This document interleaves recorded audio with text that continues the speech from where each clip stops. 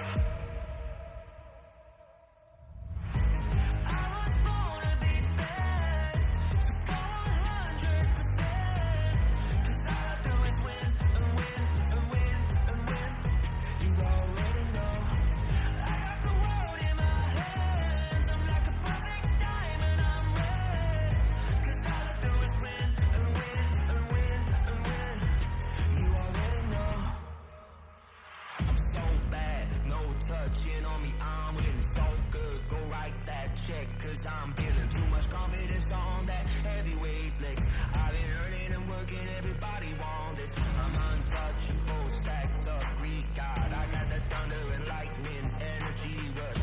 I've been winning and winning since the day I was made. Makes you wanna be like me. I'm always on top of the game. Ain't never gonna touch second place. Nah, never.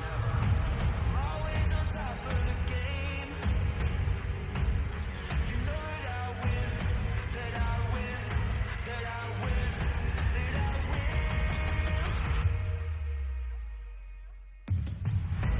I was born to be bad, so go 100%. Cause all I do is win and win and win and win. You already know. I got the world in my hands. I'm like a perfect diamond, I'm red. Cause all I do is win and win and win and win. You already know.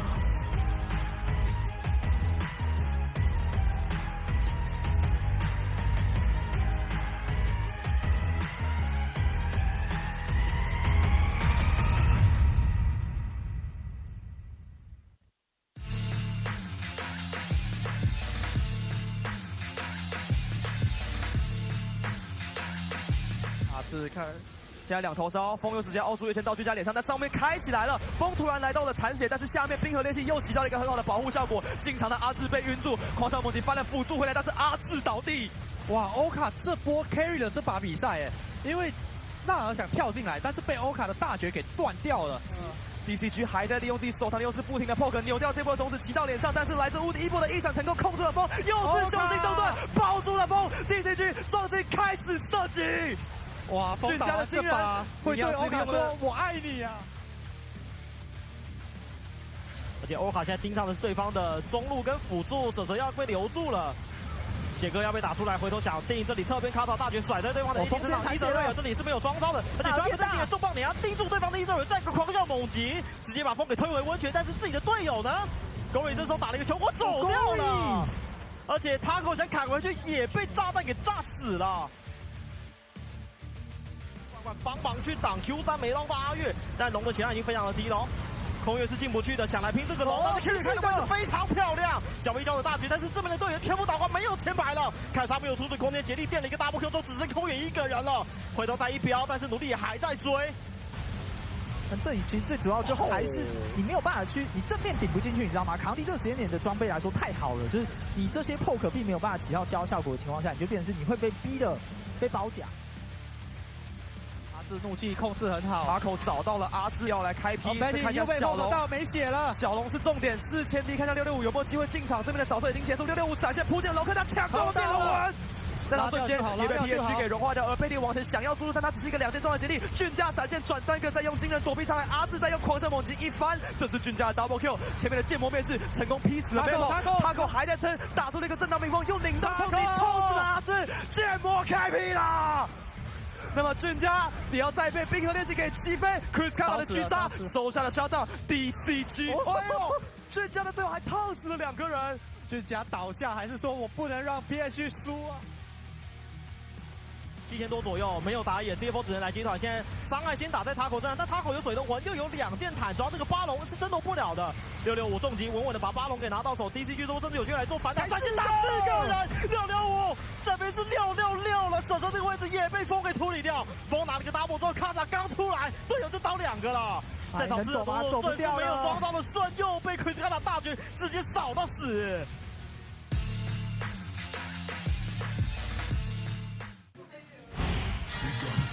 OGT 奥运转播多项独家创新科技，独家 AR 扩增实境与奥运选手同框，加超慢速视角。Regardez la diffusion des Jeux Olympiques de Chongqing。环保有序的转播平台，独家4K 转播，巴黎奥运看中华，多元方案任你选，精彩奥运大开眼界。永远走在最前面，中华电信。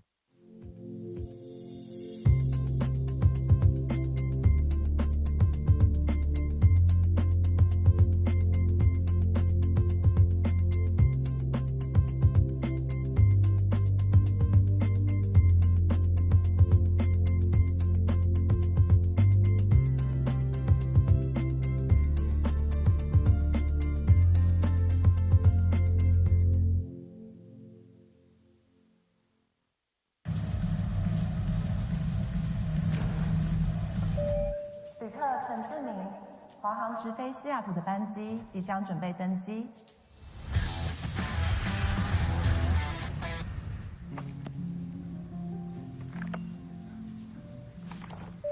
旅客何淑慧，华航直飞西雅图的班机即将准备登机。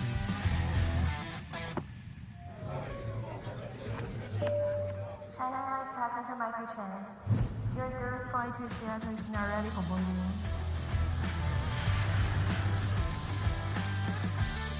华航直飞西雅图，7月14正式起航。好想吃花雕鸡面哦，可是还在加班。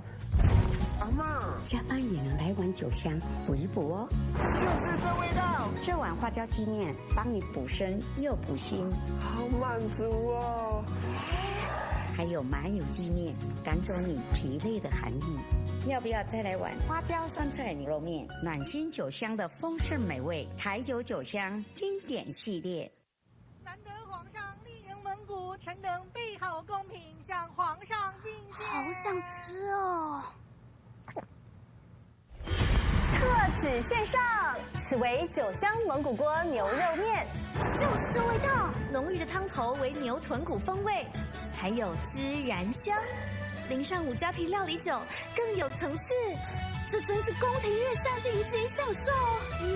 台酒御膳堂酒香蒙古锅牛肉面。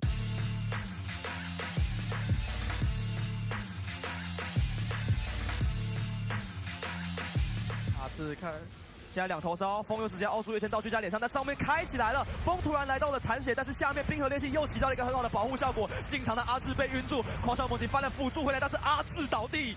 哇，欧卡这波 carry 了这把比赛哎，因为纳尔想跳进来，但是被欧卡的大绝给断掉了。DCG 还在利用自己手上的优势，不停的 poke 扭掉这波的种子骑到脸上，但是来自无敌一波的一闪成功控住了风，又是雄心动盾，包住了风 ，DCG 双 C 开始射击。哇，俊家的这把会对欧卡说“我爱你”啊！而且欧卡现在盯上的是对方的中路跟辅助，舍舍要被留住了。血哥要被打出来，回头想定这里侧边卡塔大绝甩在对方的 AD 身上，一手队友这里是没有双招的，而且专门自己的重磅碾压盯住对方的一手队友，再一个狂笑猛击，直接把风给推回温泉。但是自己的队友呢？狗尾这时候打了一个球，我走掉了。而且塔口想砍回去也被炸弹给炸死了。帮忙去挡 Q3没捞到阿月，但龙的血量已经非常的低了。空月是进不去的，想来拼这个龙，但是 Q3 的位置非常漂亮，小 V 交的大局，但是这边的队员全部倒光，没有前排了。凯撒没有出水空间，杰利垫了一个 double Q 之后，只剩空远一个人了。回头再一飙，但是努力也还在追。那这里其实最主要就还是你没有办法去，你正面顶不进去，你知道吗？卡迪这个时间点的装备来说太好了，就是你这些 poke 并没有办法起到效果的情况下，你就变成是你会被逼的被包夹。阿志怒气控制很好，塔口找到了阿志要来开劈，看一下小龙到没血了，小龙是重点，4000滴，看一下665有没有机会进场。这边的扫射已经结束，665闪现扑进龙，看他抢到电龙纹。但他瞬间也被 PSG 给融化掉，而贝利往前想要输入，但他只是一个2件装的杰利。俊家闪现转3个，再用惊人躲避上来，阿志再用狂射猛击一翻，这是俊家的 double kill。前面的剑魔面试成功劈死了 Memo， 塔口还在撑，打出了一个震荡冰封，用领当冲击冲死了阿志，剑魔开劈啦！那么俊家只要再被冰河练习给击飞 ，Chris 看到了狙杀，收下了杀到 DCG。哎呦，俊家的最后还烫死了2个人。俊家倒下，还是说我不能让 PSG 输啊？7000多左右，没有打野 ，CFO 只能来接团。现在伤害先打在塔口身上，但塔口有水龙魂，又有2件坦，主要这个巴龙是争夺不了的。665重击稳稳的把巴龙给拿到手 ，DCG 中甚至有机会来做反打，闪现打4个人，665这边是666了，手上这个位置也被风给处理掉。风拿了个 double 之后，卡萨刚出来，队友就倒2个了。在场走吗？走不掉了，没有双方的顺，又被奎斯卡塔大绝直接扫到死。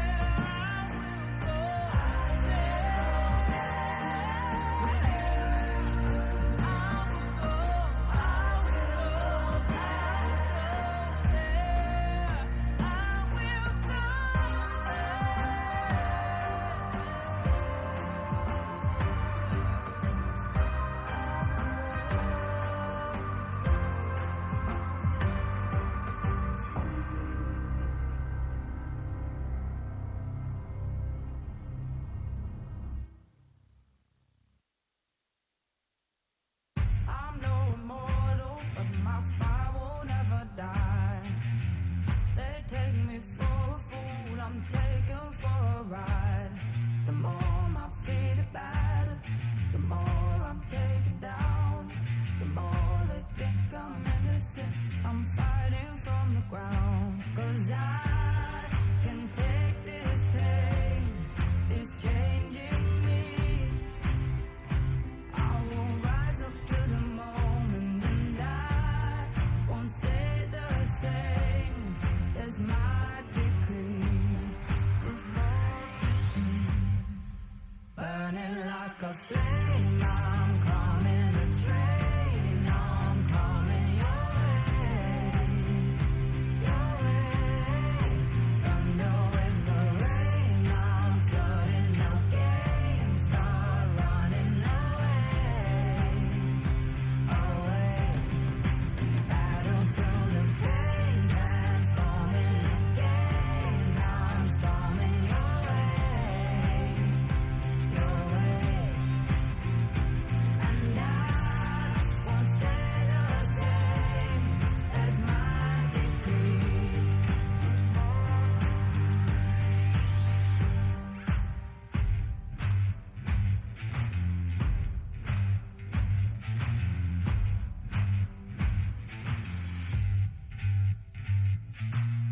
I'm no immortal, but my fire will never die. They take me for a fool, I'm taken for a ride. The more my feet are battered, the more I'm taken down. The more they think I'm innocent, I'm fighting from the ground. 'Cause I can take this pain, it's changing me. I will rise up to the moment and I won't stay the same. There's my decree. Burning like a flame, I'm coming the train, I'm coming your way, your way. Thunder with the rain, I'm flooding the game, start running away, away.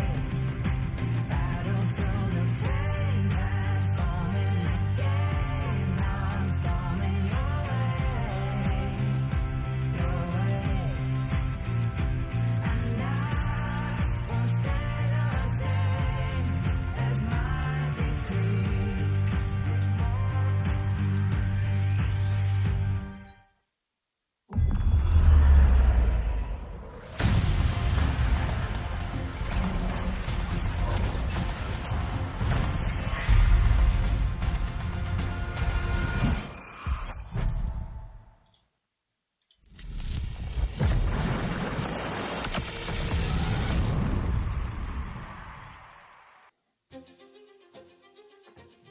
今回、戦国ゲーミングは初めて PCS プレイオフに挑戦します。自分たちのことをあまり知らない人も多い。新たな戦場でのもただ一つ。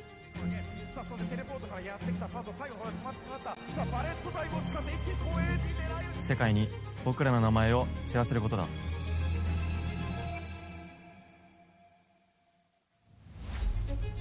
It feels great to be back in the PCS playoffs again. I know not many people expect much from LCO and Team Bliss, but that won't bother me.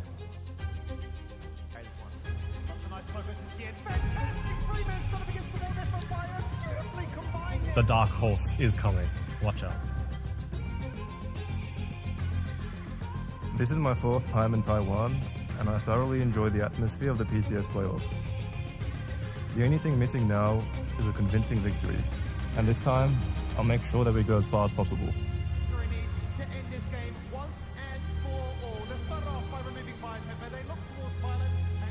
We will show the world that the LCO is not a region to be messed with.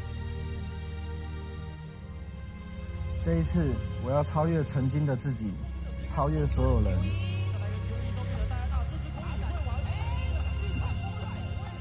残破空月下，我将站在山顶上。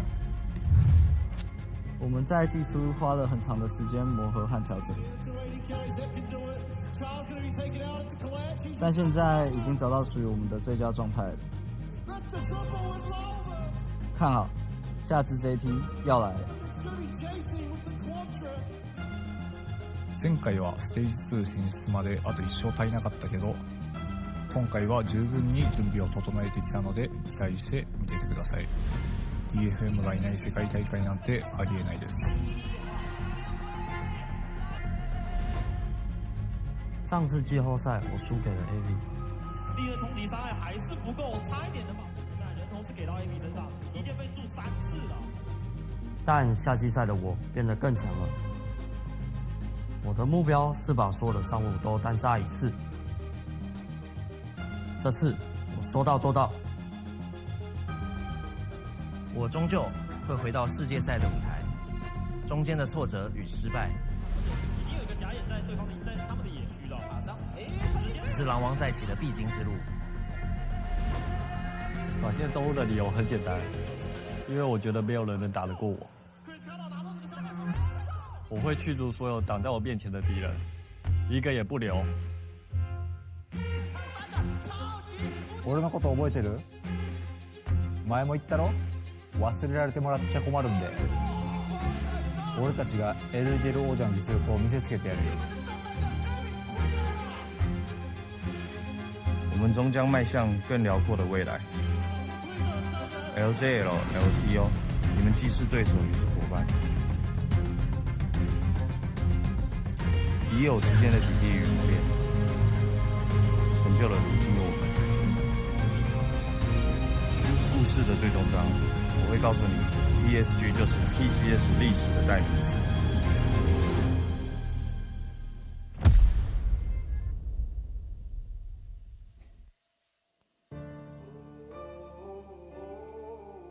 So welcome to the fire. I'm the one with the light. Feel it burning through your veins as we're walking through the flames, getting higher. Welcome to the fire. Welcome to the fire. So welcome to the fire. I'm the one with the light.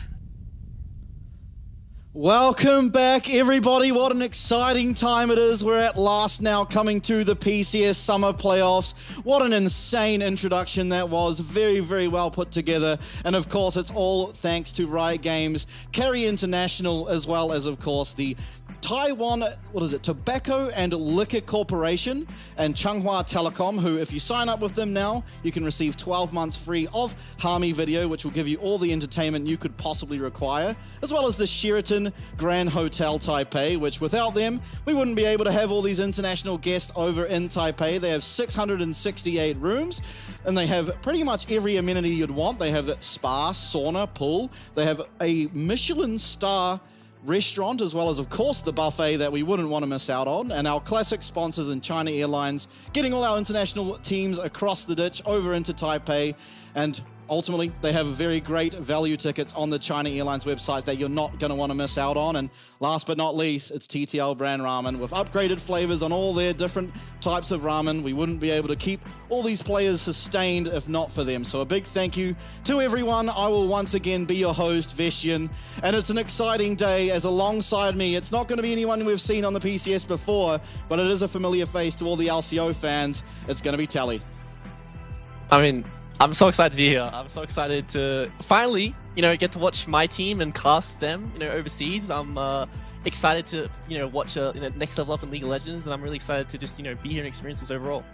Awesome. That's honestly very great to have you here. It's obviously going to be a touch of fresh air here. I haven't been able to catch every single LCO game. You, of course, have, and It's going to be good to have someone here able to break down Bliss, tell us what their strengths are, tell us what we're looking for if we want to see them pick up, ultimately, the first win in the PCS playoffs for an LCO team over a PCS team. First of all, on our screens, it is going to be, of course, that playoff bracket. Today, we are playing the Group A side of the bracket. It's going to be Frank Esports up against Team Bliss going first, and after that will be DFM versus West Point. But obviously, first, that big one, Frank versus Team Bliss.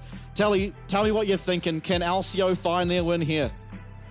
I think, the really big thing for me right now is that, it's been two entire patches since we've seen the LCO play. A lot of scrims have also happened. So, while we do have a good perception of Bliss as a team, what they have shown, they've pretty much tried everything to not a lot of success, but a lot has changed. And, now we're coming into a new game. And I think that this meta in particular does favor Harry in the mid lane. Ooh, Harry in the mid lane, yeah. He's honestly good that you touched on him there, because we'll be able to discuss them in more depth in a little bit. But ultimately, it is Harry who has had experience, right, up against Jimmy in the past. They both versed each other over in the NA Championship Series. The Challenger League, the Challenger Series, sorry. Going up against each other, it's actually Harry out of the two that's ahead in that head-to-head. So it's going to be exciting to see if, Jimmy's grown as a player. Maybe he can now get the best of Harry, or Harry is going to continue his dominance here and hope to provide Bliss that win over Frank and get themselves continued up in that upper bracket. And here's the important one. Telly, you're a mid lane main. You're a very acclaimed mid lane main. Aurora, available. What are we going to think of this champ? Really big thing to note is that this is the hotfix patch, so this is Aurora already being nerfed. I think the champion by itself was really good before the nerf. I think the ult is it's an incredible ult for a competitive. The fact it's just this AoE undodgeable nuke that is also a Jarvan ult is such a big deal.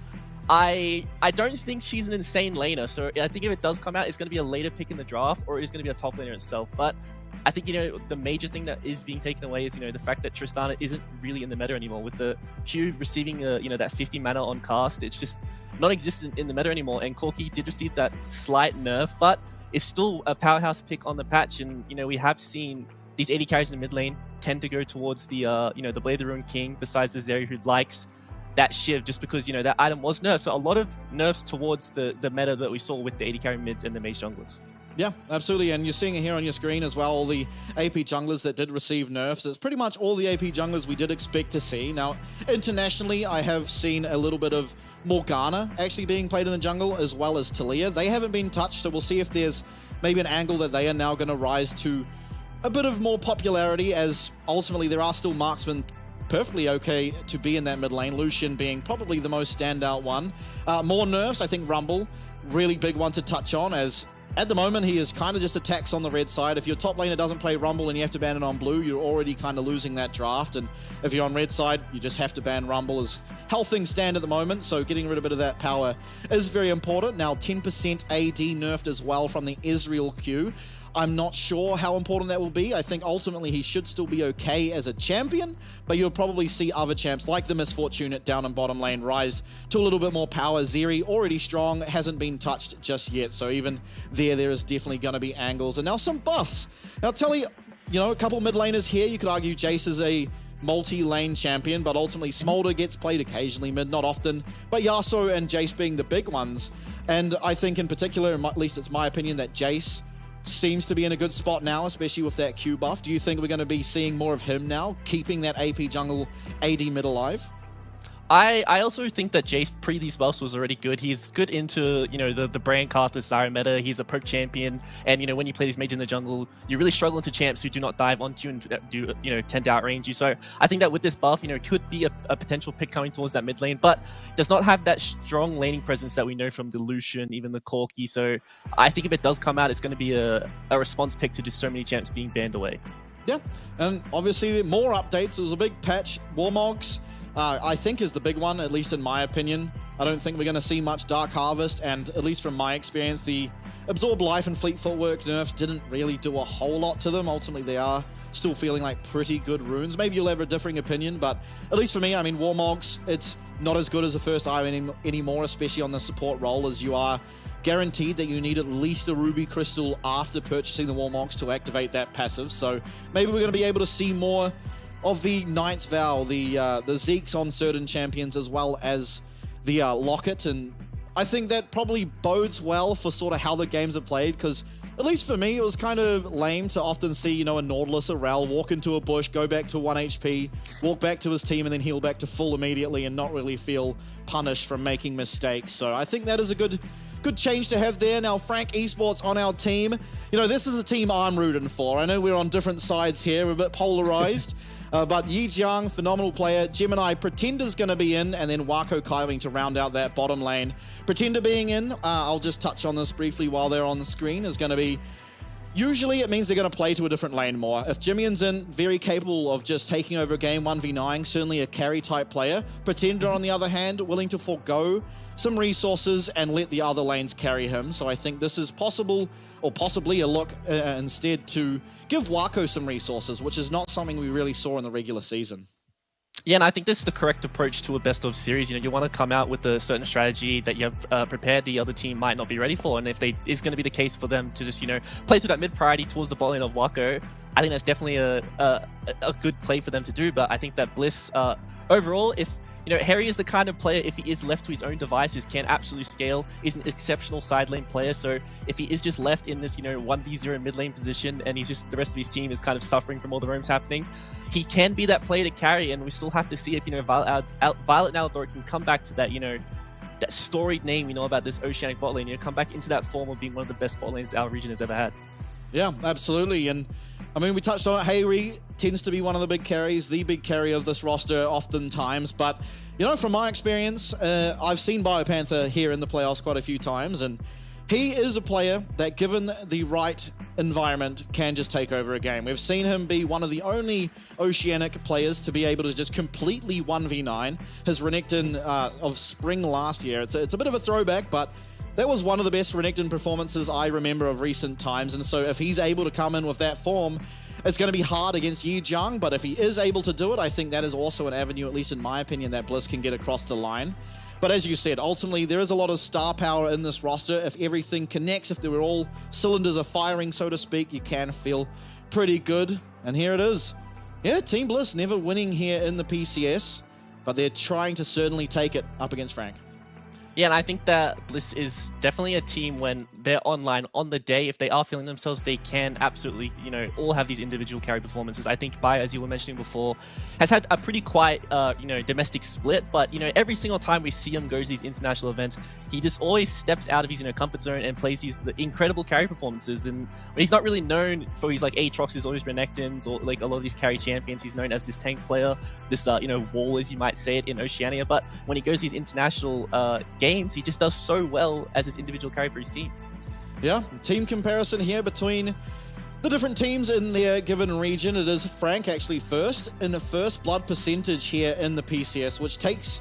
It's a surprise to me. I didn't realize that was a stat. And Bliss, likewise, over in the LCO, are first there. Now, it is very hard to compare stats because it is coming from different regions, so the environment is very different for both of these teams. But you saw there, at least within their own regions, fairly equally matched up in terms of how well they're doing domestically. And so it'll be exciting to see if that means that we're going to have a very close head-to-head, right? Because ultimately, Frank, they haven't been as good as the name power would suggest, whereas Bliss, I mean, really only faltering in the LCO2 Ground Zero, who looked completely unstoppable. Now we are headed into our draft pick for our first game here of the PCS Summer Playoffs, and it starts off with an Orianna ban. Yeah, and this has just been a classic, you know, tax towards Harry. A lot of teams have just banned this towards him because it is the mage he looks the most strong on. I think Harry's strength is his laning phase, and Orianna is the champion who really allows you to excel at that. And we're probably just going to see the, you know, the two red side, you know, tax bans in the Ash Rumble in response from Bliss here. Yeah, so far it is the Lucian. Pretender actually is most played champion in Summer, although not having a whole lot of games. Instead, Jimmy playing the majority, but still, it is just a champion that Frank seemed to work well around. Gemini does love to play AP junglers. He's very capable at carrying, and looks like we're going to have our first Aurora ban here, and it's in game 1 from blue side. Yeah, so it will be taken away. I guess, you know, you don't really want to verse this champion because you don't know a lot about it, a lot of unknowns, a lot of variables you want to remove from this game, and, you know, as Frank is the favorite, and they probably do consider themselves a lot more comfortable when the game is just standard because, you know, they can just match up in the micro level and, you know, win out on the macro side. So just getting rid of any of these variables that are just unknowns or anything that can surprise you is just what you genuinely want to do in the first part of drafts. Yeah, and so we're going to have first pick Corki here. Now, the nerf towards Corki was his base health, so he is going to be more susceptible to getting pushed out of lane. But so far, with just the Lucian ban, you do have to wonder what it is that Team Bliss are going to be able to put up against that Corki. At least in the PCS, we often see the Zeri as an answer, but I'm not sure if that's going to happen here. But boy, oh boy, we have a Rumble. And I think this is probably going to be Bliss's, God comp. They were really known for their Sejuani drafts, and especially when Harry, I assume on 3, this will be the Yone coming forward for him.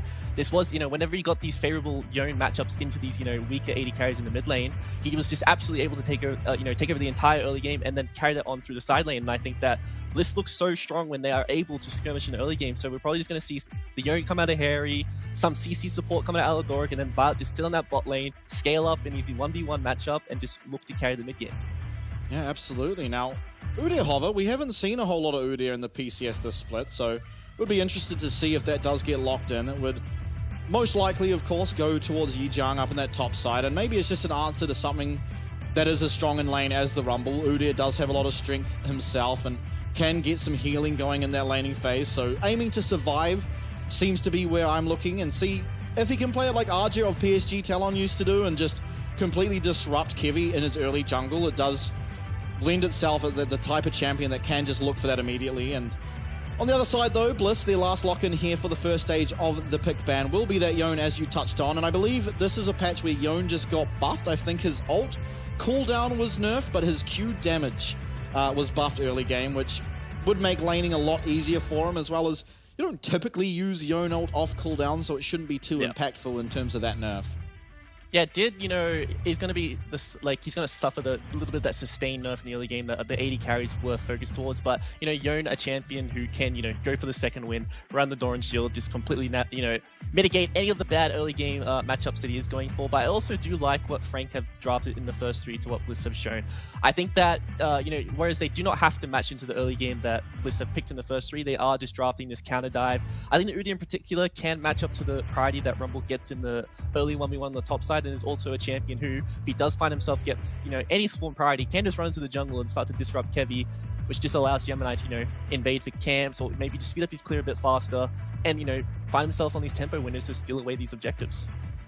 Okay, now the second set of bans has come through. The Leona and the Rel has been taken away. Rel, definitely something that Kairing's been favoring in general, as well as Leona. At least last patch did seem like the strongest of the melee supports, but now that you can't just rush the Warmogs, at least as successfully, I do wonder if the sort of power dynamic in that bot lane does shake up a little, because obviously it was Leona who ultimately got the most value out of the Warmogs, right? You had that W that can give you armor and magic resist. No other support really had that in their kit. It's just Aftershock, maybe a shield to activate. So I think maybe some differences in terms of the strength down there, but ultimately Kaiwing, I mean, you see it here, not going to be surprised to see the Nautilus locked in. It's something that he's loved to pick in the past. It's something that he's going to continue to love to pick now, as they are going to be looking to lock in the AD carrier, Frank, but Jin, the Hover, would surprise me a little bit. Would be quite a scary pick to play into the comp of Bliss. You do lack the damage that, a lot of these front-to-back AD carries do have. You are more of an enabling pick. But I do like the fact that Bliss have left their support for the 5P, because it is, it does allow them to play the Braum. You look at Frank's comp, and they cannot really draft the Braum with what they've shown, right? Because, he does go for the Alistar, but, they weren't able to draft the Braum because they do not have any engage tools, right? They really need this support to be able to play the engage tool. But, Allegoric, first game or the best of series, just decides, you know what, don't have to play the Braum here, don't need that extra bit of skirmishing power, they're going for the Alistar. And I also think it's fine. I think Alistar does a really good job at separating the team fights, which is what they really need. There is no dive threat onto the backline of Violet. They just need this member to create some, a bad time. I say a bad time for Frank in the team fights to allow the carries to pop off. Yeah, I tend to agree. I think, I do personally think the Braum might have been a better pick. Just ultimately it kind of shuts down anything that Jin wants to do. As well as, when the depth charge comes out of the Nautilus, and most likely will be onto Violet there on the Zeri, you can kind of just mean that the CC means nothing, right? And a lot of the time this Nautilus is picked up because as soon as Zeri ults, you kind of ult and nullify the power of that Zeri and forces her to try and run away and not get dove at that moment. And I think the Braum means that she doesn't have to completely leave the team fight as a whole and can rather sort of stay there and make sure her ult's kept active. So we'll see what value this Alistar can provide, because ultimately it does give you more engage, it gives you more setup there for the Yone, and alongside the Sejuani can be paired very well, but it's going to be a little bit more intensive. There's a lot more work, I suppose, that Aladoric has to get done here on the Alistar in comparison to the Braum, but all things considered, I mean, you know, we got to get a prediction out of you here, Tally. We have the drafts. Whose draft you liking? Who you think is taking game number 1?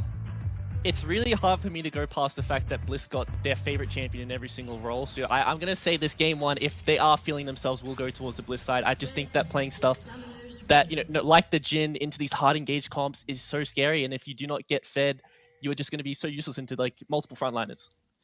All right, well, we'll see how this game progresses. So far, Gemini looking for the early ward over in the Raptor pit, but Team Bliss there with 3 strong are going to deny that, at least for the time being. But it is going to mean that on the bottom side here, Kyling's going to be able to do much the same, and it should give the same rough amount of information that they would have wanted to get up in that top side. One thing I am curious about, however, is the Arcane Comet on the Rumble. Now, at least in past, maybe it's different now, but typically First Strike is the rune that you'd run on champs like the Rumble, like the Kennen, when you are up against just these almost immovable tanks, like the Udyr, right? Because you're not really planning on killing this Udyr, but getting a whole lot of extra gold from that First Strike does tend to feel very good. The unfortunate thing is, well, I'd say the keystone for First Strike is better than Comet in a lot of these lanes. It's just the rest of the tree is just underwhelming. Like, as the Rumble, the blue tree, the sorcery tree is so nice to, you know, get the access to all that extra, you know, offensive runes, and it just allows him to do much better in the lane. And I think it's extremely important for Rumble to do well in the early game, you know, find some priority, find some windows for, you know, these skirmishes, or just create avenues for each jungler to be able to get active on the map. Because if this game is going to be that even 0-0 state, you know, going into these team fights, besides the Jhin, I think that these lanes will start to outscale. All right, well, we'll see how things progress. Pretend a lot of early aggression here in the mid lane, and ultimately it will be him with push in this lane phase for the majority of it. And it tends to be when you get to the side lanes that's when Yone can really shine. It becomes a lot harder for Corki to side lane up against this champ, but at least for the time being, there'll be a lot of autonomy afforded to Pretender. He'll be able to match what Gemini's doing if he so chooses to, and otherwise just deny Hayri from movement around the map. And this is one of the strengths of Yone, the fact that you can take these, you know, very subpar trades and just win through your sustain advantage. You know, we do see the cookies on the side of Pretender, so does have some sustain for himself here, but Yone going to be able to just trade his health for some priority.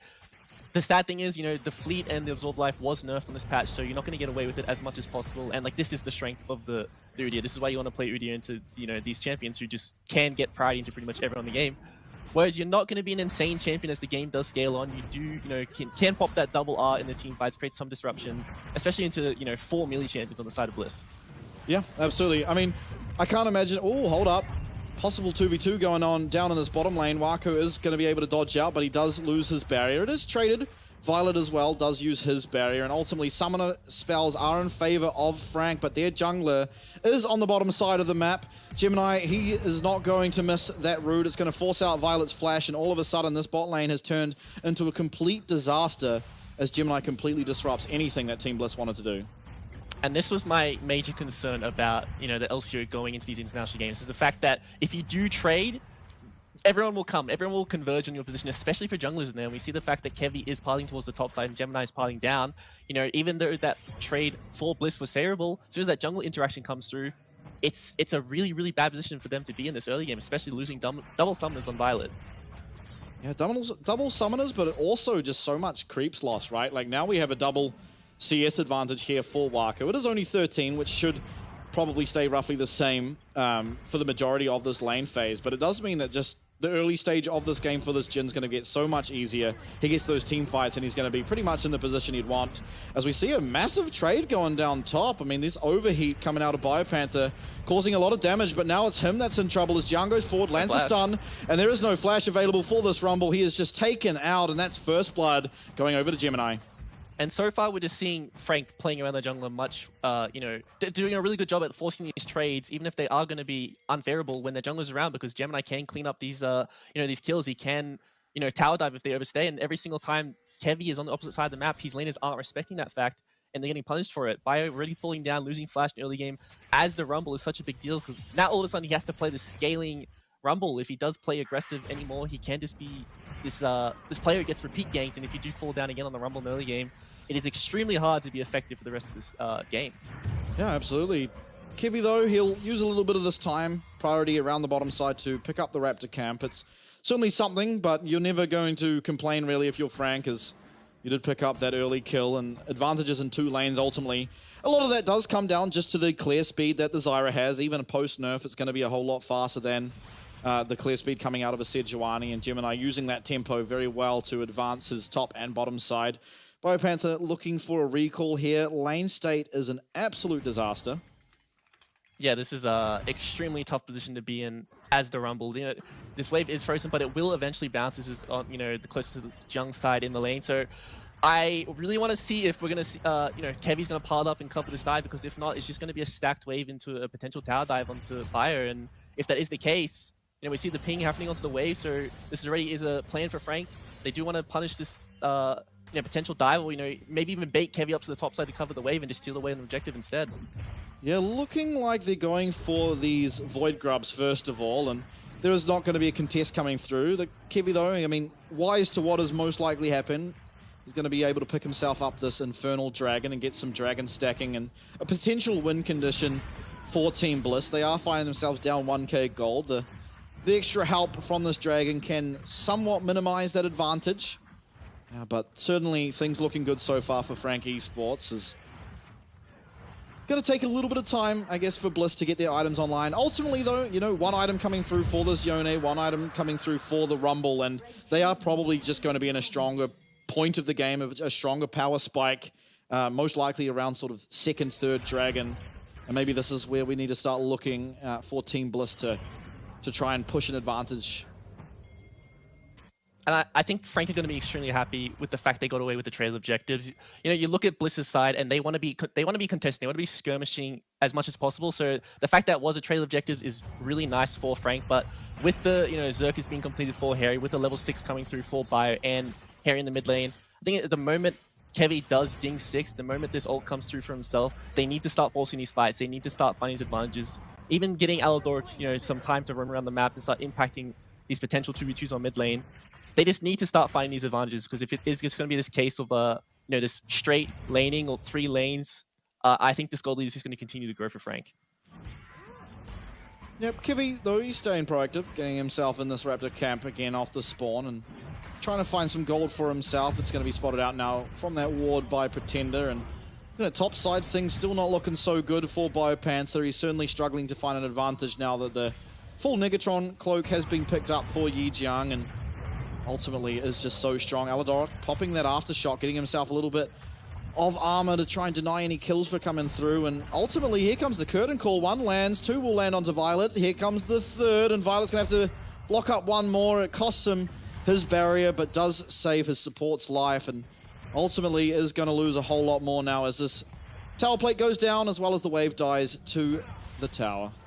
And Franco first to the the skirmish. Gemini is already here. He's already set up his seeds, make sure he's playing disruption for Kevy, and the fact he can just play goalkeeper and allow his bot lane to continue to play 2v2 is such a big deal, because there is no 3v3 window for them. And if these lanes keep losing these advantages that they need to be able to get these skirmishes with the Sejuani, with the Yone in the mid lane, it's just, this gold lead is just going to continue to be extremely one-sided. Yeah, Kevy getting locked down. BioPanther's here, though. It is going to be a miss there on that Sejuani. Out comes the Strangle Forms, and flash in, but what a disaster engage from Alador, because he is taken out. Kevy's trying to get himself away. Does have flash available for himself, and most likely should be able to find a way out. Does, in fact, do so, and BioPanther trying to play here and distract, so his support does stay alive, but ultimately it is a disaster. 2 kills going down. You're feeling okay for Bliss that they did go over to Kaiwing, but still just pressure off this map, and 4 tower plates going down. Oh no, the Warmogs is coming. It's going to get it even faster. We do go into the replay here, and I just think this is extremely well played by Gemini. The fact he can react to this, and Bliss just feels so pressured to force something. They probably recognize that if this game state continues like it is, it's just not going to feel good. And the fact that the micro in this team fight, the fact that Sejuani ult does go wide, the combo is flash, the Violet goes face first into the entire Zyra combo, is never going to be a good case for the side of Bliss. Yeah, absolutely not. Now we have a lane swap on our hands here as Team Bliss. They got to find gold onto Violet somehow, and this is certainly one way you can look to do so, but it is going to be matched now by FAK Esports as Wako and Kaiwing do path out to that top side. I mean, we have a Leandri's now completed for Gemini, and it's really now become sort of his game to run away with, right? He is so strong. Kaiwing did, you know, unfortunately pick up 2 of those kills for the side of Frank, but it is still just a camp lead, 1 kill, couple of assists, and a big advantage here for the Zyra. With the, you know, Unleashed teleports coming up really soon, Bio is on the bot side of the map. I would like to see Bliss, you know, play for another skirmish. The fact that Gemini does not have Flash is such a big deal. If they are able to find this Zyra, you know, get a kill onto the correct member of Bliss, all of a sudden, you know, this game isn't looking too bad for them. This is a 4,000 gold lead already, but, you know, as you did mention, those 2 kills went onto the Nautilus. They, you know, it is looking rough, but, you know, it's not a completely one-sided show yet. Yep, I completely agree. I think there's angles back in. Gonna have to look for, I think the 1-item power spikes would be the most important, as I touched on earlier. We have got the Zeeks coming out of Kevy so far, but that Blade of the Ruined King for the Yone can be a game decider, and the item difference between these AD carries is fairly substantial. Harry, though, he's going to be up to the play first. He does try and get something going, but the hook from Kaiwing will stop him in his tracks, and Kaiwing kind of in no man's land, but not now that Junk has teleported in. Harry's going to have to use his Fate Seal to get himself away, as Eladoric will be the first to go down in this team fight. On the top side, though, here comes the Curtains call. Bypans are going to tank up 1, 2, 3, and the 4, but Kaiwing's here looking for Violet, not going to be able to find it, but ultimately, it is going to be another team fight win here for FAK Esports. Bliss had the jump, they found Wako, they did not connect that with the Fate Sealed from Harry or the teleport coming out of Bio earlier. I just think this was a matter of, you know, hesitation from the side of Bliss. Probably get to see that one in the replay, but the fact that Wako is able to flash out, reposition, and all of a sudden, you know, Harry's forced to use his Fate Seal to get out of this team fight, it's just going to mean it's so easy for the carries, it's so easy for even Jiang to just unleash onto the backline and do so much here. Yeah, absolutely, and the Abyssal Mask as well was completed there, so just empowering this Zyra even more as we do take a look at the replay. Yeah, and I think the major thing for me here is the fact that teleport took so long to come through from Bio, and it did go onto the turret on the top side. So he, you know, had a lot of time. You know, Bliss had this set up. This was a play that they planned, but there's just the disconnection from the players here, and the fact they weren't on the same page is really costing them. Absolutely. Picture in picture, though, it was Team Bliss who pick up their 2nd dragon of the game, so that does afford them a lot of time to scale if they're able to deny the Baron. It means that 10 minutes on the clock for any potential dragon win condition, but I think unfortunate if you're a Team Bliss fan that it is going to be that Chemtech soul. It's not the kind of soul that turns a massive gold lead in your favor all of a sudden if you're able to somehow pick up the next 2 dragons. Hayri going aggressive here, though, does do a reasonable amount of damage, but it looks like now with all the roots coming through and the stuns, it's going to be Kevy that is paying the price. Kaiwing, he takes his 3rd of the game, and this could be the most fed Nautilus I've ever seen. It definitely will be. He's picking up all these kills. Unfortunately, they're not going with the correct members, but still in the end, as a win for Frank, you know, it's just Kaiwing landing these hooks onto the members of Bliss, and no one is prepared to sack a teammate, right? They keep trying to save each other, and they're just falling down. You know, Kevy unfortunately falling down for the fault of Aladoric there, getting caught out. But I just think when you're in these positions, when you're down so much gold, you need to be ready to just abandon your teammates, because it is so important that this game doesn't blow even more out of proportion, because they still do have some, you know, time left. Bliss, as long as they get to this 1-item spike, they do find that window where they are going to be pretty even in terms of combat power. Obviously down a lot of gold. I think a lot of that is going to be in the, you know, the top in the jungle, obviously. But as long as they can find this next team fight where they have these 1 items completed, they do find that engaged, they don't hesitate, that will be their one window back into the game. Yes, Kevy's going to be looking to take away this blue buff. An interesting thing that I just saw, and I think it's the first time I've ever seen it, but it's Frank actually picking up 9 tower plates to 0 in response, which at least for me, and looking at just the numbers alone, it feels like perhaps Team Bliss weren't able to react appropriately and find advantages on the opposite side of the map. As you know, very early on in this game, we saw Gemini affecting the top side and the bottom side, and we didn't really have any answer for the opposing side there for Kevy, so that has kind of lended itself to where we find ourselves with such an advantage, right? 9 tower plates worth of gold, and we see it all finished up here. It was 1 answered back by the end for Team Bliss, but ultimately the 9 there, it's a massive difference in that gold. 1,000 gold alone in tower plates means that just by default, FAK Esports are going to have themselves at a massive advantage, and so far it's 7k as the Rift Herald is getting taken by the side of Frank. And this is just, you know, what it's like when you versus a really good team and they get an advantage in the early game. We saw the fact that Bio fell down and lost his flash and had no TP. So the fact he comes back to lane, every single time he takes a bad trade from that point forward, and he is in a gold deficit, so of course that's going to happen.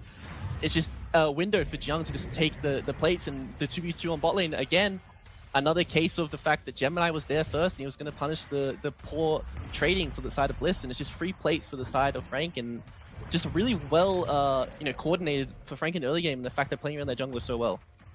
Yeah, absolutely. Gemini having a lot of impact here, at least in game number 1. Still, though, I mean, we have the Blade of the Rune King now picked up for Harry, so if he is able to spend some time in that side lane, should be able to find some advantages and maybe get himself some gold there on the Yone. And ultimately, even though, you know, Yi Jiang very tanky right now, it shouldn't be the worst matchup for Harry. I don't think it's a winning one just yet. Might need a little bit of resistance and more tankiness to come through. It's not going to be as punishing as it is for the Rumble at the current state of the game. Yeah, Harry definitely wins his individual 1v1s against both solo laners, but it's when you pull in the junglers and the supports, the fact he cannot get priority anymore. Into Pretender especially, he's going to be doing very well, but, you know, when Gemini is here, when Kaiwing is here, and when the, you know, response from the side of Bliss is going to be there, this is what happens. Yeah, the flash forward, not going to connect on that hook, but Jiang being here, being first with the ghost, with the teleport, is going to be able to stun up that Sejuani. Kiwi will be going down for the 3rd time this game as Frank now, they'll have complete control of this top side and look for damage here on this inner tower. Hayri, you know, the Yone, very good at many things, not good at wave clearing, as he is seemingly going to be able to at least clear out this one. And we do see more attention, though, for Frank towards this mid lane tower, you know, opening up the map a lot. Going to mean that wards constantly everywhere, and more of a stranglehold on this game, disallowing Team Bliss from picking up those jungle camps. Yeah, and this is just, you know, the LCO really isn't used to teams who are good at using their TP, right? And the fact that they pull the trigger on Bliss, who are trying to contest this neutral wave, when they have no, you know, control of the top side of their jungle, is just going to be a death sentence for themselves. And yeah, talking about death sentence, Hayri, he is going to try and get himself away there with that Fate Seal. He does not have flash, and yep, he's going to delay it a little bit, but ultimately it is going to be a kill once again picked up. This time it's on to Pretender, 2 in the game for himself, as Frank now find themselves at a 7k gold lead, as well as an 8-0 scoreline. Obviously, if this was a scrim, you'd say GG go next, right? But, you know, this is a game where you honestly, in this kind of position, as a team, it's going to be a lost game, but you kind of want to force the enemy team to try their best to win it, right? You're playing that, you know, marathon. In fact, this is a best of series. Obviously, Bliss can go into the next game and know exactly why they lost. You know, in that early game, it's extremely obvious about why this game was blown out of proportion. Obviously, in O's, very different game state. If, you know, that was the case, probably not going to be as one-sided it is right now, but it is a really good learning point, and I think that, you know, the draft they did prepare was good, but the gameplay and, you know, the synergy with their jungler in particular really needs to be there for that second game. Yeah, and I guess obviously you've had a lot of experience as a high, very high impact games, high pressure games. Do you think that, like, there's something to be said, you know, if you are able to just delay, you're not necessarily looking for a win in this game, but if you can force Frank to make some mistakes, it's going to lower their confidence going into the second game? Because I feel like, as you see Hayri going down on your screen now, if the game were to end right now, there is no reason for Frank to have any concerns, right? And you want to sort of force some mistakes, force them to have a little bit of question marks in their head going into game number 2. Do you think there's any merit to sort of think in that way? Yeah, absolutely. You do want to, you know, try force at least a little bit of frustration out of your opponent.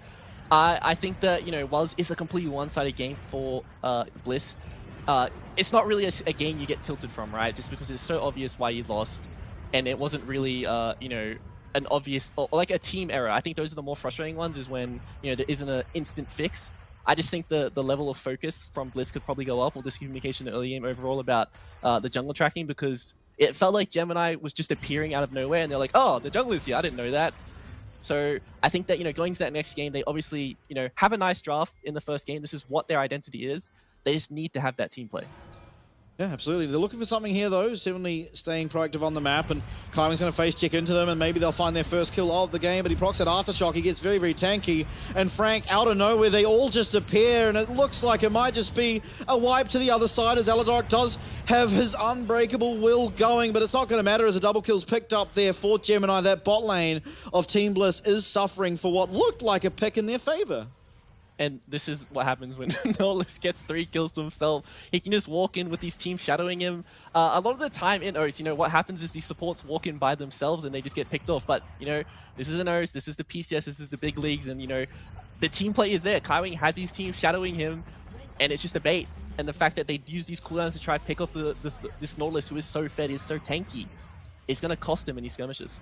Yeah, absolutely. Hayri able to pick himself up a tower down on that bot side. It was traded, however, for that inner tower top. And Frank, they are very, very strong now, up over 10k gold, approaching the 11k gold mark. It's going to be very, very difficult from here on out. It was obviously the Dragon as well picked up for Frank 2 minutes and a half ago, I should say, as Baron now spawning. And genuinely, I think this Udyr is just so tanky that he could probably just duo it with Gemini if need be, but ultimately they can just 5-man, and it doesn't feel like Team Bliss really have an avenue to walk on in, as Kevy's going to lose his flash. It's the Ghost answered for Jiang. The stun up does come through, and Pretender wailing away as Gemini flashes forward. He does use the root. It doesn't connect with anyone but that jungler, who will go down, and now Biopanther, Aladoric, and Violet are having to run for their lives. They will be able to survive, but it's a 4v5, no jungler, Baron on the map, and it should be going to Frank Esports. And this will be an easy pickup of the Baron. Really see Harry teleporting down to the bot to push that wave out and allow Bliss some time before that, wave does crash into them. But the fact their comp has no wave clear and they are just forced to engage when Frank does set up for this siege, I think means, when this Baron does come forward for the side of Frank, they, are set up on either it's going to be 1 lane or 2 lanes. I think we're probably going to see the game end on this next push. Yeah, absolutely. And Frank Esports, they're so smart, right? They realize what Team Bliss want to do, and they realize they're going to be completely uncontested over at the Dragon. They recall Jung, send Kaiwing down, and you had advantage down the bot side, but it's not going to matter because it's just an absolute brick wall of these two champs that, honestly, even though you have your AD carry in mid, you're never going to break through. So Frank kind of winning on both sides of the map as they do pick up that Baron and look for that final push. As you say, not a whole lot of structures separating them and the end of game 1. And I really, you mentioned it before, but I do like the Abyssal Master Rush coming out of Udyr. This was like an item you could build on Udyr into, before he was nerfed, before he fell to meta. But, it's nice that it was buffed. Having that extra 10% shred is such a big deal for these solo AP junglers, and the fact that, you're pretty much doing true damage now to a lot of these champions who just, they don't want to itemize magic resist. It pretty much nullifies Merc treads. It's nice that you do not have to build these pen items as well. You can just go for these, straight utility items, or these, huge, the large rod items. So I think it's nice that we're seeing some versatility to the mage meta for, tanks as well as, even some of the niche mage items being buffed. Yeah, absolutely. And now the siege is happening. Hayri trying to find some poke damage, but, Kaiwing's not going to care whatsoever. Out will go this inhibitor tower on the bottom side. Jin doesn't do it the fastest, but will eventually get through it as he hits away with his 4 auto attacks. Pretender as well, pushing in this middle wave as the bot lane inhib will most likely be taken out very slowly once again by the Jin. But it is going to be 2 inhibs. Hook actually lands here onto Kevy, and Hayri trying to find some action onto Wako down on the bot side, but it is going to be the other side of the fight. Kevy going down, and the curtain call coming out. Biopanther, he's not going to be long for this world, and the 4th shot will collect himself a Violet, who did go aggressive on the Zeri, but 5 members strong are Frank Esports. 0 kills to Team Bliss's name, and 1 game on the board, and now best of 3 for Frank Esports. Yeah, and that's going to be a very, very one-sided performance for Frank, and we're going to have to wait and see how Bliss is going to bounce back.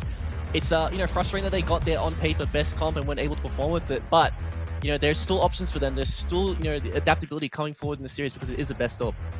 Yeah, absolutely. And ultimately, it's one of those games where it's like a 2 out of 100 game, you feel, where everything at the beginning of the game just went so wrong that it's like, well, how often is this going to happen? Probably not a whole lot. And as you said before, hopefully it's not sort of a game that tilts you, because I feel, honestly, if the game didn't start so badly, then Frank aren't going to find themselves at such a lead. So yeah, looking at game 2, pretty much just talking about not finding yourself at such a deficit, playing around where Kevy is more, and I think, honestly, you'll be off to a better start in that game and probably won't be so one-sided. Yeah, this was, we talk behind the scenes, but this was my major concern about the LCO coming to the PCS, and it's the fact that if there is a stacked wave, if you do take a trade when your jungler's not there, you will be ganked or you will be dove. So you need to be very conscious about, the map state. You need to be conscious about teleports, you need to be conscious about the jungler, you need to be conscious about priority in the mid lane as well. Just it's a team game now. It's not that, individual laning case anymore, and you just need to always be on the ball. Yeah, absolutely, and it was, Frank, honestly, in game number 1, a bit more practiced in what they wanted to do and how they wanted to look, and it did seem very good. I mean, Gemini, very acclaimed jungler. He is fantastic at the game and realizes where to be when, obviously, the early vision that was gathered by their bot side, they realized where the Sejuani is going to start, path the opposite direction, got the stacked wave, immediately punished the trade that went in the bot side, and from there on, it was just kind of Gemini running away with it, alongside Kaiwing, admittedly, because you know, you get your Zyra ahead that early into the game and things become so hard, especially when you have like the Yone, as you said, who sort of wants to dive in, have a Rumble ult on top of him. You've got the Sejuani that likes to just be in there, be in the thick of things, especially alongside that Yone. But you're against a Zyra who's now ahead of the clock, and it's going to be pretty hard to play that way. Yeah, and I think, you know, potentially 2 things could have happened in this early game for Bliss. You know, one being the fact they are versing Udyr and that they don't really know a lot about this champion. It's just not played in OS, and, you know, maybe the priority wasn't really correctly communicated between Bio and Kevy there, and maybe he thought that his Rumble was going to get priority, he was pathing towards this lane where he could get stuff done. But a lot of the time, junglers, they do want to start on the bot side, so, you know, around 60 minutes, they do end up around the grubs, and they are efficient with their camps. But I think it's so important to path towards your melee support and really allow Aladoric to, you know, be freed up to, you know, roam and impact the mid and even the top, because he is the person who needs to be in these skirmishes to allow the Yone and the Sejuani to really shine. Yeah, and while efficient pathing is, of course, very important because, you know, you get more gold, get more experience, I feel like, at least personally, maybe this is just my thoughts, when you are, you know, Sejuani against Zyra, your pathing's never going to be as efficient just by virtue of your first clear is like 30 seconds behind the clock. And so you probably need to just forego the fact that you aren't going to be as efficient as your opposing jungler and play more for, you know, around the lanes. As you said, Aladoric freeing him up, as we see Bliss there on our screens. They don't seem in the worst spirits. Obviously, I think the vibes could be a little bit more immaculate. Danny there with his guns out, of course. Yeah, I think the nice thing about Bliss is they're such a, you know, veteran-heavy roster. I think we had a stat in the LCO where they had almost 1,500 competitive games combined throughout their career. So, yeah, a lot of games played, and they've obviously been in this exact scenario a lot of times. So I think that bouncing back is not going to be an issue for them. As long, it's just what they thought went wrong, right? You know, it could be a lot of things. You know, from us on the outside, it might just be like, oh, they got ganked, and that was the, you know, that was the real deal. But, you know, maybe for them, it's just gonna be like, oh, we don't have enough agency. Oh, we don't have like this, you know, X Factor champion. You know, they might change their draft completely. But to me, I think that this is what Bliss's Apex draft looks like. I just think it was that unfamiliarity with, you know, Udyr in the top lane that caught Bio off guard, because you already saw they had lost his flash before that gank came through. And that was such a big deal for how the dynamic of the game was changed. Yeah, I'm actually interested to find out how that flash was lost, right? Because we never actually saw exactly what had occurred up there. Maybe a little bit of over-aggression, a bit of overextension, but not really sure. Here in the PCS, I don't know if you've seen exactly how it goes, but we always have a player of the game. Who do you think deserves the player of the game this game? I think it might be somewhat clear-cut, but ultimately everyone just played fairly flawlessly that it's, you know, it could be a surprise. I would say, well, to me, it would be Kaiwing. Because, you know, I think he was that, you know, he didn't miss a hook. Like, every single time he landed the hook, someone died. And he was the reason they won that skirmish on the bot side of the map. You know, his ults were really nice, you know, CCing multiple members, and I think that supports do get overlooked when it comes to these setups in the team fights, because a lot of the time it's just going to be the carries who really shine in these skirmishes. But I just think that his, you know, non-hesitation engages was such a big deal for their success in that game. Yeah, absolutely. It is going to eventually, however, be Gemini, and I think that was the two people you'd ever argue for, right, is Gemini and Kaiwing, and ultimately it was sort of the back of both of how they played that found so much success. But I think ultimately in this game particularly, while Kaiwing, yeah, he played a flawless game, Gemini also was just everywhere that he needed to be at the exact time he needed to be, right? A bad trade happened bot, or not necessarily a bad trade for Team Bliss, but a big trade happened bot, and he was there to then punish that early, you know, level 2, level 3 stage of the bottom lane. And then here on your screen, the replay, dodging out of the Sejuani ult into just one-shotting 2 people. And, you know, it was Kaiwing who gobbled up these kills, but it was still a lot of damage and ultimately good positioning out of Gemini to allow it to occur. Yeah, it's just, it's quite scary how, you know, how good these players can be from, like, the O standard, right? It's just, you know, you're not really used to these players just being so good on the micro level, so it is shocking, but it's also really nice to see. And they have been screaming for a while, right? They've already been over there for over a week. They have got a lot of practice. this isn't a surprise for them. They've probably been in scenarios where that game is what you would consider a spring remake. So they've probably been in that scenario quite a lot, and it's not unfamiliar territory. So I think they can bounce back going into game 2. So what you're saying is we're still raising our koalas. Is that? Oh, of course. Is that the point Absolutely. we're getting to? So we're still raising our koalas. It's the 2-1 reverse sweep. Is that the opinion we have? I'll never doubt them. All right, okay. I think after the display that Frank put on, it's kind of hard to bet against them, and they are just such a good roster. I think importantly, though, is that this going forward, even if, we weren't able to pick up the win here on the side of Team Bliss, it is something that you can learn from, right? Just the pathing in general as well is a very important thing. But that does do us for game number 1. We'll go to a quick break. When we're back, we'll see if Bliss can bounce back and fight for their first PCS win.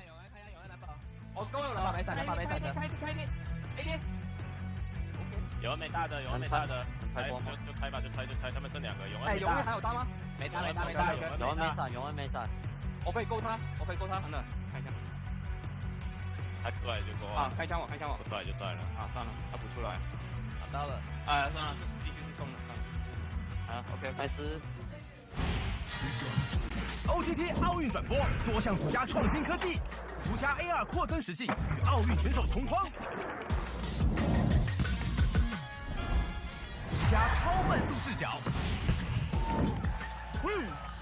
Regardez la diffusion des Jeux Olympiques de Chongqing。环保有序的转播平台，独家4K 转播，巴黎奥运看中华，多元方案任你选，精彩奥运大开眼界，永远走在最前面，中华电信。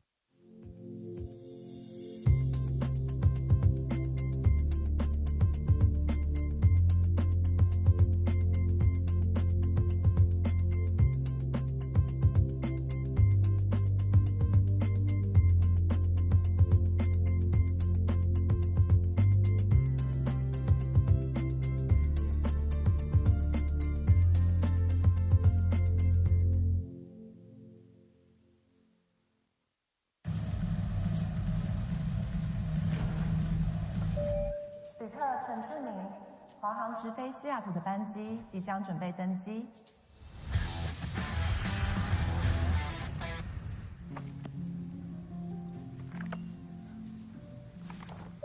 旅客何淑慧，华航直飞西雅图的班机即将准备登机。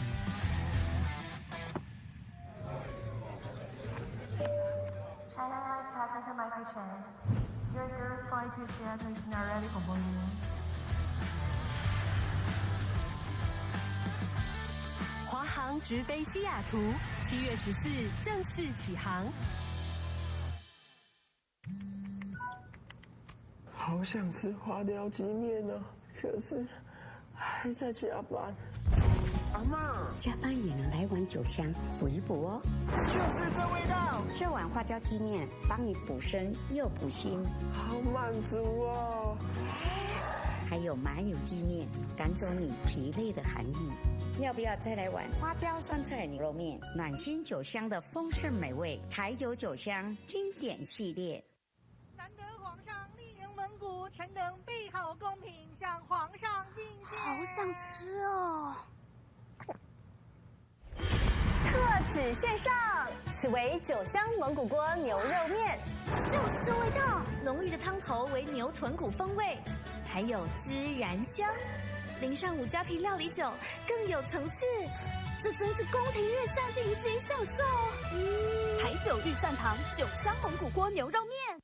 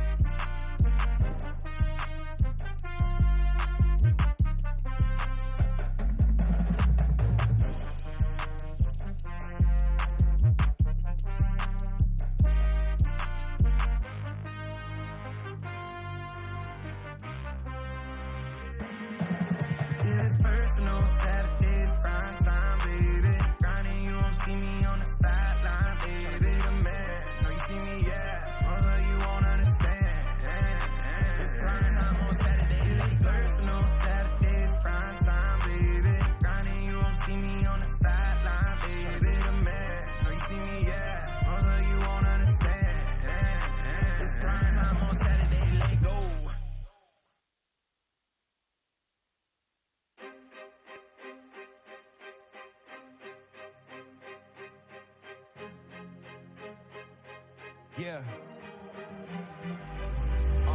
Come from nothing in the world, but it's all good.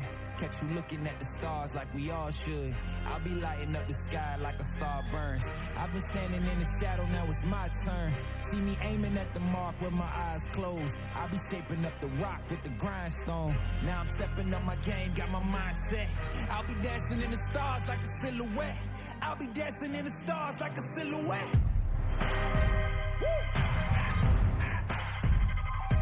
What's good?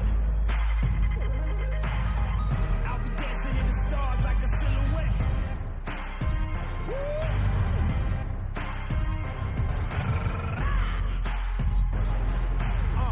I'll be dancing in the stars like a silhouette.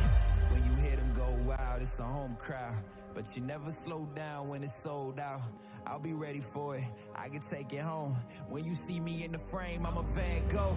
Watch the heads turn, see the sky burn. Catch you looking at my style, but you'll never learn. When it's all done, when it's all said, I'll be dancing in the stars like a silhouette. I'll be dancing in the stars like a silhouette.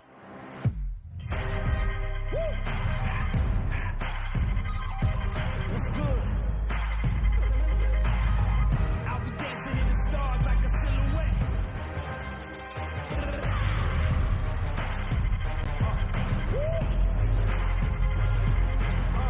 I'll be dancing in the stars like a silhouette. I'll be dancing in the stars like a silhouette. So welcome to the fire. I'm the one with the light.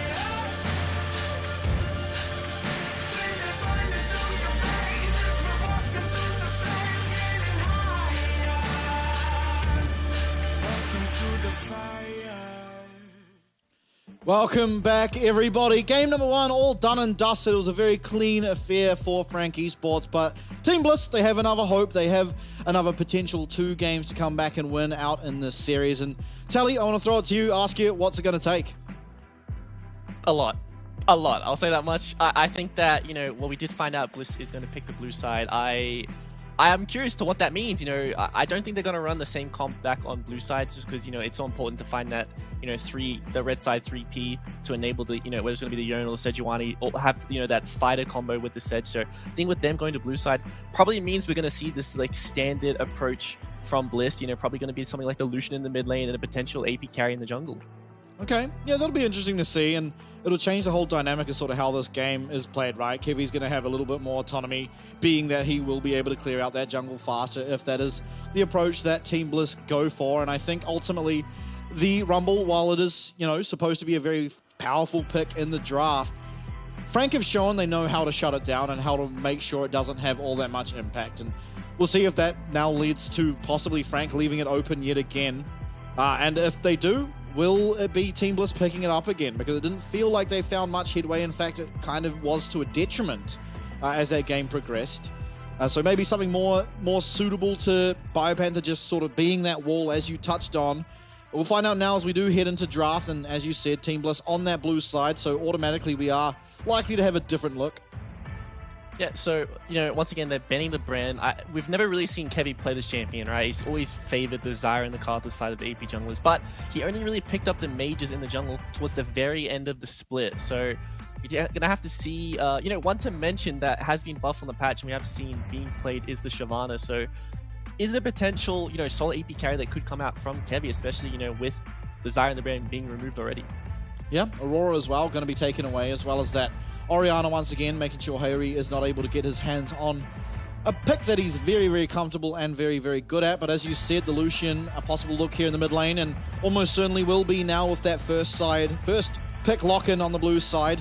What will be the answer for Frank? Renekton looking like their option for that blind pick in the top lane. This does mean it opens up a lot of these sort of tanks that go somewhat even with the Renekton, right? Thinking of the likes of the Cassante, the Ornn. You could even make the argument of the Gnar here up against the Renekton that Biopanther will be very comfortable at picking. And I think that you have listed his champion pool, right? That is going to be one of the 3 that he does play into this Renekton. It could still be the case where he does go for the Rumble and he do have Kevy on an AD jungler, but I really doubt that. I really think with them going towards this blue side, they are going to play, the AP carry in the jungle, and with Lucian being picked, and there's no real champion who can contest the strength that he has in the laning phase in mid lane. A lot of these picks are just, you know, wait till you get the ninja tabbies and then just, you know, out muscle Lucian through, you know, base damage, because he's just a very strong laner. And I think it's nice that Bliss have picked up, you know, this sort of guaranteed priority on the map for themselves. Yeah, for sure. But speaking of priority, I mean, it's going to be hard to get priority up on the top side, not necessarily because of the Renekton, but certainly when you get that Nidalee locked in as well, it means a very volatile look up on the top side here, as it is the Cassante locked in. Should be fine in the isolated 1v1, of course, but can be very, very squirrely, especially early on into the game if you do end up at your tower with a stacked wave like happened last game in the bottom side. Can easily find yourself getting dove, and it means you're going to have to try and find some ridiculous outplay on that 2v1. Now, Corki looking like it will be the lock-in once again here for Pretender, who is going to be finding himself playing 2 games of this series, which is always good, meaning, you know, more stage games means less shared practice perhaps, and more of a focus on a certain style within the game. But we have our first 3 picks for both sides. It is the top side entirely locked up, and coming out of it, it feels somewhat even. Really, it doesn't feel like any team is necessarily winning just yet. I do have concerns for the side of Bliss. You know, the problem with the Shyvana is you just don't have a champion for the first 6 levels of the game. You know, Shyvana has next to no skirmishing power. She does have damage, but she can't really do it, right? She can't just run into your face and then, you know, start auto-attacking you. The problem with that is you're so squishy, you're immobile, you know, you do have that move speed steroid from your W, but it's not enough. And I think that Nidalee, with the correct lanes, can absolutely take over an early game. We already saw Gemini last game on Zyra, a champion who is known to just full clear and play that PvE style, you know, take over the early game. So now that he does have this Nidalee, a champ who can invade, can create some animosity for the side of Bliss, the fact they don't have a jungler to really respond to that in the early levels is scary. Yeah, I think over that as well, right, as Gemini can pretty easily just walk into Kevy's jungle whenever he wants, assuming, you know, he has some priority in some of his lanes, and top lane certainly will be a lane that does get priority, and it means that Kevy's going to have to be pretty smart, I think, with his jungle pathing.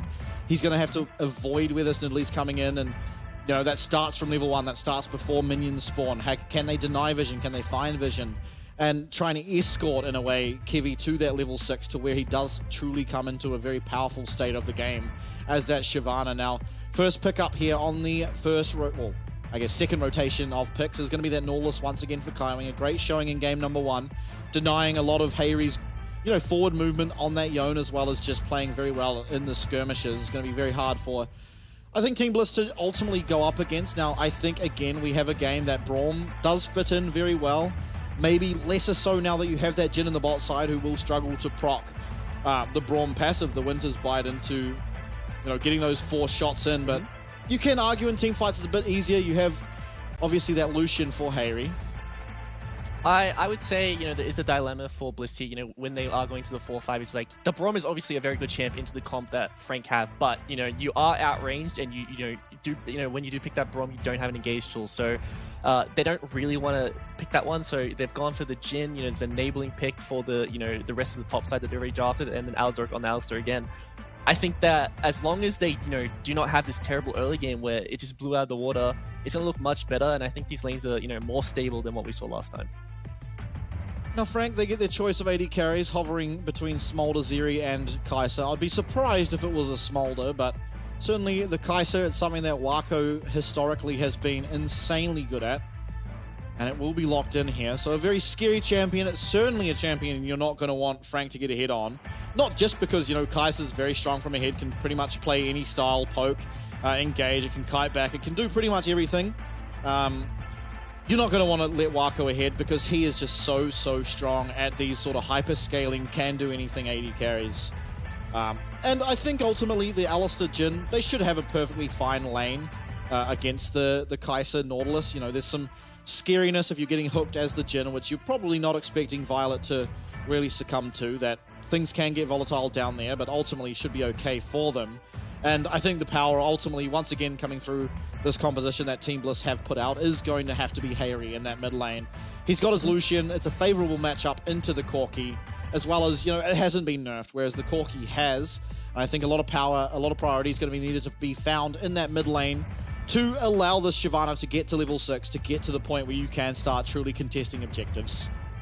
Yeah, and, you know, as you mentioned, I think this early game will come down to Hayri. The rest of the lanes for Bliss need to play to survive. You know, they do not have any early game pressure on either one of their side laners. You know, I think the Jhin obviously can play for some form of priority, but it's really risky to play for any aggression early game when you don't have a jungler who can back you up. You know, Shyvana can walk in lane, but you cannot skirmish. You cannot match the 3v2 power of the Nidalee, the Kai'Sa, and the Nolus. And I think something also to note is the fact that Bliss have a really, really weak level 1, so you might see a potential invade come out of Frank, you know, straight as this game starts. Yeah, definitely could, right? The Shyvana pretty defenseless, as is the Alistar, ultimately. Now, if you're walking into the Alistar level 1, it has a little bit of play. You know, if you face check a bush and he's in there, you can, of course, use that Pulverize, as well as, I guess, you can somewhat deny if you take Headbutt, depending on what gets leveled, and depending on the situation would decide that specific interaction. Now, taking a look at runes, nothing all that surprising coming through. Fairly stock standard in terms of every lane. Sometimes you see the fleet footwork instead of the press the attack on the Kai'Sa, but Wako instead will be going for the press the attack here. One of the nice things about, you know, Lucian in particular is like you're already running the press the attack last patch, right? But the fact that you are building that blade now, you know, you do have that life steal to sustain in the lane, but you also have the combat rune instead of the fleet. So, you know, a lot of these 80 carries are sort of, you know, running the double sustain setup of the, you know, Blade of the Rune King plus the fleet, and it's just such a bad, you just do not have that damage output in the early game anymore without that Kraken first item. But, you know, Corki, one of the champs who does get to build the Triforce, and the other champs who get to build Shiv, can navigate that bad early game. But, you know, as I mentioned, you already see Frank using their early game, trying to split the map up, and they want to create just a really hard time for Kevin in the early game because this Shyvana is so greedy. Yeah, absolutely. And, I mean, Gemini already realizing what's possible, starting off the bottom side here of Kevy's jungle, and ultimately something we see in the PCS fairly often when you have a favorable matchup is starting that bot side and just pretty much walking straight to the diagonal, and you just find yourself upper camp. Now, early level 1 here, the trade is going to go in favor of Frank, but Violet certainly finding a nice trade onto Wako at the back end. Now, something to note here is the fact that, you know, a lot of the times when we see teams invade, if you do not respond to it, you just see, you know, the blue side bot lane just, you know, delete the 6 minions before you get to lane, crash that wave, and allow themselves time to just, you know, go be a human ward or just, you know, get out of this lane. Because if it is just going to be this, you know, frozen lane state, or Nice even dodge. case where they get engaged on, it's really scary because your jungler's not here to back you up, and there is the potential dive that can go onto them in this 3v2. Yeah, absolutely. And Aldok able to dodge away from that dredge line and probably saved himself a lot of health there, if not a summoner as well. So well played by him. Even getting that aftershock off afterwards to deny any follow-up damage from Wako. But Gemini's here, ready for a dive. This wave is going to be hard to really push in time, as you see Violet thinning it out as much as possible, and Gemini realizing not really possible to look for a play here, and instead he's going to go back to his jungle. Now, interestingly, he did not go for a diagonal path, and it is seemingly going to be fairly even, at least the first clear here. So Kevy's going to be pretty happy with that. If you notice the pathing, actually, I'm pretty sure Bliss didn't even know that their jungler had been invaded level 1. You know, Kevy was pathing towards the bot side, and the moment that spear was thrown into the bot lane, he instantly ran to the top side of the map to seal away these camps. You know, I think Gemini, maybe a mistake, because he does have that pride in the top lane, does have the ability to collapse on him, but he's already here, only took the blue buff, so if he does want to find Kevy, he absolutely could. Yeah, not going to continue forward in his jungle, although now he is, and he'll realize what's going on as he lands the spear here, and this isn't a fight that Kevy would be winning, as Gemini going aggressive will have heal available to himself, and Jung's coming down. Pretender as well coming up. Kevy's going to have to flash away, but even if he does, he's not going to be able to get out. And Pretender, as Hayri actually coming in to try and save his jungler, but not going to be able to do so. He's going to lose his flash. He might even lose his life here as Gemini flashes after him. Another auto attack spear will go wide, and so it will be Hayri committing to living here, but ultimately, once again, it's first blood for the side of Frank, and it's Gemini once again. Yeah, and I think that, you know, Kevy could have gone for those Krugs, could have suicided after getting the camp, but unfortunately doesn't get that one for himself, does fall down before he gets that full clear off, and all of a sudden Bayer's wave is in such a bad position and could be himself falling down here, but this is just what really happens as the Shyvana. You have no power in the early game. You get found out by a, you know, champion like Nidalee with the Conqueror, with the ability to chase you down with all the move speed stories she has. It's going to be extremely easy for her. Very scary there as Hayri uses that relentless pursuit and goes forward right next to this full stat Conqueror and double buff Nidalee, but ultimately he will be able to get himself away at the end of that play. Kevy now taking away the Gromp for himself, getting himself a little bit more XP now, will finally hit across to level 4 as he actually finds himself at an advantage over Gemini here on the Nidalee. Does land, but not much is really going to come from. This is one of the, you know, the bad things about invading, right? Is that you do allow the the full clearing jungler to have their bot side camp spawn at before your top side camps will spawn, right? So all of a sudden, Kevy spots Gemini go for that top gank, steals away the Gromp, steals away the Crab, and he can just go back for that full clear, and he's going to have a camp lead actually, and this is probably not going to amount to much in the early game, but it does alleviate him some pressure in the early game, and all of a sudden can get spawns at level 6 and they can potentially start contesting his objectives. Yeah, now Kevy going to spot out Gemini here on the Shyvana, and does manage to dodge out at least of that first spear, and likely will be able to pick up the majority, if not all, of his Raptors. Gemini, though, is going to contest it. Won't be able to pick it up as Kevy does commit his smite to picking up that camp and does receive it, of course. But another spear landing from Gemini, and I don't think he has the execute damage here. But yeah, if Kevy does go to his jungle, he's going to find himself going down awfully quickly. And yeah, Kevy, he's just going to have to recall. There's nothing else for him to do on the map. Yeah, it gave him, decided to block the spear so he could secure the camp, right? But it allowed Gemini to have that jump between the towers, and all of a sudden, he just lost his advantage he had because he greeted that camp, cost himself a lot of health, and, he thought that he'd be safe, oh, I can just run through my towers, get to my top side, and Italy can't follow me. By the time she does, rotate all the way around, I'll be cleared with these camps and base and happy. But really, really smart gameplay by Gemini to just jump between the towers, and there is pride in the bot lane, so it does allow Kevy to potentially pick up this dragon, but there's still a trade, there's still the grubs going over towards Gemini, and the camp lead back in favor of the Italy. Yeah, and talking about bot lane, Violet actually finding himself this game up in CS, 10 at the moment. I have to see how big the minion wave is there for Wako, but certainly a good start on the bottom side of the map for the side of Team Bliss, and they do manage to pick up that dragon, and it's a trade just like Game 1 was, as Gemini will be able to pick up these Void Grubs in response. Kevy, though, still being proactive, is going to be looking for that invade, but Wolf Camp seemingly not spawned, so won't be able to find anything for himself. Yeah, unfortunately, checked the wrong camp. If the Gromp was up, so if he did walk there, he would have got himself that one, but gonna base and he's gonna have to play for that clear again, but his top camps are so delayed on their spawn, so unfortunately, what would you normally do as a jungler, right? With this downtime, you could play for these ganks, but unfortunately, Shyvana doesn't really have that option of just walking into a lane and doing a bit of poke, or potentially playing for a gank on a very heavy trade from his laners. He just is sort of forced to AFK until these camps are up. Curtain call now coming out of Violet. Even more pressure down on this bot side is somewhat extending the CS lead he's finding himself in here, as Wako should be able to pick up these. And I mean, the longer really the Team Bliss are able to keep this lane in the state it's in, the better it's going to fare for their bot lane, as Jhin looking a whole lot healthier than Wako is, although now running out of mana. Probably going to look for a recall after this wave, as Aladoric hinting towards that fact, although level 6 now is going to be hit for Kevy as he looks for an invade. Going to be spotted out though, and maybe not so confident about it here, as it doesn't seem like there's anything going to happen.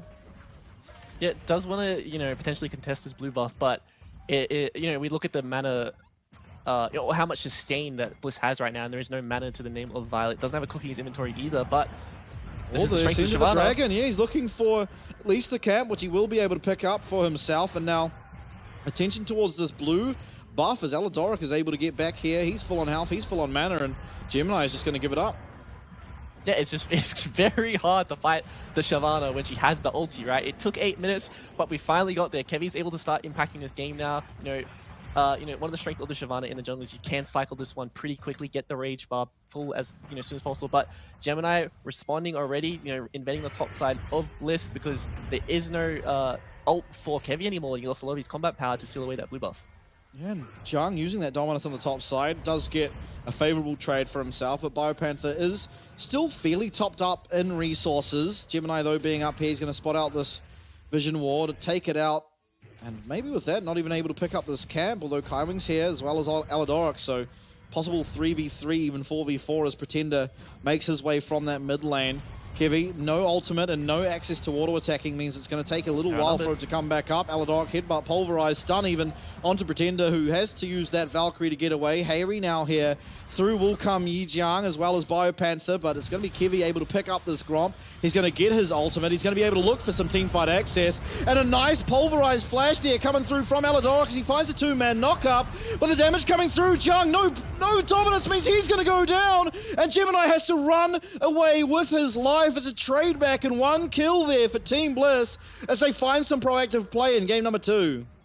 a huge win for Bliss, right? They commit a lot of resources, but they do find the kill onto Jung in the top lane, and that kill going over to Harry in the mid lane is so important. It's going to change this dynamic of the mid lane, being able to get towards these power spike faster. But Kevy doesn't pick up the red buff there, so there isn't going to be that consultation prize on the exit here, but stealing away the camps. It's still going to be a win for Bliss, but obviously not that huge when they wanted.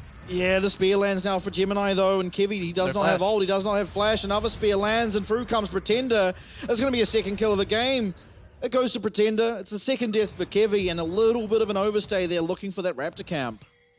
Yeah, and Bayer here with, the fast chance to react to the one. They were obviously trying to corral them, and I think that, this could have gone a lot better for Bliss, right? We already see a lot of the damage missing onto to the correct members, but they do find the kill, they do find a lead, and they do use this advantage that they had, with, Renekton not having the dominance and the fact they have the ults themselves, and the also just being, overall better in these skirmishes to win that one out. And now Kudencore coming out, Wako dodging one, dodging two, even the third going to be dodged. Not going to land it, unfortunately. Hits it with the frog question mark emoji. Smile on his face though. Seems, unfortunately he missed that one, but not really going to change the lane state even if all four of them do land. This is just going to be the classic, play for priority on the side of the Jhin and then crash the waves and try free up Eldor to, impact the rest of the map. The dragon is spawning, so this is going to be that 6 rub trade for the 2 dragons. Potentially we might see the cross of Gemini walking down to the bot side, and this could be a skirmish happening, but I think with the mid priority that Bliss has, is probably going to be a free objective. Yeah, he's looking for a recall, and his bot camps are up, so he would naturally path out that direction. Kevy going to be taking away a Gromp once again for himself, and ultimately, not quite even at the Spirit Shojin means that, well, yeah, in the Dragon form, certainly going to be strong. Is it going to be strong enough in comparison to what is already the upgraded Sork boots and nearly the Liandry's picked up here for Gemini? Certainly is able to get back on the map, able to get down to this river. Kevy starting up the Dragon. It is Bliss with priority over the river. Let's see if Aladoric and the rest of the team can hold on to it. This Jhin can be very impactful in situations like this. Pretender going forward, going aggressive, finding a lot of damage. Hayri going to get hit by that depth charge, and Hayri has been completely one-shot. Violet, though, he's trying to find the damage, but Gemini hop, skip, and a jump. Spear lands, and Violet's out of this team fight as well. Aladoric will be next to go as Kevy. He's unfazed. He's going to start up his Raptors. Is he able to get them? It's an absolute consolation prize as Frank certainly coming out the benefactor of this skirmish.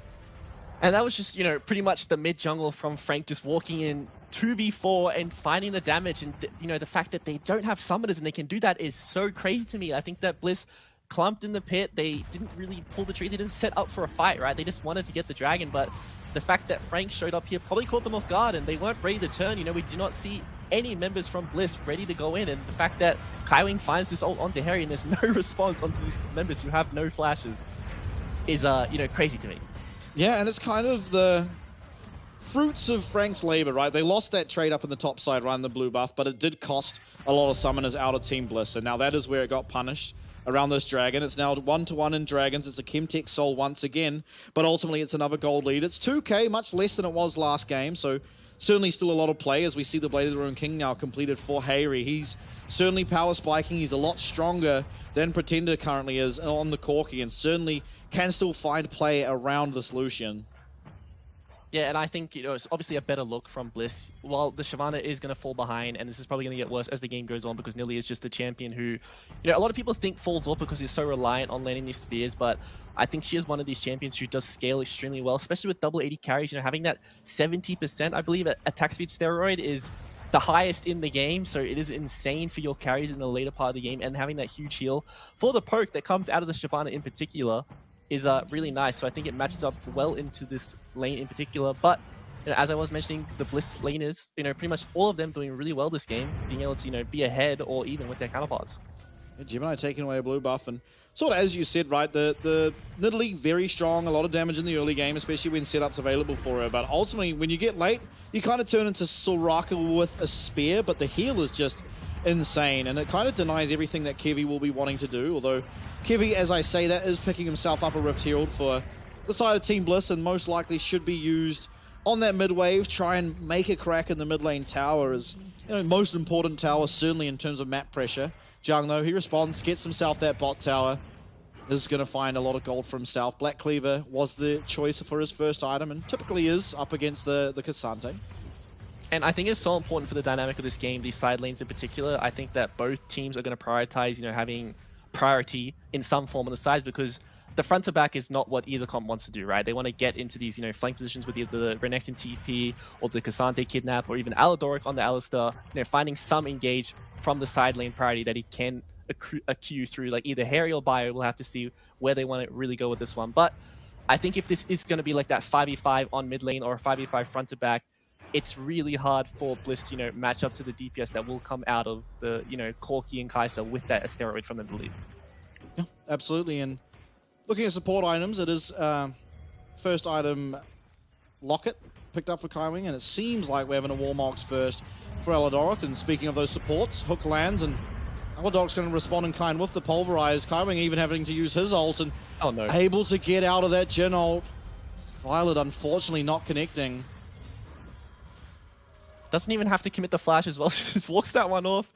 It's surprising, but it's nice to see that they are pulling the trigger, right? They aren't afraid to go in onto these potential misplays from the side of Frank, so they are starting to feel themselves a bit more, but they need to connect, right? They need to get these kills. They need to start winning these skirmishes much more one-handedly, because if they do just allow themselves to keep getting this set up, and if they are committing, multiple members to get these potential picks, they're losing on the sides.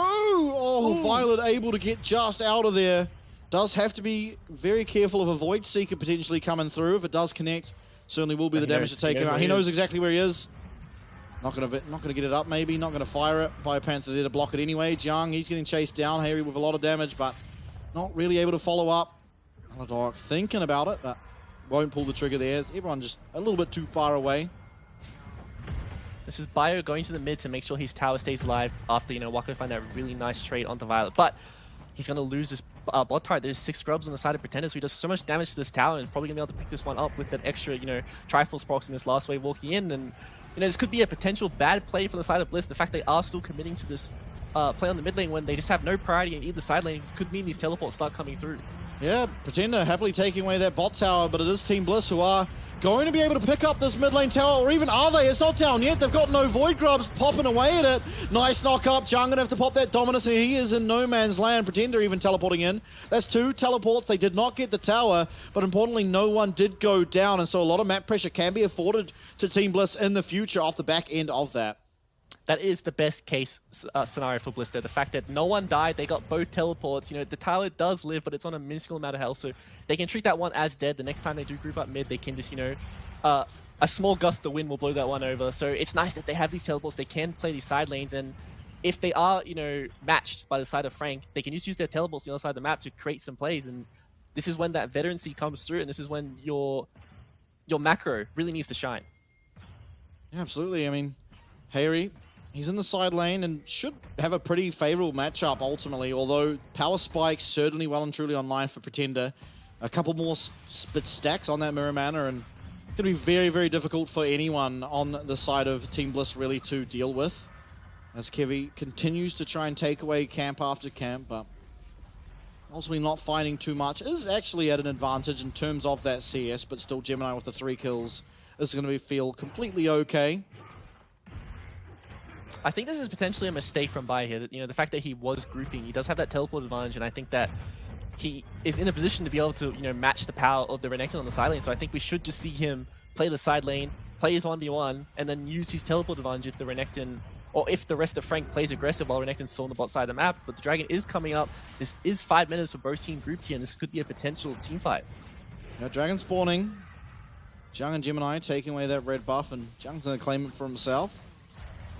Dragon, though, no contest coming through from Bliss. I think, honestly, that's a fair decision. Kind of want some more items to come online. It's a bit confusing though, right? Because they grouped up, but then they're like, oh yeah, we can't contest it now. I think that, they should have had the foresight to just go towards this top tower to begin with. The fact they have the double teleport, get those deep walls on the top side from Aladoric, and then, use the priority from getting that, top outer into the mid outer, and find those teleport flanks, find those engages. But it's not really seeing that, set up from Bliss so far. It just feels like they're playing quite reactive. Well, they're kind of tickling Jung's health bar, unfortunately, at this stage of the game, with only the static Shiv picked up, and ultimately, even when he gets the rapid fire cannon, will not be doing any damage to this Renekton. But they are going to pick up this mid lane tower now, so going to afford themselves a bit of play, a bit of vision control around the map, perhaps, as it isn't Frank yet to pick up that mid lane tower, so see if Team Blitz can utilize that to their advantage. It's going to make the Baron a lot harder for the side of Frank to truly look at for a little while. Although Pretender is so accelerated. He's absolutely accelerated, and the power dynamic has really swung towards the Corki in the mid lane, and all the flash engage from Dog. Yeah, they find their way onto Jung, who pops a Dominus, but he's tanking the tower and he goes down. Violet going to pick up that first kill in the team fight. Not quite going to connect on that route as Wako dips and dive. 1 lands, 2 lands. Can he land a 4th? Yes, he can, and Harry can flash for it. But Pretender's here. Pretender's finding the damage, and Dog's not going to let him. Culling comes out 1 HP on this Lucian, but with that accelerated blast plant, it is going to be Pretender getting out, at least for the time being, as Kivy, he's chasing down the route, won't connect, and Pretender does get the kill, but the Leandries burns away at that health bar, and it is going to be a team fight win in favor of Team Bliss. We finally saw it, you know, while it did not happen the way I wanted it to, we finally got to see Bliss, you know, on the side lanes using their teleports to respond to a fight out of Frank, and the aggression from the Renekton flash stun doesn't find the member. Violet able to flash and reposition, and that's such a big deal when that initial engage from Frank doesn't land and they cannot find that follow-up. It's so easy to reposition, and this is the Alistar, especially from Alistar, being able to block so much response. And the TPs coming through is just what really changes this fight. The fact that, you know, as this fight goes on, there's so many different angles for Frank to have to worry about. You know, there's so many different members who do not need like key ults or key setup to do damage on the side of Bliss. Yeah, Hayri even living here. Pretender feeling a bit robbed, but well played by Aladog to deny any forward movement onto his mid lane carry. And Pretender, I'm kind of amazed he was able to find this kill here, but certainly does. That was also not even the Leandries yet. He actually got the Leandries off that kill. It was just the fated Ashes burn that was able to get Pretender's health down there. And Pretender's damage in that fight is insane. Not sure what happened to Biopanther, but he was busy. Yeah. Otherwise, I think we saw him teleport into the Raptor pit, so he wasn't able to get into the fight. You know, we saw the teleport from Harry come out on the ward in the mid lane, so he was there straight away. But Bio was kind of playing catch up to that fight and wasn't able to get there, and the rest of his team was clearing that one up. But still, you know, happy days for Bliss right now. You know, the gold lead is still in favor of Frank, but a lot of the power is starting to come through. These power spikes are starting to come through, but we aren't seeing, you know, those armor pen items come through from either carries yet on the side of Bliss, and there is, you know, still quite a bit of defensiveness coming out of the side of Frank. Yep, absolutely. The Locket's going to do a lot of work there for Kaiwing, as well as, you know, just the Aftershock, the rune choice. We'll see, though, can Bliss navigate their way through this? Because actually Frank who have started up this Baron, and yeah, Biopanther nowhere near. Down to half HP now. This blue trinket will spot it out, and Bliss will be aware of what's going on. Jung, he's going to try and play distraction. He's going to get out that ult from Kevy. There's no way they can look for a steal here. Maybe they're able to find a kill at least onto Jiang, and they certainly will be able to do. But Frank, I mean, it's a Baron for one. You're going to take that.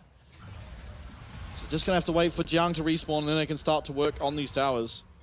And that's so confusing to me, right? You know, we saw the entire time when Bliss had teleport advantage, they were still grouping up. They were still being conscious about them, you know, the map play. But all of a sudden, when they do not have teleport and bio, he just, you know, kind of drops the ball and goes to farm that bot wave when he really shouldn't, when they do not have mid control, and that cost them the Baron. But maybe they can find this clean 4v5 now. Nice Onyas does manage to come out of Gemini to deny that all out, but it's going to be Biopanther looking for that kill, looking for a kill onto Kaiwing. Certainly will be able to find it, and now that's another member down. It's another 30 seconds delayed on a potential Baron push, and I think well identified by the side of Team Bliss to deny any more sort of waiting time for Jiang to come out, and once again, as I said, delay the timer on this Baron.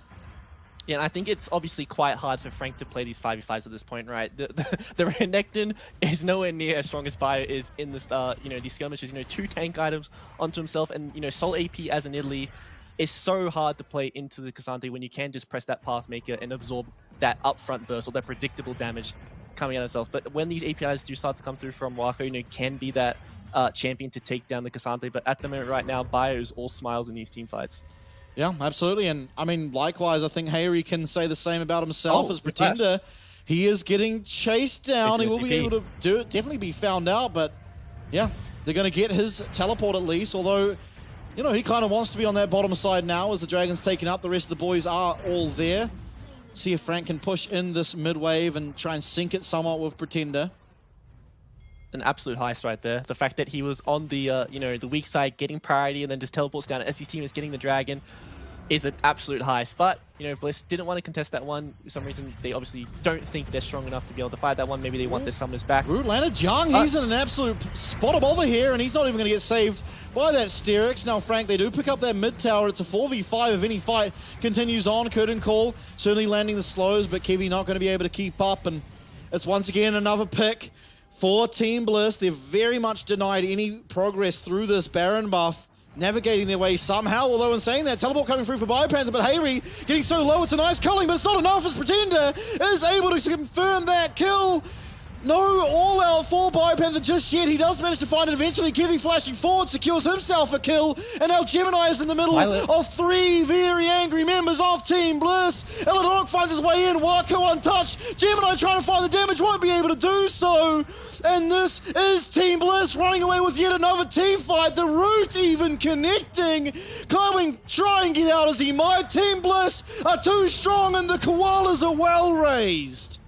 And the boys have finally showed up. You know, Harry gets caught in the side lane there, but he buys so much time. There's so much return damage on the Pretender there. And just overall Bliss, they're finally coming into their play, right? They're finally starting to play together as a team. They're moving together as a unit, and these members aren't getting picked off. They aren't getting caught. You know, it doesn't feel like a solo show anymore from these Bliss members. They're finally feeling themselves, and I think this team, especially, are players who snowball off their emotions. So I think going forward, this is going to be a game that they can absolutely take. Tally, I don't mean to alarm you.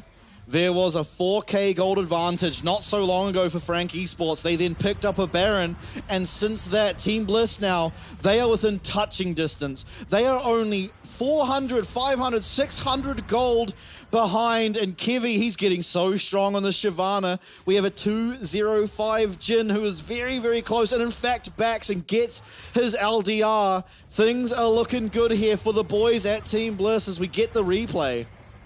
Yeah, and I think this is just well played by Harry to, dodge out this damage and do so much to Pretender here. Unfortunately, Bayer wasn't able to use that Pathmaker to get to Pretender in time, has to use the all-out to, create distance. But Kevy coming here and finding these cleanup kills is such a big deal for his champion, because we all know from our solo queue games how scary this Shyvana can be when the death cap does come through, when that level 3 ult is there, and the fact you do have the the ult pretty much off cooldown all the time as long as you have uptime is such a big deal as this game goes on. And the follow-up, just running down Kaiwing, there was no real way for him to get out of here. And, for the side of Frank, ultimately, they're going to have to stop getting caught.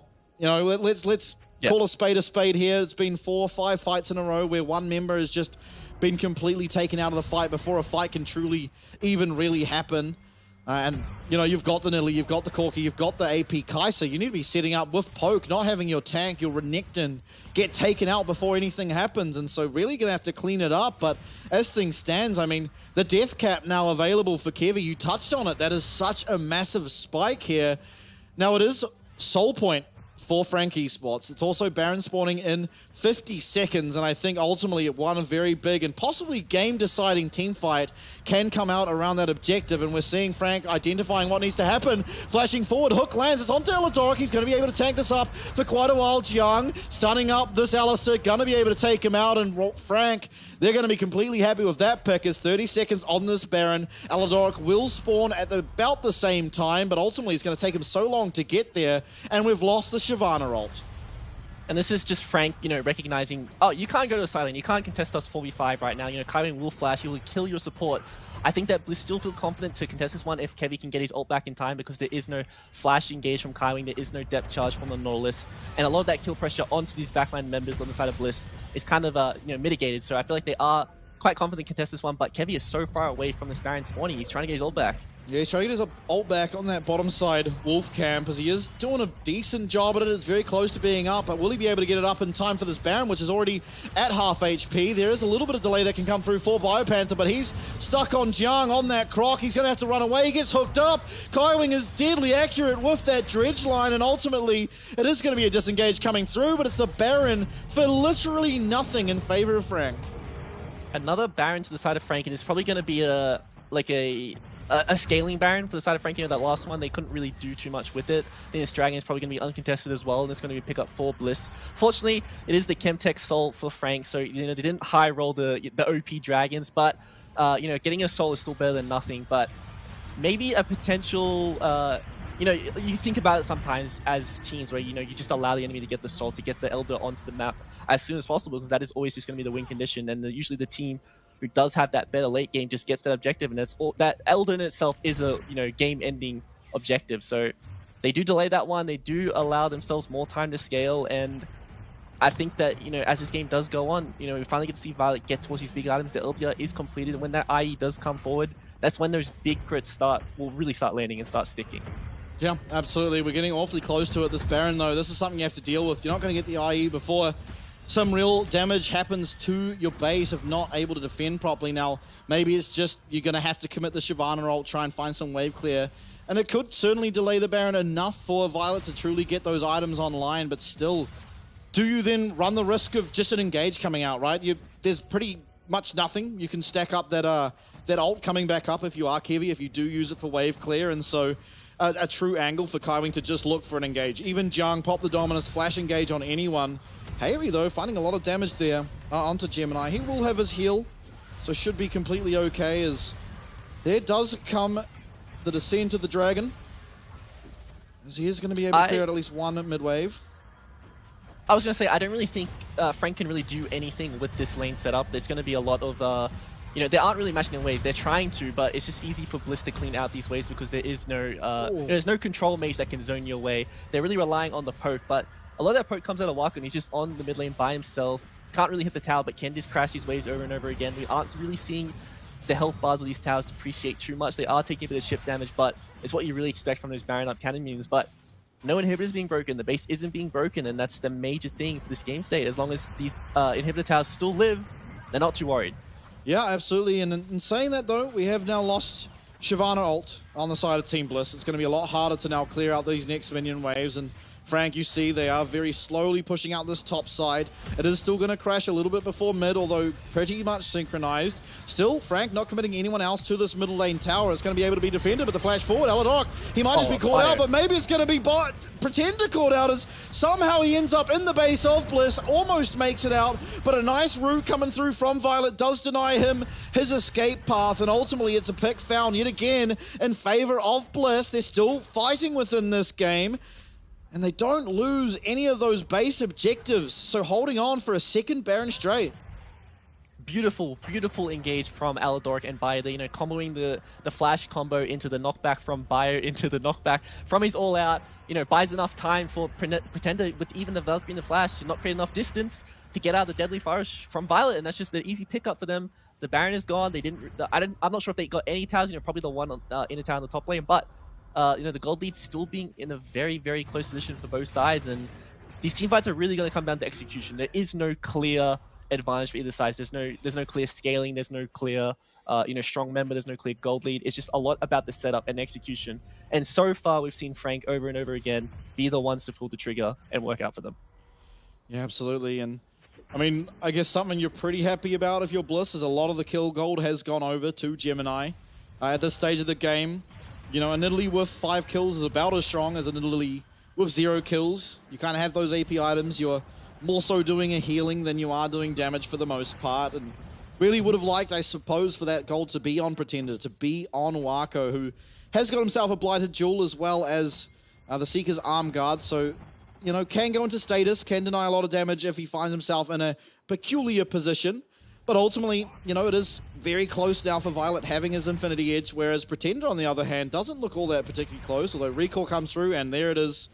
A very, very scary Corki. Yeah, I was going to say, there's no way Pretender picks up his Infinity Edge as he is only sitting on the pickaxe component, but does have enough to pick that one up. We see Violet recalling as well, so I assume he does have that one. Yet that is completed. Harry doesn't have the Bloodthirster yet. You know, he is going for that, you know, high ability haste, you know, very tanky Lucian build. Spikes really early. This is a, you know, the Culling's going to do a lot more damage with the Armor Shred from the Cleaver. He's you know, overall more tanky, can play more aggressive in the team fights, which could allow, you know, Violet some more freedom in these team fights. But here we go. Rock finds the Hex Flash, finds his way here. It is going to be onto Kaiwing. Aftershock procced and actually delays a lot of damage. Jung, though, on a flank, he did manage to just walk up to this one. Has teleport still available for himself, but nice poke landing from Kevy. Problem being, of course, now the Dragon is going to run out, and we've only got 17 seconds to this Dragon spawn. So how's Kevy going to navigate his way around this? You just feel like, as Team Bliss, you're going to have to just give it. Yeah, it's quite hard to contest, especially without the Shyvana ulti. Nautilus are just tankier here. I don't know what happens. Apparently Kaiwing is just immortal. It gets engaged on, tanks the entire combo out of the enemy team. The health bar doesn't even move. Doesn't even have the Warmogs. You know, okay, Nautilus is just more OP in the PCS, and this is probably something you have to think about going to these next team fights, that these front to backs are very hard to pull off. You would see Kevy land, you know, the flame breath, the E on the Shyvana, but it just is responded with the heal from Gemini, and it's just an easy, you know, 1-for-1, and all of a sudden it doesn't exist anymore. Yeah, I think ultimately, I mean, if you're using everything onto this Nautilus, right, he has that support item, he has the locket, he has Aftershock.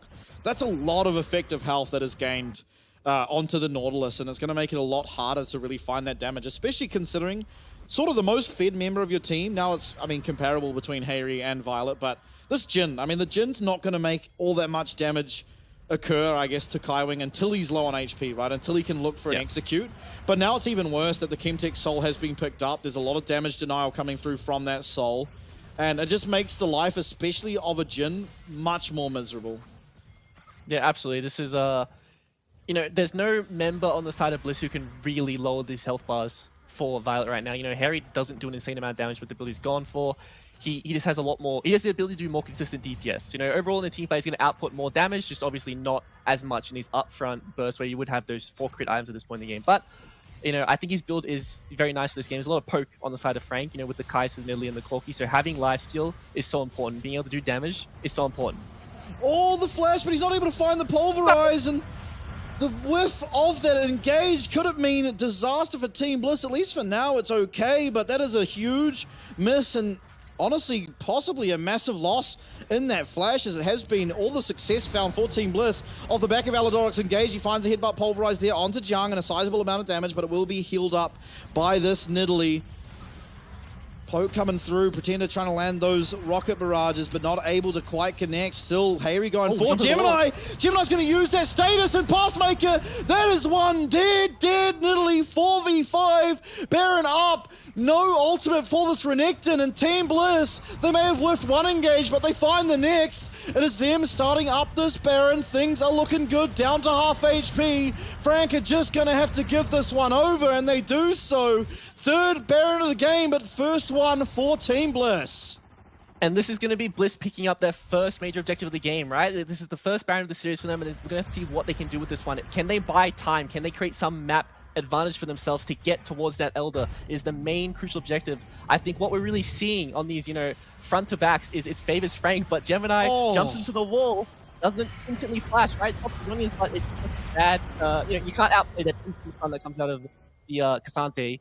So, you know, it does fall down coming out of the Zonias, and it's going to be a win for Bliss, and more items coming towards these members, and all of a sudden this is going to get, you know, even better for them as this game goes forward. Yeah, absolutely. Violet, he's working on his last item. We have the QSS now available for Harry, so much harder to lock down. Can't really look for a flash stun from Jiang onto this Lucian. Bliss, they're making their way around the map. They're taking the gold out of the jungle.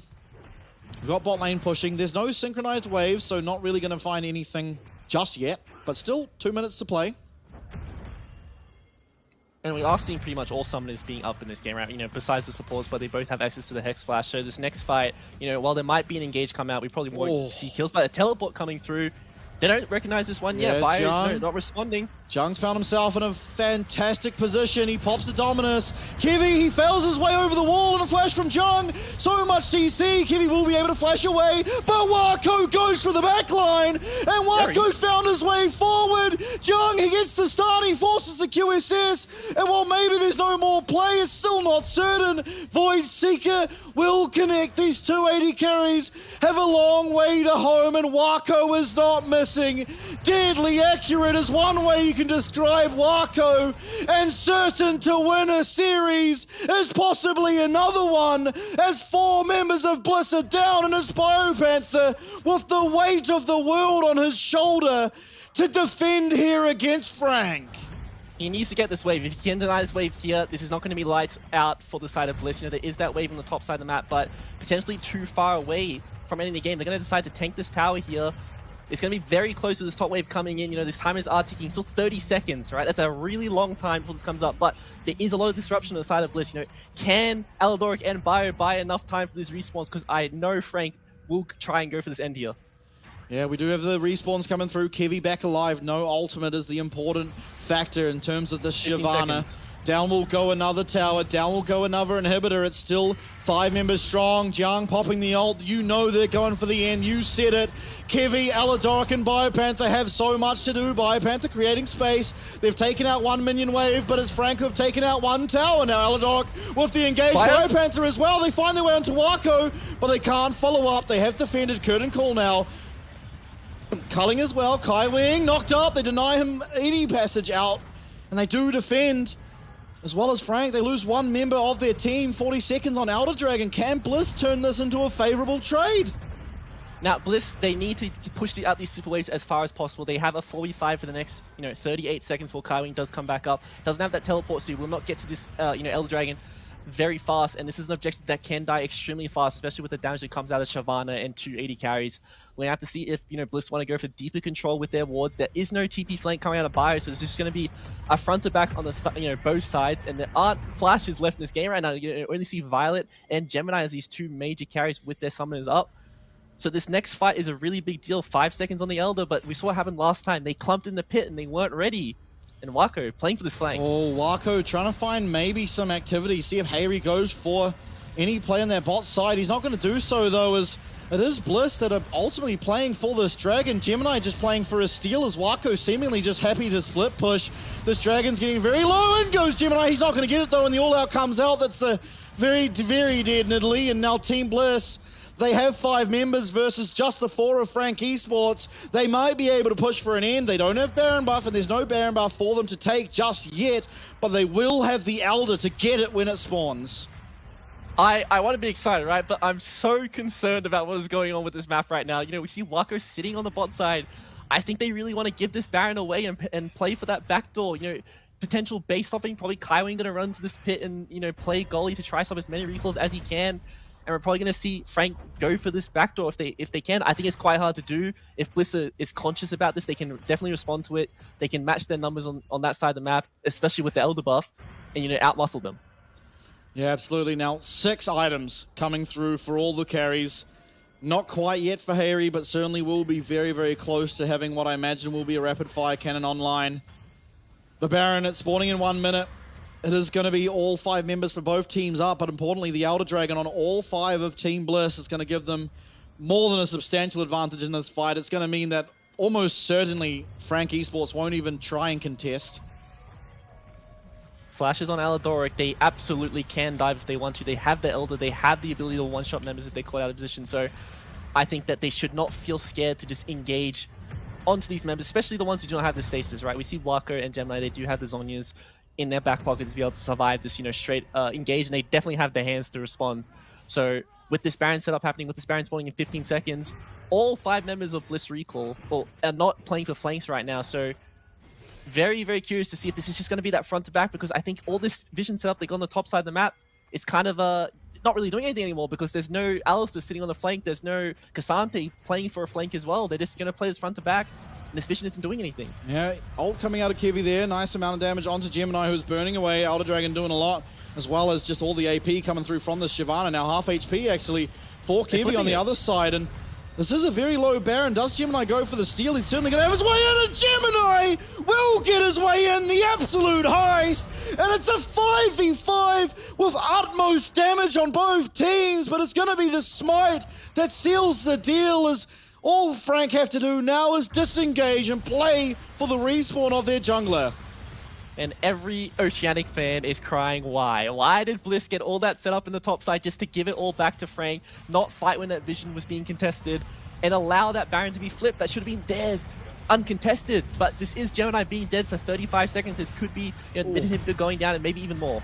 Yeah, a big one. A big rocket barrage lands onto Hayri, takes out half his HP, but he is able to back off and start hitting some minions, get that Bloodthirster, as well as the Blade of the Ruin King to heal him up a little bit more. Out comes the ult from Kevy, but not able to find their way onto Jiang. It's just a little bit of poke, and honestly, it didn't even get through the shield there of this Nautilus. Well, take a look. I mean, this smite is immaculate. Didn't even get the execute, right? We know Nidalee is really good at stealing away the objectives with the execute smite, but that was just straight smite, straight hands, stole that one away, so really well played to Gemini to afford his team some more time, right? Get back into the game. you know, not have to verse this Baron when the enemy has that Elder as well is just so hard to deal with. The double buff is usually lights out, but this means that they do have time to get towards that next Elder, and all of a sudden it's going to be another 5v5 on this Elder Dragon that really decides the game. Yeah, and we find ourselves in a position that it's actually Bliss with their first gold lead of the series. It isn't, you know, something that is very substantial. I mean, ultimately both teams are, well, you'd pretty much call exactly even. But it certainly is ahead, should I say, in gold by 1k is the side of Bliss. But now they have to play against this Baron. Jung slowly pushing this wave, trying to match up. There are 2 open inhibitors in their base. Importantly, though, Frank only pushing the 2 waves. They're not going to have that extra pressure from that top side of the map.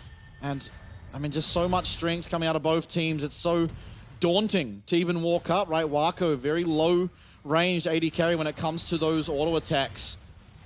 Very scared of Aladoric finding another fantastic engage as he has time and time again here in game number 2. Casual Flame Horizon for Kevy in the jungle. You don't really ever see an Italy get Flame Horizon, but he's just picking up so many of these you know, super creep waves being pushed to his base, and he does buy the Zhonya's outright on that, you know, last reset. So he does have 6 items to himself. You know, can play this Shyvana that dives into the enemy team. Curtain call coming out. Kaiwing, he's getting poked away. Very low. Nice flash away, though, from that headbutt pulverizes. Jung on the flank, getting looked at by 3 members. It's Hayri, it's Biopanther, but Waku's in the back! Waku's found his way in, and Waku's found a kill! It's going to have to go into status, but not before he takes half of Violet's HP down. It's a 1-for-1 trade. You'll take that as Team Bliss, as Waku does try and go Psychotic. Kevy, though, he now loses his ultimate as Gemini burning and burning and burning, but more than burning is Hayri, who just explodes. It's going to be Pretender with the missile barrage finding it. Now Kaiwing will miss a hook. It's 4v3, but Hayri's down. Violet, Kevy without ult and Biopanther to do it all. It's the 2 inhibs once again found by Frank Esports as things turn on their head, but the skill shots are just so clean for Frank. The secret hero of Oceania right there was the super minion in mid-wave holding the wave for the side of Bliss. If they did not have that proxy happening right there, that could have potentially been the game ending for the side of Frank. But so lucky for them. And the fact that, you know, so much damage comes through, this is what you have to really worry about in the late game. There's so much damage from all members. You even see, as this fight goes on, so many resources blown onto Kaiwing. They're not respecting the fact he has to flash. It's such a big deal. You know, this fight does go on.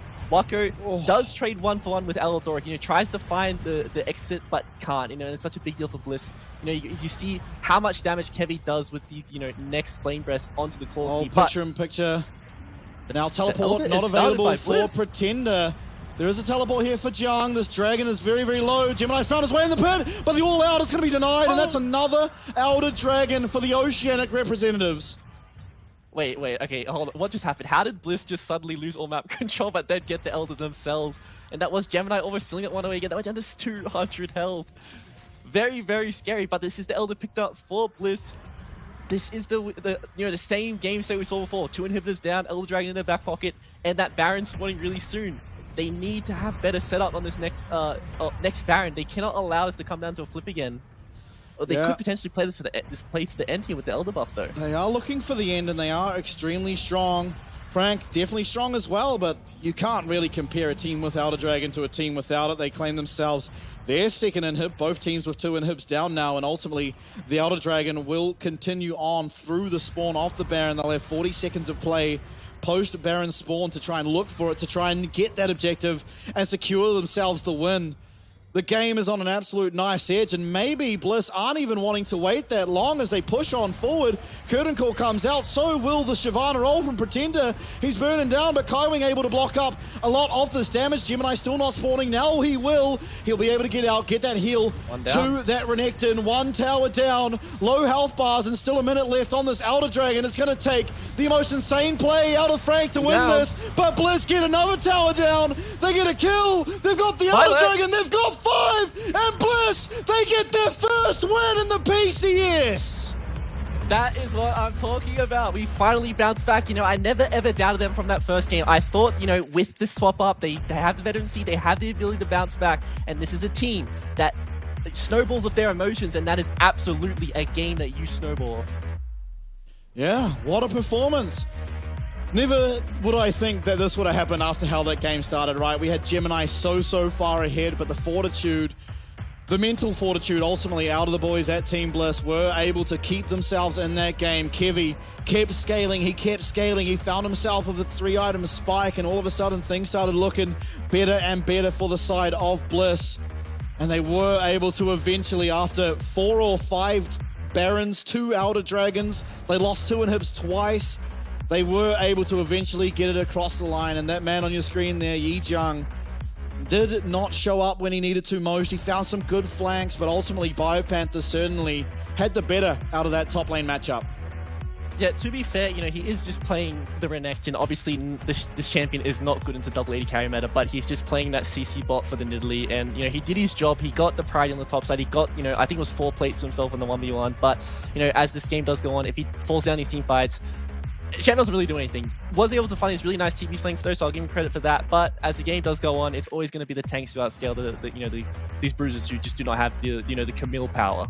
Yeah, absolutely. I mean, what a game. What an absolute game. I think, like, we haven't even seen a game close to that long with as many objectives in the entirety of our PCS split. So, you know, Oceania comes over here and boy, oh boy, do they bring their entire game plan. And honestly, it works out if we can get the game to that sort of level of just constant fighting and just sort of messiness in a way, but it feels like controlled messiness a lot, right? Because Aladoric is ultimately finding a lot of these engages, and it's always at correct timing. It's, they're never looking for an engage when Kevy is not without his ult. You know, he's always got his Shyvana ult. They're able to play around it. They've found Gemini caught out twice in that game, 3 times even.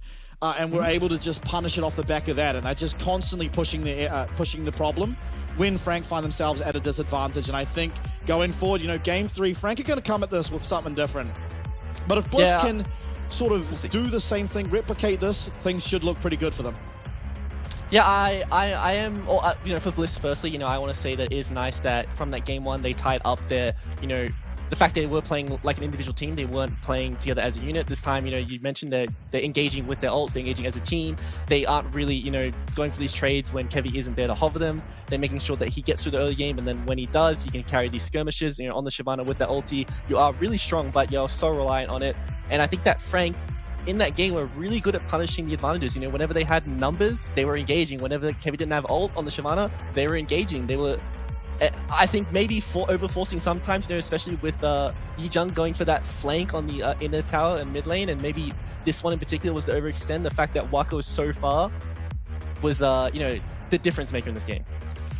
Yeah, absolutely. I mean, Bliss ultimately punishing, I think, a lot of this game, right? They were behind, and it was Frank playing aggressive, but Bliss responding very well and being able to punish the mistakes. And it's not something we saw at all in game number 1, right? We never saw any real fight back from Team Bliss. So I think, you know, being able to come out of game 1 as poor as that game was for them, and then even the start of this game looked very, very rough, but still sticking in it, being very strong mentally and being able to fight back. I mean, Aladoric having a very good game for himself, just time and time again. There was only like 1 botched engage, but other than that, I mean, 1 botched engage out of like 13 engages, you're not going to be complaining about that sort of ratio. Yeah, absolutely. I liked the Alistar as the game went on, right? You know, you could really tell the difference between the Nautilus and Alistar in that later part of the game when you do have that rank 3 Unbreakable Will, and you just, you're unkillable, right? You create so much you know, space for your team, and you can't really die with that damage reduction. So I think the pick came through towards the end of the game. Even the Jhin, you know, a champ who does really well in the lane, has that, you know, power dip in the mid game, but in those later games is one of the best late game champs in, you know, the entirety of League of Legends. You know, all the move speed and the execute damage that you have is just so nice in late game. So I think that Bliss drafted a nice comp overall, and, you know, a lot of the damage was going towards the side of Kevy, and, you know, looking at this damage breakdown, doesn't really look like it should have been a Bliss win. Yeah, I was kind of surprised by that too. I was surprised mostly by how much damage Nidalee did. I almost never see Nidalee that high up in the damage chart, and I mean, credit to Gemini for being able to find it, especially considering a lot of the time he was just dying first in the fights, right? Committing his life to try and get a steal on an objective, and ultimately, you know, it kept Frank in the game all that much longer, especially that second to last Baron steal. But I mean, across the board, we have mostly Bliss, but there is Pretender there, a little bit of an imposter, getting the most damage done in that game. And the key matchup and the MVP for that game will be the jungle and Kevy specifically. And I think, Yeah, that makes sense, right? 94.7% KP is a ridiculous stat. Yeah. And this is the kind of game where you get your stats boosted. You know, having 94.7% KP, the fact that he had, I think it was almost like 500 CS at the end of that game, is ridiculous for a jungler. And you know, you don't really ever see junglers get to 6 items, especially not on these carries. And the fact that he was able to do so much damage on these later team fights. So a lot of these Shamani's that we saw landing just weren't doing an insane amount of damage until those very, very late team fights where they were just doing 75% of these carries held in one go. Yeah, absolutely. I mean, this was a big turning point, right? As I think maybe 2-3 times in a row, we saw Yi Jiang getting too aggressive, that time looking for the flash stun, and immediately was responded to by both Violet and Aladoric, CCing him under tower, Kiwi being able to get in there. And this was at the point of a game where, as I said earlier, Frank were at about a 4K gold advantage. They shouldn't be able to lose these fights, but they were. And it was off the back of Team Bliss just really, really punishing the aggressiveness, I guess, coming out of Frank Esports. So I can't sing enough praises, really, for Team Bliss and how they managed to pilot that game because, again, once more, I've harped on about it. They were very far behind, and after game one and how this game started, lots of players, lots of teams would be checked out, and maybe it's credit to, as you said, the amount of veterans and the experience that this team has, that they're able to just be like, you know what, just calm down, we're still in this, we're not done, and be able to get it across the line. I think it was pretty evident that Bliss was playing quite reactive in the early game. This game was quite handedly in the position of Frank, and I think that those misplays that we saw throughout the game, the slight or the 1 or 2 deaths that would happen every set up around an objective or a potential tower dive, started swinging the game back towards Bliss, and then eventually that big throw on the bot lane is what gave them energy to start being more proactive throughout the game. So it's nice to see that Bliss does have the ability to play proactive, and I think that from winning this game, winning a game like this is incredible for your emotional state in a best of series. So I think they're going to go back to the green room. They're going to try a reset. I think the coaching staff is going to try calm them down because obviously they're going to be really, really high on adrenaline, but they need to reset, relax, and just tighten the screws. Get rid of the kinks and armor on that drop and bring it back. Yeah, absolutely. And ultimately, if you're an Oceanic fan, and especially if you're a Team Bliss fan, this is their first win ever in the PCS. They are now even up in their scoreline up against Frank Esports. Keep your koalas raised, boys. When we're back from this break, it's game number 3. Poppy's really trying. Yep.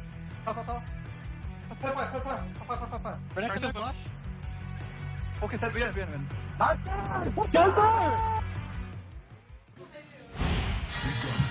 OTT 奥运转播多项独家创新科技，独家 AR 扩增实境与奥运选手同框，加超慢速视角。Regardez la diffusion des Jeux Olympiques de Chongqing。环保有序的转播平台，独家4K 转播，巴黎奥运看中华，多元方案任你选，精彩奥运大开眼界。永远走在最前面，中华电信。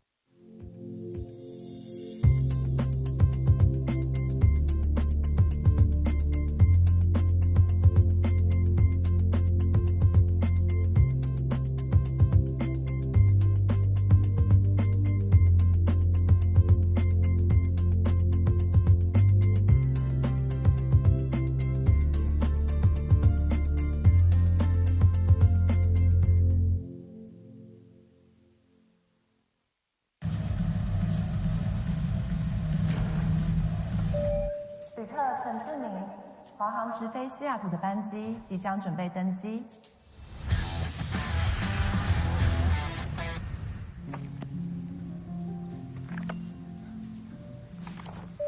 旅客何淑慧，华航直飞西雅图的班机即将准备登机。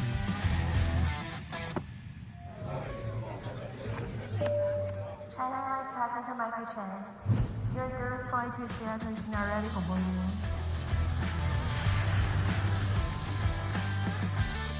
华航直飞西雅图，7月14正式起航。好想吃花雕鸡面啊，可是还在加班。阿嬷，加班也能来碗酒香补一补哦。就是这味道，这碗花雕鸡面帮你补身又补心，好满足哦。还有麻油鸡面，赶走你疲累的寒意。要不要再来碗花雕酸菜牛肉面？暖心酒香的丰盛美味，台酒酒香经典系列。难得皇上莅迎蒙古，臣等备好贡品向皇上进献。好想吃哦！特此献上，此为酒香蒙古锅牛肉面，就是这味道，浓郁的汤头为牛臀骨风味，还有孜然香，淋上五加皮料理酒，更有层次。这真是宫廷御膳顶级享受。台酒御膳堂酒香蒙古锅牛肉面。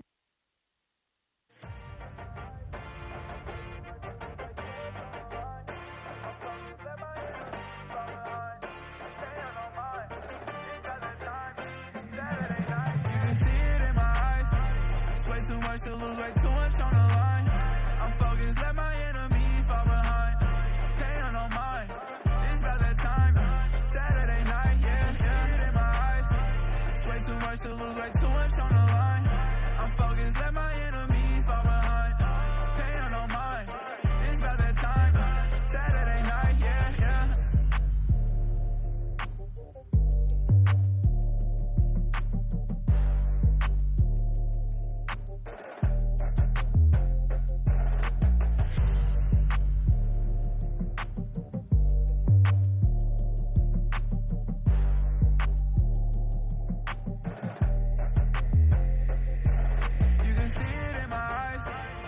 Too much to lose, way too much on the line. I'm focused, let my enemies fall behind. Pain on mine, it's about that time. Saturday night, yeah, yeah. In my eyes, way too much to lose, way too much on the line. I'm focused, let my enemies fall behind. Pain on mine, it's about that time. Saturday night, yeah, yeah.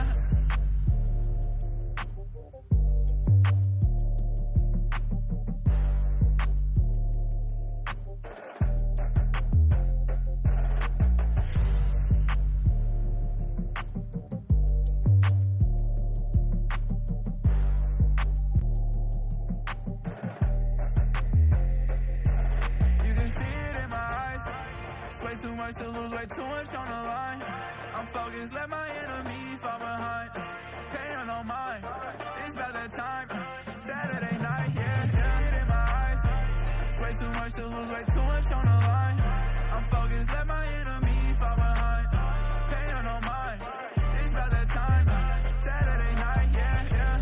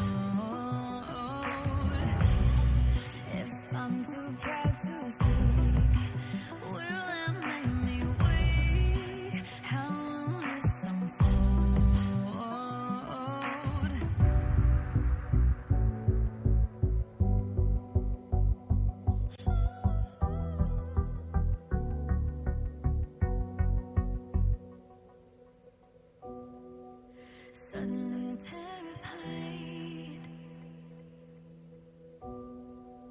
Looking for somewhere to hide. The wolf is at your door. Can you hear him roar? Maybe I'm the monster.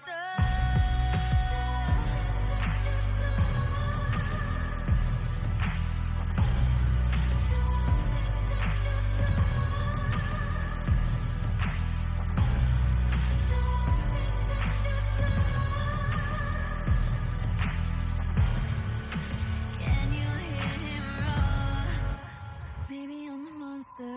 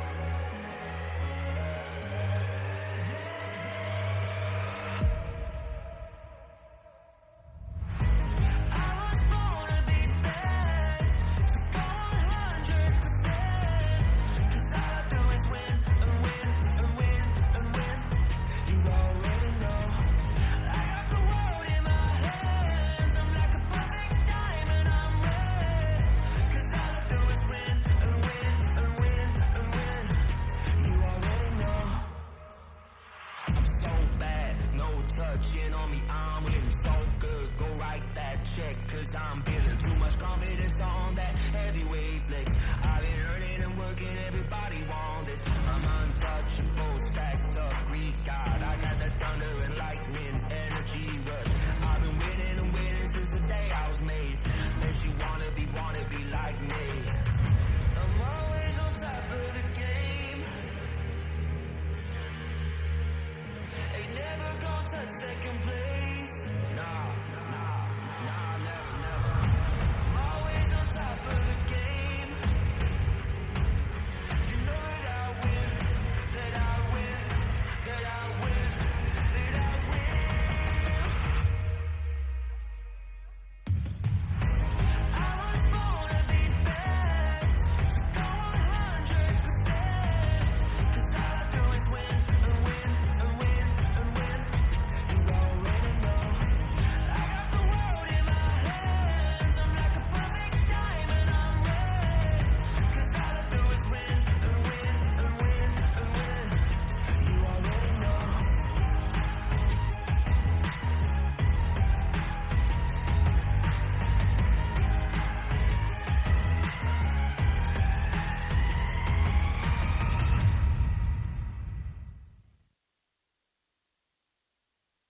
So welcome to the fire. I'm the one with the light. Feel it burning through your veins. So welcome to the flames, getting higher. Welcome to the fire. Well, ladies and gentlemen, we find ourselves at a tied up series here. Bliss striking back in game number 2 and striking back hard. 48-minute game, but they did get it done. Now, will Frank bounce back, or could we potentially see the first time Alcio take down a PCS team? Who would have thought it? Me. I would have thought it. I never doubted. A lot of people did, but not me. I'm ready for this game 3. I think we're gonna see. Honestly, I feel like, you know, these kind of games in the best of series, you think that it's you know, oh, everything's on the line, we gotta slow down. It's about you know, playing a more stable style. But I think these kind of games is where teams start playing really aggressive because they're sure of what they want to do. And I think that with Jimin coming out is a big deal. You know, all of a sudden, you know, he talks about how, you know, Pretender was more of this you know, defensive roam style play. It was playing the Corki both games, but this time it's Jimin coming through, and I'm very curious to see, you know, how this matchup for, you know, Harry versus Jimin has adapted over the years, right? You know, back in the NA Challenger, you know, scene, they would verse each other a lot. Obviously went in favor of Harry, but he was on one of the best Challenger teams at the time. and he was just his development as a player over in the NA Academy scene was really nice to see. But one of the nice things for both these mid laners is they are familiar with each other. They know each other's champion pools like the back of their hands, right? So going to this matchup, into this mid lane matchup in this game 3, I think they're going to feel much more confident. Yeah, definitely a very important matchup to keep track of, because in comparison to Pretender, Jimian a much more aggressive player. You're more likely to see him take trades in lane, look for solo kills, look for a bit more selfish play, and he justifies it, because when he gets into those late game team fights, if you see him as a 6-item Corki, you have more confidence in him to be able to push the issue, to find advantages through himself than you would in Pretender. Now, that's not discrediting Pretender. I mean, he had a pretty good game for himself last game, but certainly a different look between the two styles of these mid laners. Now, back into draft, of course. Similar bans coming through, all things considered. It's actually Frank banning out the Corki, so certainly putting pressure on a potential Lucian pick here. Do Bliss want to ban the Lucian? If not, it's going to be first picked. I feel like you kind of have to ban the Lucian here. What Bliss drafted the first game, they do not want a Yone into a Lucian. A champion who is much harder to punish in the lane, much harder to lock down overall. So with that one being banned away, I think that Bliss probably looking for a similar draft to what we saw in game 1, but getting rid of what they think was punishing the most in the Zyra. Yeah, it's going to be the LeBlanc locked in here for Jimian, so a very aggressive, trade heavy mid laner. It pairs well with an aggressive AD jungler. I mean, the Lee Sin is something that Gemini, it's one of his best champions historically. It could be something he looks for here. I mean, it's a combo as old as time, really, the LeBlanc Lee Sin. It means that you have to pick something very mobile, and yeah, the Tristana's mobile, but it is definitely not as strong as it once was. The recent nerf, it means it can't stick around in lanes as long as it used to. It sort of suffers a little bit from mana, which it never had a problem with in the past, and so we're going to get to see how Harry pilots this champion now with that nerf coming through. I think the Tristana changes are like, it's a quality of life change, right? She still has the same damage, she still has the same scaling, she still has the same early game power. It's just the fact you cannot press your Q button on cooldown anymore to just push these waves over and over and over. Tristana in particular is such a good matchup into the LeBlanc, because you can go for that Blade of the Ruined King first on the Tristana. You can run the bone playing, you can jump onto the LeBlanc. She can't trade back, and even if she does, you just sustain all that perk back up, and there really needs to be a huge amount of pressure from the rest of Frank onto the Harry in the mid lane to allow the LeBlanc to win this matchup, because if it's left in this 1v1, Tristana's always just going to out-muscle, out-sustain, and eventually outscale LeBlanc. Yeah, absolutely. But I mean, the piece of the puzzle coming together for Frank in the third draft, shall I say, is the Viego now locked in. That's another very solid sort of gank setup champion, or can follow up on that chain that comes through from this LeBlanc. So we'll see if they're able to pair those two champions up in these skirmishes. Certainly would be a favorable skirmish, you'd have to say. I mean, this solid 3 pairing, right? The Leona, the Viego, the LeBlanc. That is a very scary skirmishing team composition that's been put together. It's going to have a lot of proactivity early on, especially in comparison to the Lilia, who, yes, will come to her own and become very good at skirmishing, but certainly not until at least one item comes through. Biopanther as well. Great performance on the Cassante, and he's going to go back to that now for this second game in a row. And now we come into the bans. I feel like you kind of want to ban the Gnar. It's something that Jiang will feel completely okay picking into this Cassante, and honestly should thrive in that matchup. Yeah, just going to be the classic 2 blanket bans going towards the top lane to make sure that Bio does get some form of a favorable matchup here. Curious to what Alador is going to play here though, because you look at him, he's played the Alice for 2 games in a row, but it's just not good into what the enemy has dropped so far. You cannot really lock down a LeBlanc or a Viego. You can mark these champions, you can peel them quite well, but I think there are other champions who do that quite well. You might even see something like the Renata come out of him later on, but I think he's also a player who just plays melee champs, right? We even saw Ground Zero in our finals just blind picking Braum into Aladoric, and he was responding with melee champs. So he's not a player known to play these range champs, but he definitely can. Yeah, we'll see what he does opt for. Obviously, the Braum would have been a very strong champ, and Frank realizing that does just ban it away. They're also going to target away this Alistair, so force Aladoric onto something new, and ultimately he had a great game for himself in that second game of the series, so not letting him have that comfort of that Alistair, force him to show his hand. What will he pick here into the Leona?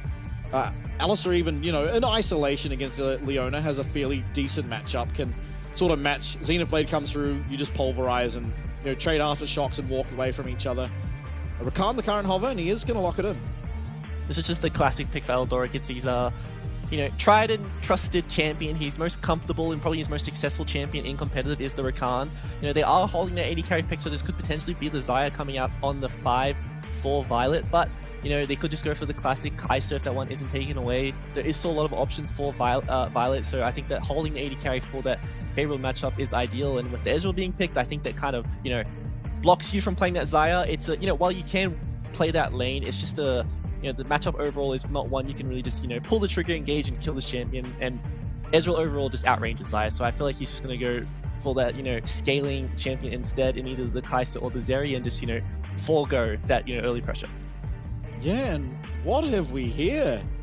Oh, okay, we're going to go back to the Camille. I thought for a second we were going to get an Olaf, but Yijang, now, I very highly doubt anyone watching from Oceania knows anything about Yijang's Camille, but he doesn't play it a whole lot in competitive, but when you tune into his live stream, these are the champs he plays. He does not go into his, games of solo queue and think, oh, I'm going to play Cassante or Renekton here. He locks in the Camille, he locks in the Jax, the Aurelia, the Riven, and we're going to get to see him play it here. It does, obviously, has a very good matchup into the Cassante. You're never worried really about dying in that 1v1, barring a massive mis-execution out of that Camille. And coming in later on in the game, fantastic lockdown. This Rakan wants to be mobile. This Kai'Sa, this Tristana, they all want to be mobile. If you can lock any of them down, they just become sitting ducks for the follow-up that can come through. The Viego getting resets, this LeBlanc with massive burst damage, and the lockdown as well that Leona has access to.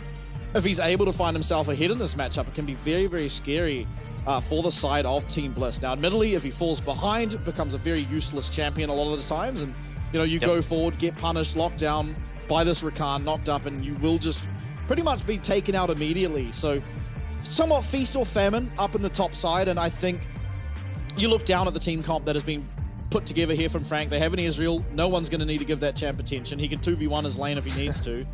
And even in the mid lane, right? Like, do you really care about focusing LeBlanc? Yeah, it's nice to, but ultimately the LeBlanc can also just come to your lane if need be. I think they've put together a team comp that supports this Camille, but can they actually get it across the line? I mean, Bliss certainly aren't going to want to let them do that. I think that Frank has a lot more early game agency, especially with like the Leona Ezreal, a very strong duo on the bot lane. The fact that this Camille in the 1v1 can get some form of priority and then rotate, the hook shot can cover a huge amount of distance, so these skirmishes are extremely good. And then we all know LeBlanc and Viego can do absolute damage in the 2v2. So I think that Frank do have some early game power, but I think after that first reset comes through and, the wave states are not in bad positions, I also think Bliss has the ability to win these skirmishes. You were mentioning the Cassante Camille matchup. The nice thing about Cassante is you are a tank who can match up to these fighters on the side lane in your individual 1v1, and Bio is very familiar with this matchup. One of the best players in our region, Tien, is known for his Camille in the top lane, and this is a matchup that he has played a lot, so I think that Bio should feel comfortable and should play pretty well into this individual 1v1. Shouldn't look too out of waters in, such a volatile lane, and I think that the fact that Bliss have overall looked, more stable towards the end of that last game, hopefully they can bring that into this third game. Yeah, absolutely. And sort of touching, I suppose, more onto that sort of Cassante versus Camille is one of the cool things. I mean, it depends who you ask, right? I'm a person that loves watching Cassante do ridiculous things. I think it's quite, entertaining. The cool thing about Cassante is, as you touched on that side lane, you can peer well into the fighters. And that's because, you legitimately do have kill threat. At any stage of this game, the Cassante can kill the Camille can kill the Cassante. I think it's a lot harder for the Cassante to genuinely look for a kill angle, as, again, how the hookshot can cover so much distance, and it can also be used defensively, right? And Cassante, not as sticky as he once was, with the inability to just tap that W. You don't take the ghost anymore. And just overall, you don't have the slows on your Qs in that all-out form. So it does feel like it's much harder these days for the Cassante to truly find kill pressure. It still definitely does exist. And I think when you get later on in that game, it's very fun to watch how those two champs will interact. Who will be able to get their teleports off better and more frequently or quicker. And I think that could be a massive part of this game. Because, Cassante on the flank is team fight ending. But the same can be said for a Camille. So I think, a lot of onus when it comes to these team fights as we get later on to the game is going to come down to teleport usage and side lane priority. Yeah, and I think that the teleports is such a crucial thing in this game. Look at the side of Bliss, the Tristana and the Cassante. not really known for TP flanks. You know, while K'Sante can TP flank, he can't go over walls like the Camille can, can't find that huge engage from a nice flank, can absolutely take out a member, you know, kidnap someone out of the team fight, but he's got to have the positioning, he's got to have the correct ward for it. It was, you know, the side of the Camille and LeBlanc. They don't really need an ideal ward to find these TP flanks. They just need a ward behind the enemy team, and they jump over these walls and they find these flank positions, and that's what this team needs to do. I think if it is going to be a front to back, obviously going to favor Bliss with the tank, you know, with that, you know, consistent damage from double AD carry. But if Frank do win this early game, they do get the control of the side lanes. It's so hard for Bliss to, you know, do anything because they really rely on, you know, this front to back because these side lanes are quite scary. Yeah, absolutely. And sorry for the delay getting back into this game. Based entirely off the player cams, it seems like there was an audio issue. That tends to be the most common reason for the delays, but hopefully we'll get back into this game very shortly. I mean, the stakes are very high here. I mean, the loser going down to that loser bracket, you have 1 life less. If you're able to win this game for either Bliss or Frank, it means you move on and you'll face the winner of our second game of the night. And just 1 extra life in these playoffs can mean so much as we now head back on to the Rift. Taking a look at the runes early on, it is going to be the fleet footwork for the Kai'Sa. Obviously, you're going against champions or 2 champions that rely heavily on skill shots. The fleet footwork does a lot of work there to get you out of some sticky situations. And that's such an underrated thing about the rune, right? A lot of people just run fleet because it gives you sustain, it gives you the ability to get through these poke matchups. But the move speed you get is, you know, really underrated. Even in the team fights, as the game does go on, you know, being able to kite out these fighters if they do not find that engage onto you, if that Viego misses W, you know, having that extra move speed from the fleet can allow you to do more damage. Whereas, you know, a lot of people say press the attack, obviously more damage, you'll do more upfront overall damage. I think that stuff that gives you the ability to do more damage, you know, throughout the team fights, throughout these skirmishes, just the ease of execution is really underrated. And that's why we see so many of like the, you know, the top players and top regions in the LPL and the LCK, you know, go for those early bloodthirsters on these AD carry solo lanes because it allows them to stay in these team fights and have more uptime. Yeah. Often, you know, you have the more upfront damage that comes out of, say, the Blade of the Ruin King or the Kraken Slayer. But oftentimes it's just the uptime you're able to keep, right, as you just touched on, that allows you to actually do more damage if the team fights are drawn out. Now, it has to be said that the team fights, I mean, for Frank, they don't want it to be drawn out, right? They have a LeBlanc, they have a Viego. The burstier the fight, the better it is going to be for this side. Yep. But on the other side, I mean, with the Kai'Sa, with the Tristana, if you can extend the fights, you are going to start looking better and better in at least the individual skirmishes or 5v5s or whatever it may be. Yeah, and while, you know, I did mention that Frank does have that early game advantage, I do think the power spikes for Bliss, you know, are much cheaper. You know, the Frozen Fist for the K'Sante being almost, 700 gold cheaper than the Triforce spike that comes out of the Camille. I think that a lot of the champs from Bliss don't need completed items, they just need components or they need levels. So we're probably going to see like the, you know, the level 7, the level 9 from the Tristana, the Q Evolve from the Kai'Sa is also another major power spike, whereas, you know, the Ezreal really wants that Triforce spike, that, you know, 2-item power spike. Same with LeBlanc, you need that 1 item before you can really take over this game. And even if you are in an even game state, if you are just constantly getting pushed under your tower by the Tristana, you're not going to be able to find a lead. And, you know, all of a sudden being in this even game state as this LeBlanc is just a very sad position to be in. Yep, absolutely. And even so far in the lane is that mid lane, but a CS advantage certainly in favor of Jiang, as he is going to be on the weak side of the map, but gets out a nice early ward, so should be privy to any ideas of a gank if Kevy does look for something up there. Somewhat evening out the CS is Biopanther, but still, I mean, you say, right, the 700 gold difference between those 2 items, it's really up to Jiang to push the issue in this early game where he will have a lot of potential to get advantage, to try and close the gap in terms of that gold. Because the closer that gold gap becomes, the better it's going to be for this Camille, because ultimately the Triforce is just simply a better item than the Iceborne Gauntlet, so we'll see what can happen. Oh, sorry.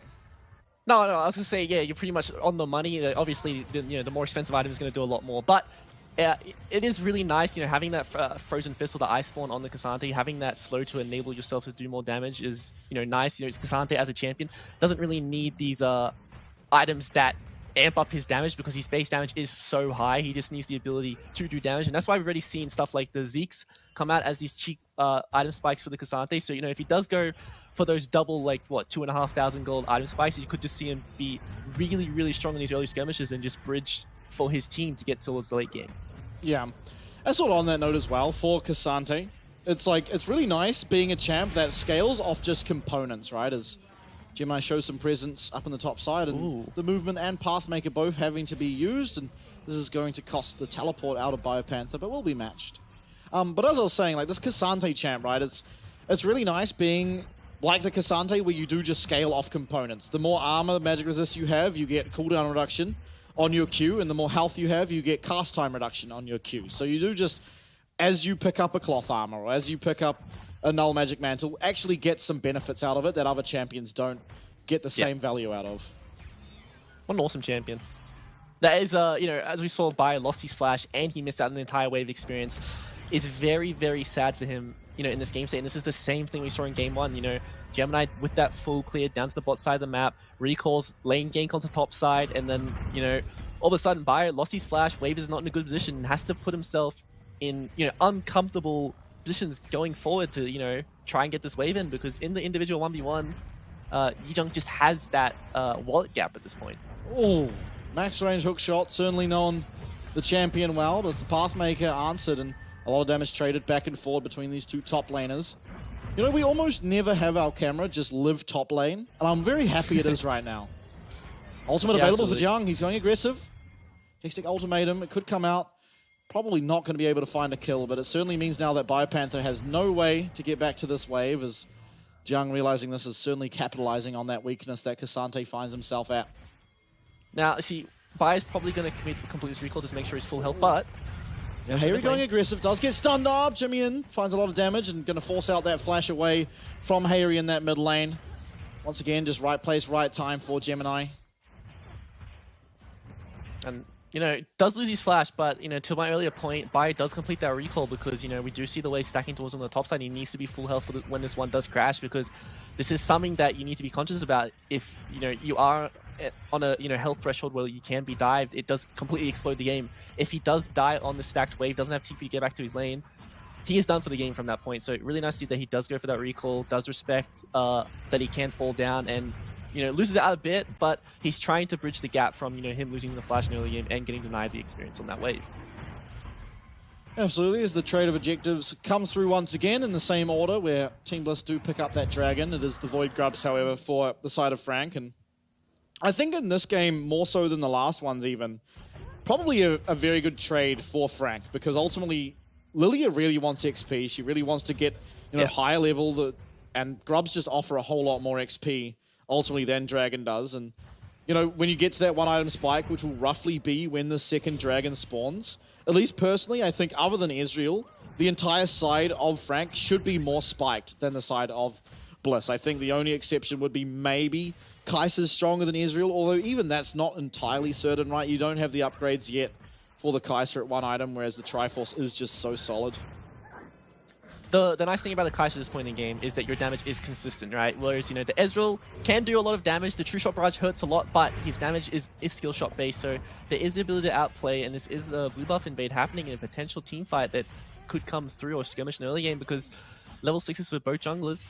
Yeah, just resetting the camp now as Jimmy playing aggressively yet again, but not able to find any procs on that Sigil. Sigil of Malice, I believe. Yes. Pretty sure. But don't ask me, a lot of the time with the mid laners, I just play the champions. Yeah, it's I just don't the Q. We have the trivias where we gotta guess guess the skin, guess the ability name, guess like who the voice line is, and I'm not a professional at that. Yeah, not a pro LoL player. That happens. I'm a decent LoL player, but, you know, sometimes I'm just like, what is that? Like, especially for the champs I've never played. Yeah, I just have no idea what's going on. I mean, game state, this is the most even it's been out of our 3 games. And, you know, despite the disadvantage Team Bliss were at last game, we're able to pick it back up. This time, though, pretty much the entire advantage in this game is mostly just top lane. It is just Jiang with an advantage over his counterpart, and not really that surprising. And the good thing is K'Sante can do a lot with a little. Right, he doesn't really need to get to certain items to truly spike. He will always just be a K'Sante. There's nice reaction from Wako and fantastic trade back. And, you know, while we are having a, you know, quiet early game, I think that Jimmy in particular has done a good job to, you know, create a CS lead and maintain priority for his team. Even though we aren't seeing this, like, quote-unquote snowball come out of the LeBlanc yet, he is maintaining mid priority in a, you know, quite a bad 1v1. The fact that Tristana can just go for a null magic mantle on the recall really makes this matchup hard and always has, you know, more priority on the way. But the fact that LeBlanc needs to use spells in the way just alleviates a lot of that kill pressure or trading power in the 1v1. So the fact that Jimmy is, you know, finding this 1v1, maintaining the priority is so good for his team, because we already see Gemini and, you know, Kaiwing grouping up in that bot jungle, getting deep wards. We see like the line of vision on the bot side of the map, and it really like allows them to feel a lot more comfortable.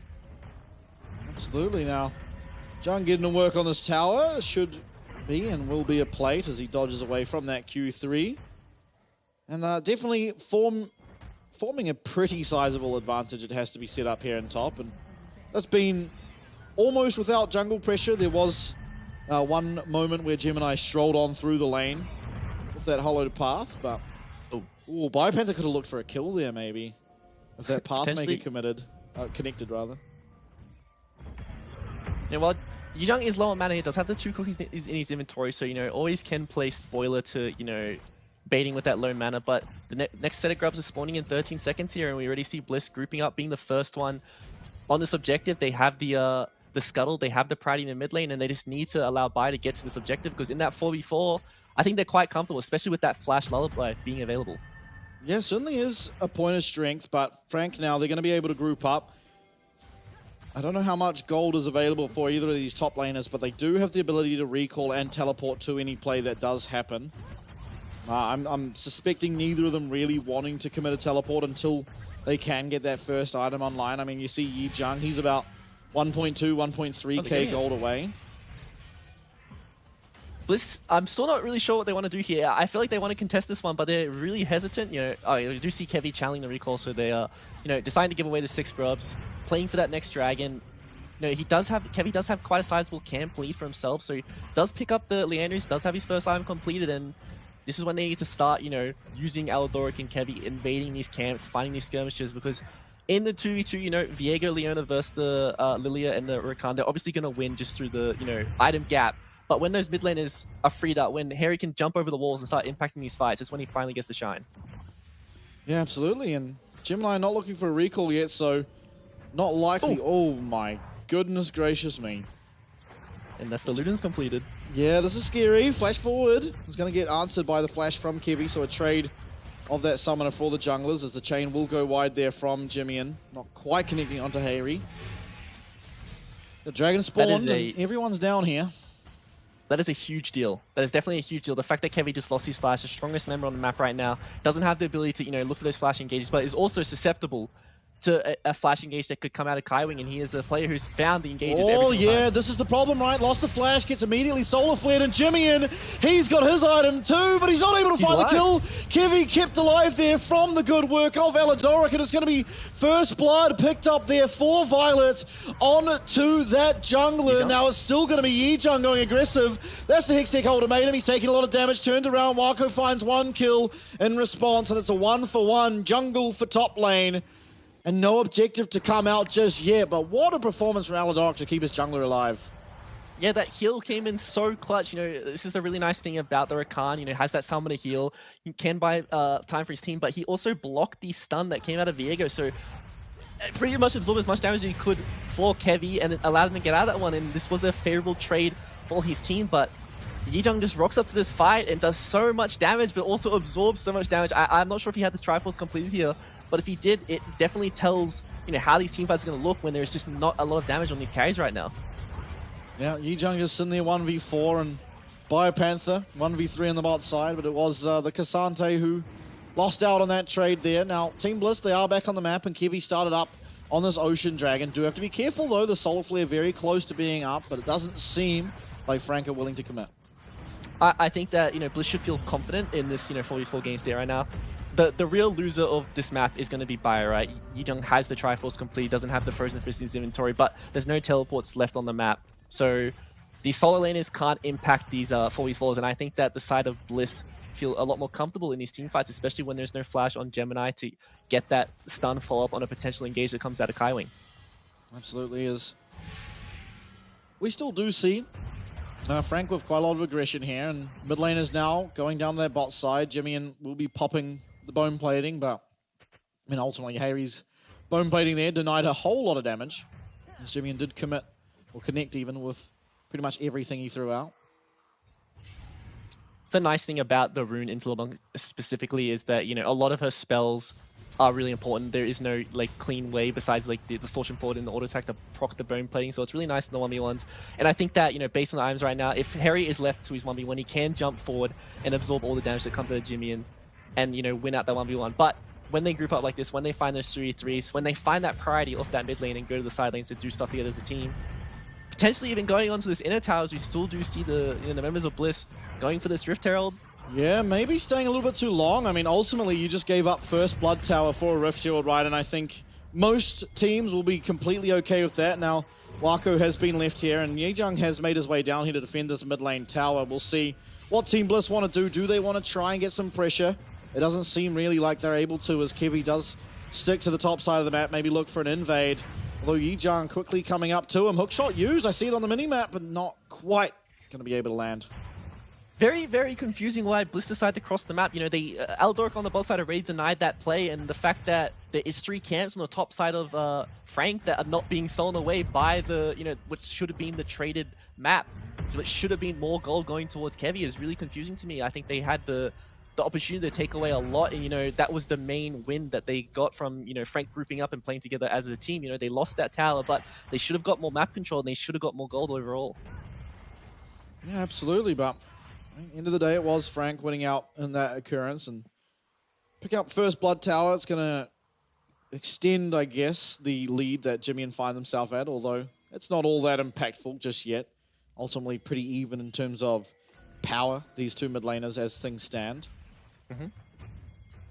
Well, I mean, I was going to say, I think that, you know, Frank, they have a lot more map control right now. They're just moving together really well with this LeBlanc in particular, and I think that Yejung requires multiple members to deal with him, whereas, you know, the rest of the Bliss side, you can kind of match with your individual 1v1, so they're going to be able to get overall more control of the map, but I think it's these team fights that are kind of scary for Frank, because, you know, while this Camille is strong, she is squishy, and if she goes into mispositions, gets caught by that Rakan lockup, there is the damage to take her out.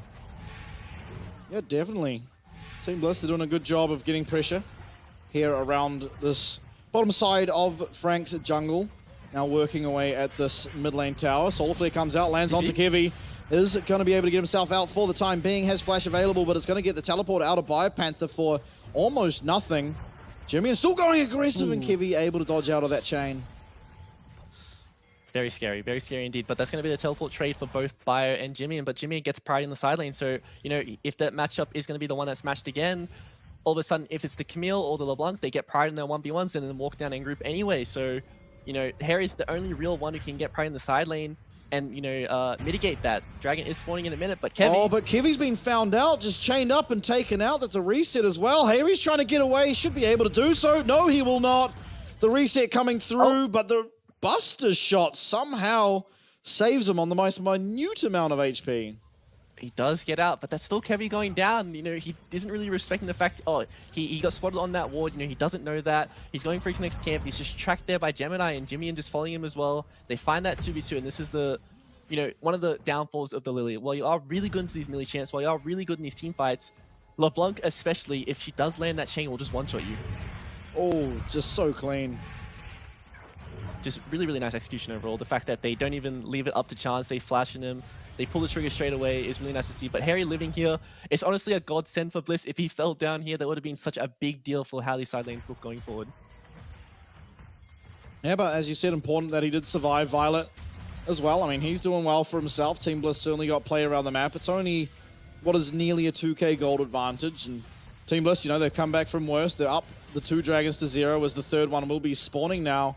And Gemini lost his flash in the last fight, so won't be able to look for such a clean engage as he was last time again. Violet just a casual level 12 matching the experience of the solo laners. This is what, you know, I mentioned to you was like the strength of Bliss is when he's left to the 1v1s in the bot lane and is able to scale up even faster. So he's a really, really high level in this game, and there's a champion that LeBlanc struggles to play into, right? You know, a lot of the damage from Kai'Sa, you can't outplay, you can't use your distortion to avoid it. You know, you just get hit with the Void Seeker, get hit with the Cathian Rain. There's so much damage onto you, but this is the 5v5 on the objective. Yeah, Soul Flare coming out again, lands onto Aladoric, and he's stunned up for a long, long time. True Shot Barrage even coming through and taking him down even lower. And now it's Frank with utmost control over this river. Kevy stacking up his movement speed, trying to find a way back in there, but it's Wako, it's Jung, and it's Gemini who are completely unfazed by anything that Team Bliss are doing. And with that, will be able to collect themselves their first and the third dragon of the game. This is the, you know, the really hard thing about versing stuff like LeBlanc and Ezreal when you are outranged and there is no, you know, flank threat or like champion who can consistently mark them. But I'll hold my point is Yijang might find the solo. Yeah, Hayri, nice buster shot again. But just using that ult constantly to run away, not being able to use it aggressively, not find advantages for himself as the flash going to be used there by both Aladoric and Wako. Now, obviously, you generally like trading that, you know, losing your support's flash for the enemy team's AD carry, but in general, maybe Ezreal's the one exception as he does just have a flash on such a small cooldown anyway. Yeah, it doesn't really need the flash this game. And it will tie into my point from earlier was the fact that no one's really marking the Ezreal or LeBlanc, and they were just able to, you know, LeBlanc jump over the wall, land the double, you know, sigil harass, and really chunk out Kevy there. No response onto LeBlanc, and the fact that, you know, Wako can constantly just poke. As Bliss is just going to play this front to back and not look for these flanks, not look for these hard engages, they are just going to, you know, get out poked, and that's such a hard thing to deal with. Yeah, Wako, 6 Void Grubs, Ezreal, Essence Flax, there goes the cleanse from Violet, and I don't even know what just happened to Aladoric, but he is no longer on the screen. Jimmy coming in and just completely one-shotting that Rakan, and with that, it's now a 4v5 on the map. Complete control in every lane, and maybe even the 20-minute Baron coming through. Is the potential for this one, but, you know, we do see Wako looking for the recall. Hasn't got his, you know, 2-iron power spike yet. Is sitting on a lot of gold as well. See the 2-iron power spike coming through for Violet. I think the only real way they can answer this comp is when, you know, Violet gets that Void Seeker evolved with the Nashes and is able to respond with the poke on his, you know, from his own. Because while Kevy is fed, he can't really do anything without, you know, the Zhonya's, without the flash being able to get into these team fights. You know, Gemini isn't really going to do anything in these team fights either, right? All he needs to do is just flash and find the shutdown. But yeah, talking about an engaged Young finding one, but he is completely all alone. Panther teleporting in, and we're finding our way onto Jung. The hook shot, max range with the Cathian Rain. Max Ranger, as down will come that Lufting Lullaby. It's a nice deny from Kaiwing, but it's still going to be Wako all out and taken out. Might have wanted his flash. The stun coming back onto Panther, who will flash away. He'll go out of that all out, get those resistances back, and it's Team Bliss 2 for 0, top lane and AD carry taken out. And Jimmy and Gemini and Kaiwing with so much to do to try and deny a Baron. This is their winner to win the game here. Gemini has that flash. We've seen him steal his objectives before. They're not marking. Yeah, Solar Flare comes out. It's landed. It's going to find so much damage. One reset could be all they need. They're able to find it. Jimmy and confirming that, but Gemini not actually able to take over that soul. They've stopped the Baron, but it's still Team Bliss getting more and more gold. Kevy not going to be able to find his way onto Jimmy, and who has got to have some fancy footwork. Not going to have it though. He comes back. He looks for a bit of extra damage. Not going to have what it takes. Is the True Shot Barrage. We've got another game on a knife's edge here, Tally.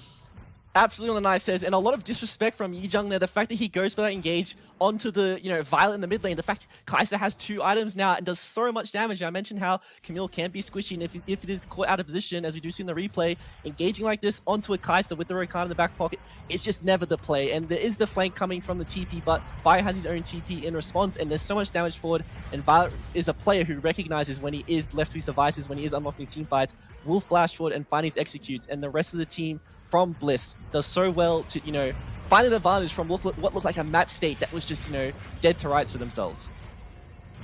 I mean, taking a look at the replay, it's Violet who just survives so much, and it's off the back, actually, of the Killer Instinct shield. The Buster Shot as well denies Gemini from getting that soul, so just lots of things coming together, and very, very well played mechanically from Team Bliss to take what looked like almost a losing situation into a very heavy win for themselves.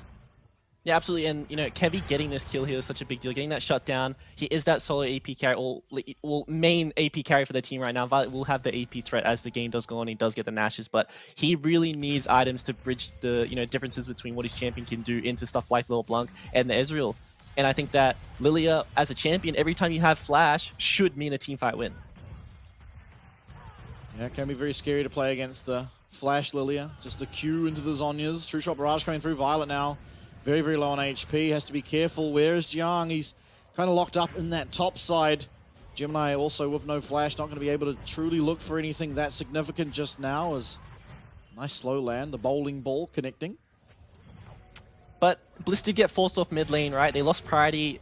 Frank is going to pick up the priority here. The Dragon is spawning. This could be just a free objective going over towards the side of Frank. But Bliss, you know, actually Frank deciding not to go for that one. Maybe they think that the Baron is you know, more important. They don't want to allow Bliss to have control of the top side while they commit to the bot side, because there is so much DPS threat from a Lilia, from double 80 carries. And whoever goes for this Dragon here does have the potential of just giving up this objective right now.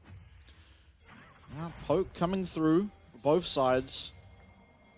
As it is with a control at least for now in favor of the side of Bliss. Hayri caught out, but a nice busted shot yet again means that he's going to deny that Hextech ultimate and really any use. Just great usage of that Tristana ultimate here to keep himself nice and safe in the side lane, and going to be able to pick himself up a tower now. That's such a big deal. That is such a big deal that, you know, there is no Hextech ultimate, and now there is no lockdown for the members such as the Kai'Sa, the Lilia, or the Rakan. They now have the ability to, you know, unleash in these team fights, but this is still Bliss committing a lot of resources for that top tower, right? They've, you know, 5-man reset. This should be the Dragon going over to Frank, but, you know, have to see what Bliss want to do. Do they run straight towards this Dragon, or do they just, you know, use that mid priority and go straight back towards the top side to pressure the Baron?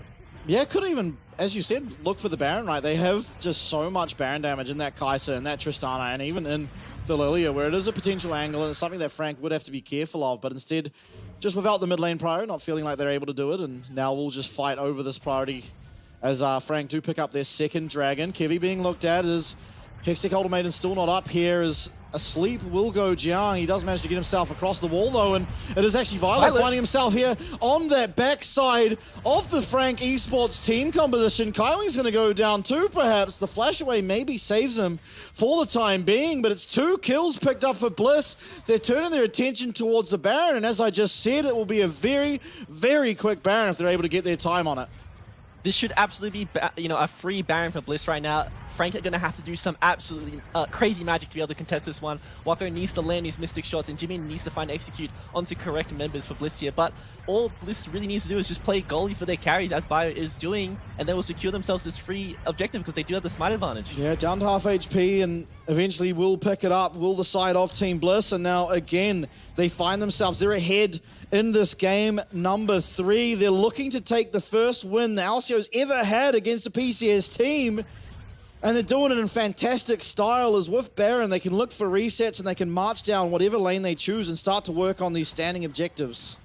And this is just the difference between, you know, Yijang not having Hextech Ultimate to lock down Kevy. Look how much distance he creates, and the fact he's able to kite that one out with the Listening Lullaby, which enables Violet to dive onto the backline and find that execute before the hookshot lands and allows Jimmy to one-shot Violet. Really well played by the entire side of Bliss. And, you know, coming into this series, I was going to be happy if Bliss was able to look competitive against Frank, you know, because Frank's a really good team, and in LCO history, we've really struggled against even the 5th and 6th seed from the PCS, but to see them, you know, go the distance in Game 3 against the 4th seed, and a team that is considered one of the, you know, even the better teams, maybe even better than their current standings in the league right now, is really, really nice to see.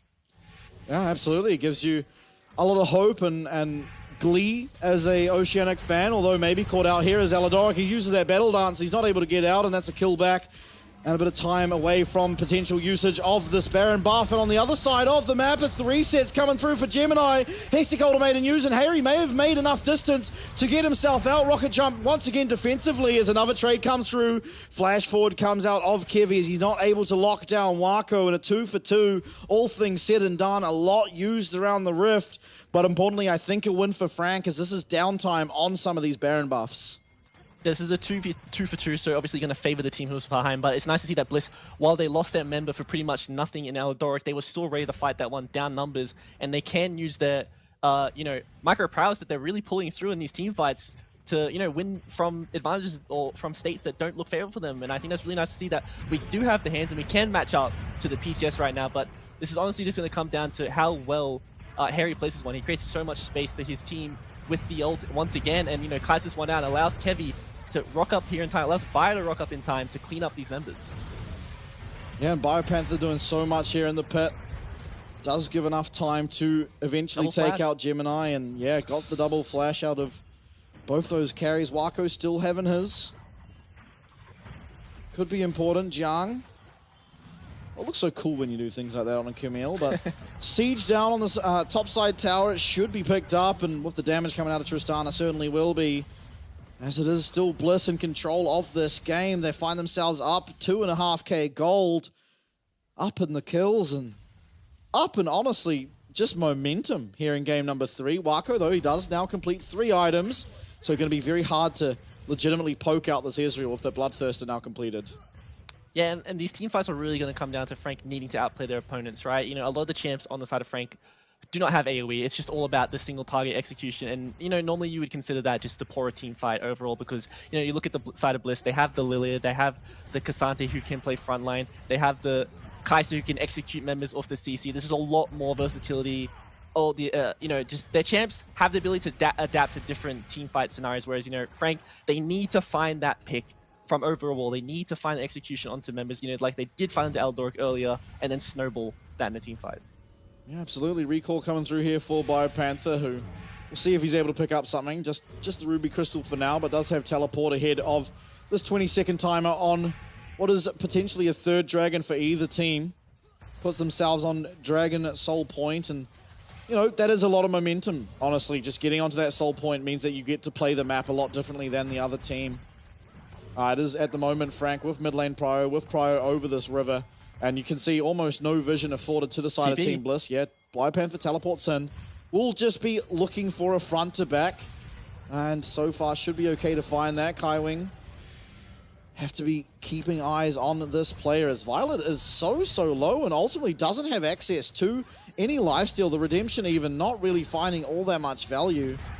As on the other side, I mean, Marco, he's going to get hit by that Lilia ult and flash away for Kaiwing, but the flash forward and everyone's piled on to this Ezreal. Wako is trying as he might, not going to be able to get any distance found. It is going to be the dragon picked up here for the side of Frank, but it's a 1-for-0. Wako down for a long time, and what can Team Bliss get on the back end of that?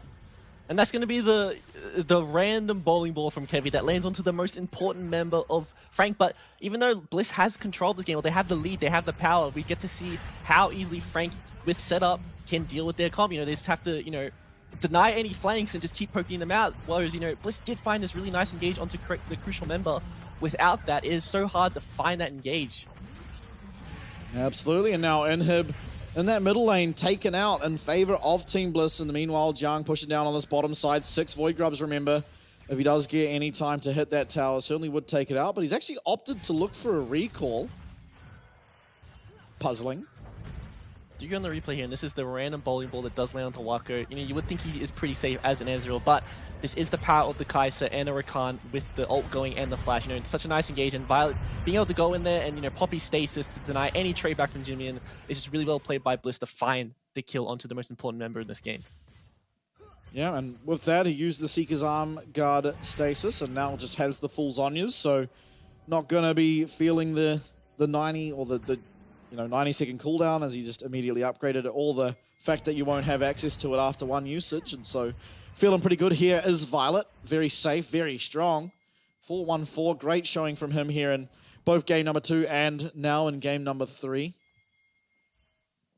And this is why LeBlanc, you know, sort of fell in the meta, right? Because it's, you know, while he is so strong on LeBlanc in this mid lane, he does have the 3 items. It's just, you know, you look at the inventories of a lot of these members, you know, Zhonya's to outplay, blood, double lifesteal items for Harry, magic resist in the top lane, stasis for Kevy in the jungle, and then a mobile Rakan. But they are starting the Baron. They're happy to flip this one. Yeah, half HP. Gemini's going to be able to get himself into that pit if he needs to, and here comes a Solar Flare, a lot of damage, and he gets it. He steals his second one of the series. Everything coming down onto him, and he will be taken out, and so much CC as the 2-man Q3 landed by BioPanther, and he's finding more and more. It might be see everyone but Wako going down. Congratulations, Frank, you got the Baron, but it might just be this fact that Team Bliss, they're going to take down everyone. There's an open lane, and LCO will find their first series win in the PCS against the PCS team. Holy shit, boys, we've done it! I never doubted, and you know, they have the wave, they have the 5-man ace, they're finally going to be able to pick up the win. Look at the emotion on Violet right now. You can already tell that he is feeling this one, and it's even starting to affect me as well. This is, I'm so proud of them. I am so happy that at long last, not only did Bliss get their first win here in the PCS, but they won the whole series. And that man on your screen, Violet, what a series out of him. 2 amazing performances in those back-to-back games. First, the Jin. It's not an easy game to get anything done as the Jin there in game number 2. He gets it done. Then game number 3, an immaculate Kai'Sa game against none other, by the way, than Wako Kaiwing. 2 of the most formidable and storied PCS AD carry support duos that the PCS has ever had. And it's Team Bliss who get it done. Just around the map, such a fantastic showing. Devastation on the side of Frank Esports. Their hopes here in the PCS, of course, is still alive. They are not eliminated. They do move down to that losers bracket, but the first time in the PCS history, we have an LCO team moving on in the upper bracket.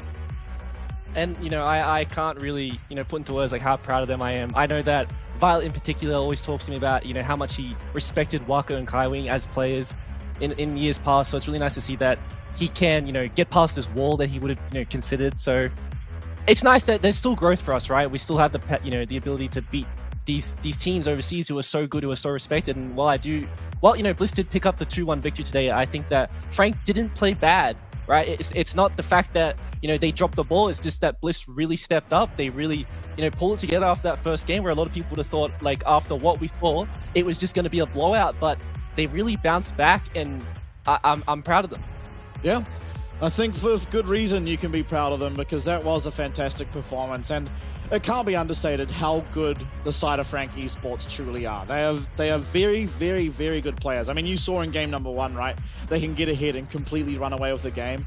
They were able to get ahead again in game number 2, but Bliss importantly fought back, and I think using that momentum, it has to be stated, were able to just continuously grow a lead there in that last game. They once again actually found themselves at a slight disadvantage, but were able to bring it back. They were able to continually contest everything Frank wanted to do, and it was eventually enough for them to get across the line. And what a way to do it. I mean, this is probably possibly in terms of the last 2 years of PCS I've watched, right? I've casted every single game of the LCO against the PCS. This was probably the matchup I would have had written the LCO off the most, to be honest. I think Frank, in terms of comparing Frank to the former teams the LCO went up against, they are by far the best team that we've ever met in the first round. And being able to take them down is just very, very impressive. And it is going to prove that now Bliss as well as Ground Zero are just legitimate threats.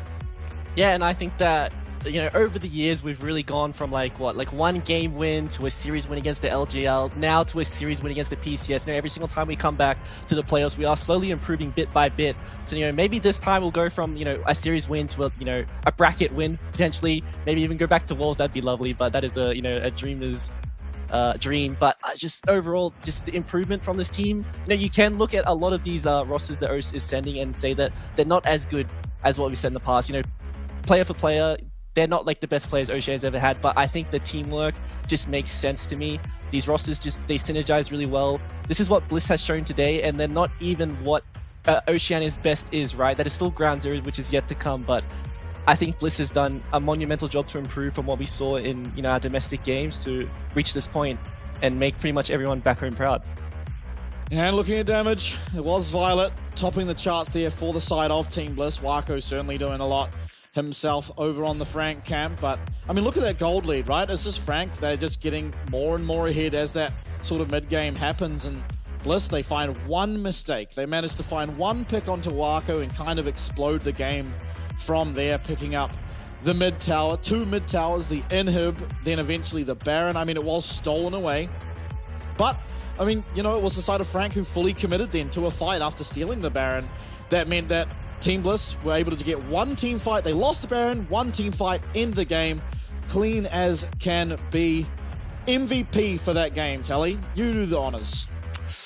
I have to give it to Violet. I think that overall throughout the entire series, he that game for me was the MVP, but also for this entire series, I think it was Violet. He just had the most consistent performances in every game. He was hitting when he needed to, and you know, I was so worried about him coming internationally when he was just, you know, not really able to find these carry performances back in our domestic league against Limas. But today he just showed up on every single champ that he pulled out in today's game, and I'm, you know, really happy for him in particular, and you know how emotional that was for him.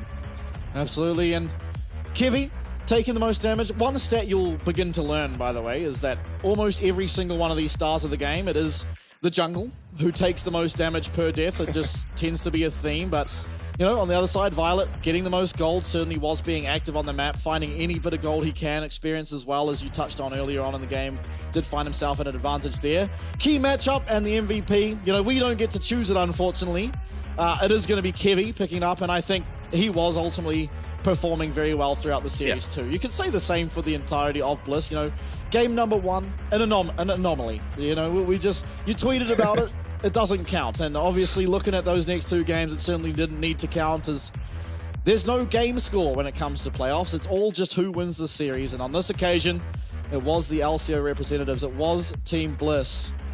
And I think making everyone proud. Absolutely. I think it, you know, they must feel amazing, and I think that they can go back to their hotel and really, you know, relish in this victory. I think that's something that we haven't really been able to do from a lot of these international events in the past, but you know, job's not done, right? They still need to come back. They need to do this again against the winner of our next series, right? They need, or if that's true, they're going to burst going forward, but they need to, you know, lock in. They need to continue this performance they're having, and you know, go even further as, you know, Oceania as a whole.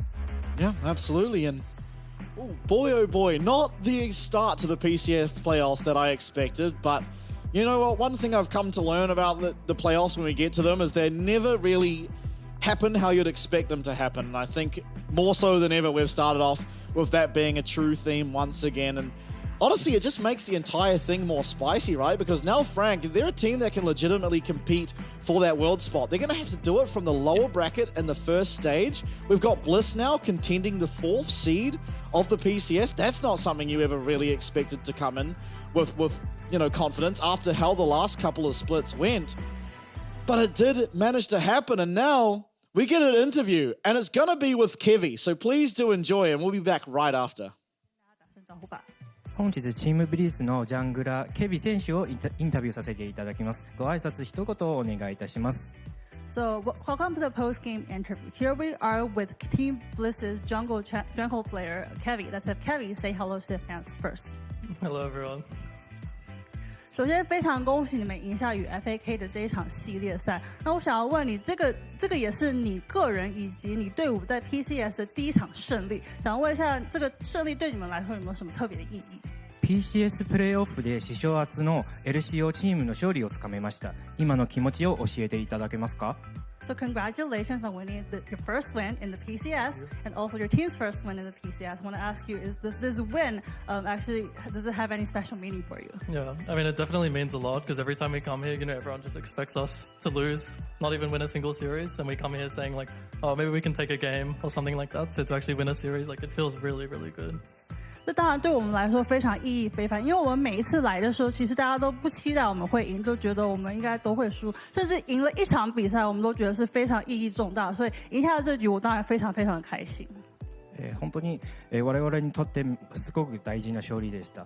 毎回 PCS に来る際に、たとえゲーム一つの勝利だって期待されてなかったんで、今マッチを勝ってすごく嬉しいです。这场系列赛其实最大的亮点是你在第2局拿出的希瓦纳打野这支英雄，这是第一次在 PCS 出现。想跟你聊一下你这个选角为什么会选择这个英雄？ゲーム2 PCS 史上初のシバーナジャングラーをピックしました。そして素晴らしいパフォーマンスを見せていただきました。このピックについてどういう考えだったのを教えていただけますか？ So actually the highlight of this series is when you picked Shyvana jungle champion in the second game. So it's actually the first time that this champion appeared in PCS. I want to ask you why you picked that champion, and how do you think about this champion? Yeah, honestly, the build is just really strong with Trojan and Leandries, and it's something that we've been playing a lot, like, you know, in scrims. I was like playing in solo queue. It's very fun, and our team just thinks it's really strong. So we just decided, you know, to play our own game. Like, we don't really care what anyone else plays, so that's why I picked it. 我们会选这支英雄是因为他其实在这个版本非常的强势，然后我们自己在练习的时候，在打训练赛的时候，其实用了很多，我自己在 solo queue 也打了很多，然后所以我们其实不太管别人怎么选择，其实主要是我们自己队伍能够使用好这支英雄是最大的重点。我们为什么会今天会选这支英雄？シバーナのピックについて、このパッチはやっぱりすごく強いチャンピオンでして、で練習の時もかなり練習してました。他のチームはあんまりピックしてなくても、我々のチームにはその相性がいいっていうか、使えるのであれば、ピックはしました。在2023年的时候，你其实跟 The Sheep 这支队伍一起来过 PCS 打这个季后赛。那想问一下，那一次你的一些经验，可以跟我们分享一下，以及你认为在 LCO 隊伍对上 PCS 的队伍的时候，特别需要注意的点是什么？2023年のサマースプリットの時、ザ・チーズと一緒に PCS プレーオフの経験をしました。その経験から何か成長できたでしょうか？そして LCO チームが PCS プレーオフに参加する際、最も気をつけないといけないことは何だと思いますか？ So you actually came to the PCS playoff in 2023, and you came with the Chief, and so you actually had experience playing here. What was that like? Is it any difference from this time? And also, what kind of things do you think LCO teams need to be most aware of when they play against PCS teams? Yeah, so I mean, the biggest difference obviously is just the fundamentals and game knowledge. Like when I came here last time, we realized immediately like these teams are way better than LCO teams, just in the way that they play. They play so much more as a team, and like we can't get away with playing sloppy or, you know, just missing steps and things like that. So that's like mainly the thing that we worked on. And basically, like, I would say, even though the PCS teams are like a lot stronger than us, like we also realize we can beat them. You know, we just need to get that fundamental level, because in terms of mechanics and stuff, I don't think we're like that outclassed. It's mainly just like in game knowledge. 我觉得跟 PCS 队伍打比赛的时候，最主要需要注意的点是，因为他们有很多的游戏经验以及游戏的知识比我们多，累积了很多，所以跟他们打比赛，我们看起来会比较输给他们，会有比较大的压力，然后我们也比较容易输。但是我们在这些地方进行了改进，然后也努力来增强自己的游戏知识，然后我们也了解到，我们如果单就个人技术的话，其实不一定会输他们，所以我们就从这些地方在做改进。前の時はやっぱり PCS のチームにボコボコされてたんで、何か違うって言ったらもう、チームとしての経験とプレースタテジも、違うからです。で今回は、やはり気づいたことは個人のスキルはそんなに差がないっていうことと、頑張ればなんとかなりました。现在你拿下了你们第一场胜利，有没有什么话想要对你们的粉丝以及 LCO 的观众说的？今 LCO の初勝利を取りました。ニアにいるファンたちへのメッセージをどうぞ。So now you guys got your first win. Do you have anything you want to say to LCO audiences and your fans? Thanks for watching and thanks for supporting us, and hopefully we can win our next series as well. 非常谢谢大家看我们的比赛跟支持我们，希望我们下一个系列赛也能取得胜利。いつも応援ありがとうございます。これから第2のステージに進出できるように頑張ります。Thank you so much for the interview and congratulations for your win. 我们把镜头转回主播台。Goodbye. Bye. Oh, smiles all around there for not only Kevy, but I think all fans of Oceanic League of Legends, and it's a proud moment to be anyone supporting these guys. It's definitely been a journey to get here, but yeah, no, I've said it so many times. I'm so proud. You know, I had to take a moment myself during that break to, you know, recollect myself, because it feels so good to be rewarded for the effort that everyone put in. So yeah, I'm definitely really proud of the team, and I hope that Ground Zero can also put forward that same performance tomorrow. Yeah, absolutely. And I mean, you know, this just guarantees now we're going to have more games of LCO teams. You know, it's not going to be a quick 4 games, 2 for each team and they're gone. Now we're going to at least have 3 from Bliss, which is always exciting. You know, they get to have their opportunity to go up in that winners bracket, if they're able to win their game in that winners bracket, they're through. They're going to make it to that second stage, and they're going to be able to contest with the likes of SoftBank, with the likes of DCG and PSG Talon, who eagerly await anyone to go join them up there and fight for that Worlds position. And imagine the storyline if we get an LCO team at Worlds.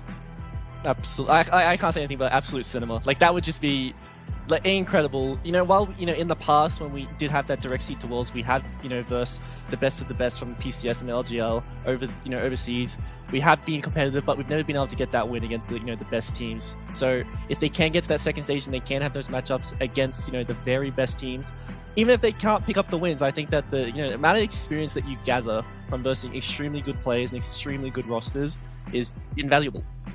Yeah, absolutely. But there is a fairly large step yet to really get to that World Championship stage, because yes, Bliss, they won this series, but you're going to want to stick around because the next series of the night, West Point up against DFM, winner of that is going to be against Team Bliss later on in the week. So do be there. You're not going to want to miss it.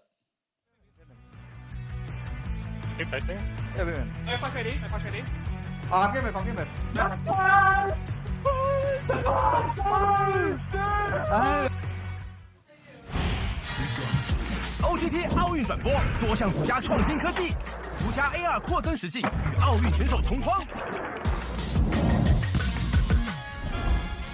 加超慢速视角。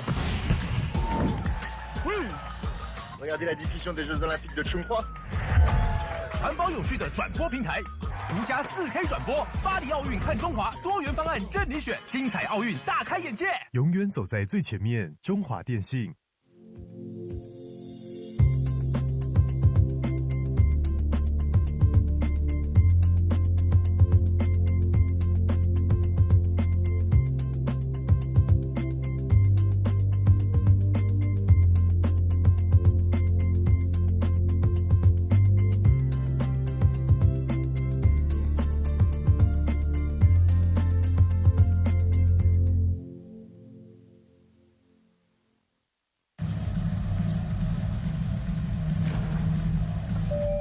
旅客陈志明，华航直飞西雅图的班机即将准备登机。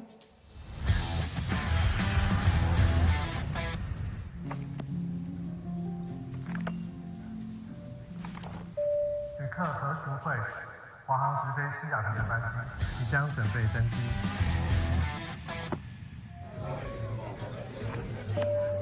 China Airlines passenger Michael Chen, your third flight to Seattle is now ready for boarding. 华航直飞西雅图，7月14正式起航。好想吃花雕鸡面哦，可是还在加班。阿嬷，加班也能来碗酒香补一补哦。就是这味道，这碗花雕鸡面帮你补身又补心，好满足哦。还有麻油鸡面，赶走你疲累的寒意。要不要再来碗花雕酸菜牛肉面？暖心酒香的丰盛美味，台酒酒香经典系列。难得皇上莅迎蒙古，臣等备好贡品向皇上进献。好想吃哦！特此献上，此为酒香蒙古锅牛肉面，就是这味道，浓郁的汤头为牛臀骨风味，还有孜然香，淋上五加皮料理酒，更有层次。这真是宫廷御膳顶级享受。台酒御膳堂酒香蒙古锅牛肉面。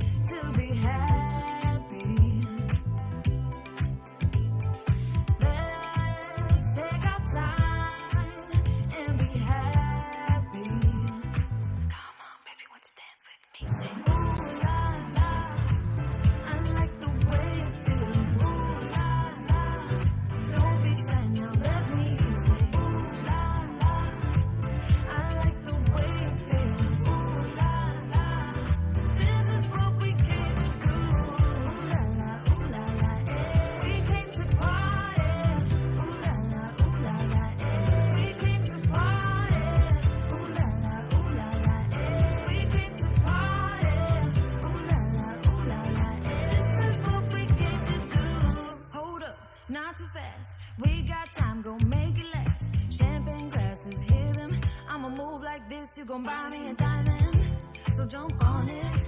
Come on, I know you want it. Raise them glasses to the sky. It's our time, we own the night. We got tonight to be happy. Let's take our time and be happy.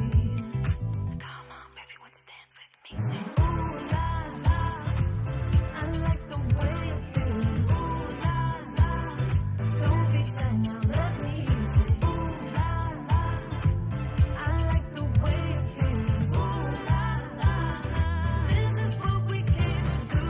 Ooh la la, eh. We came to party. Ooh la la, eh. We came to party. We came to party. We came to party.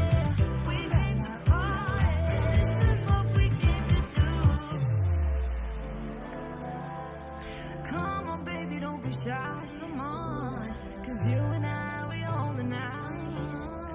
We gon' take it slowly, right up to the morning. You know it. Come on, baby, won't you dance with me? Say, ooh la la, I like the way it feels. Ooh la la, don't be shy now, let me say. Ooh la la, I like the way it feels. Ooh la la, this is what we came to do. Ooh la la, eh. We came to party. Ooh la la, eh. We came to party. Ooh la la, eh. We came to party. Ooh la la,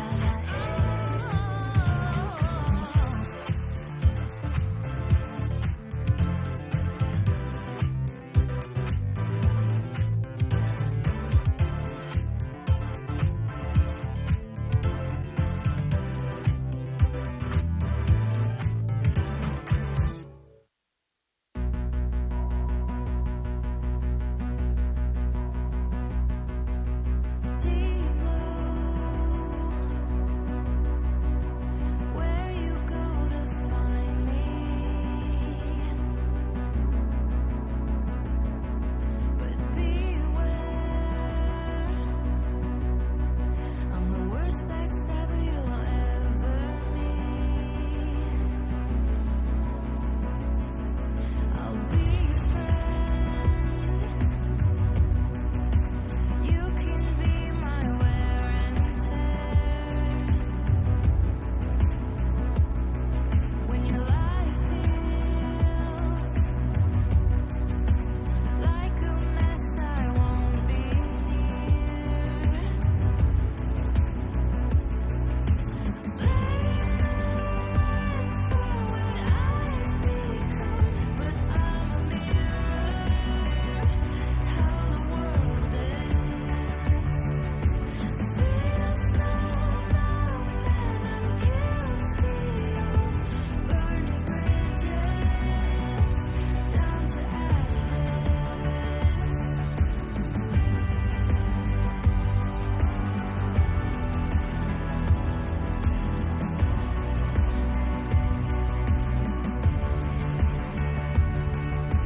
Must confess, see feelings as a playground.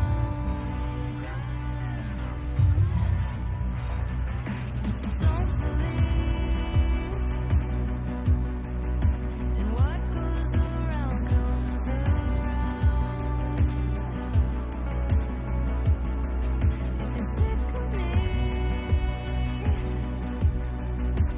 don't forget to bear in mind there's nothing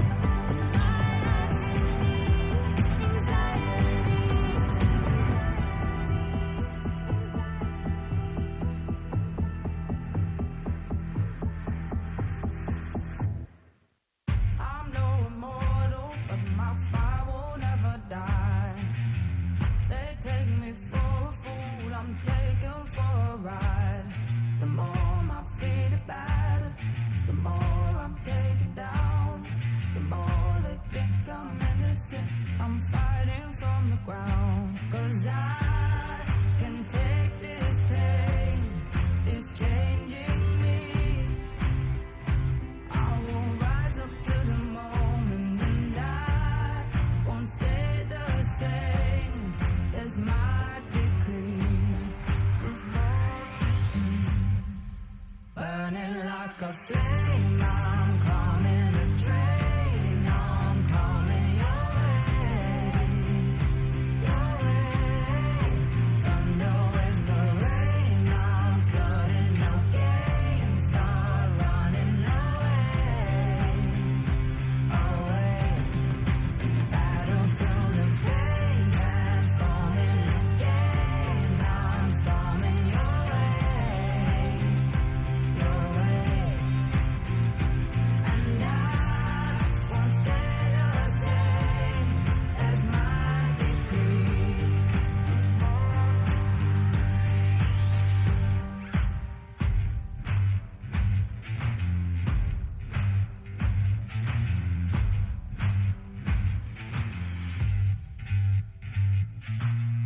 I'm no immortal, but my fire will never die.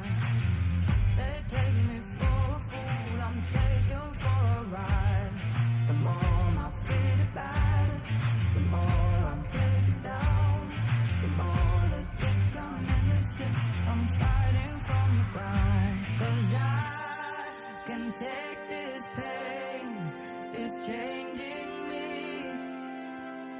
I will rise up to the moment and I won't stay the same. That's my decree. It's my decree.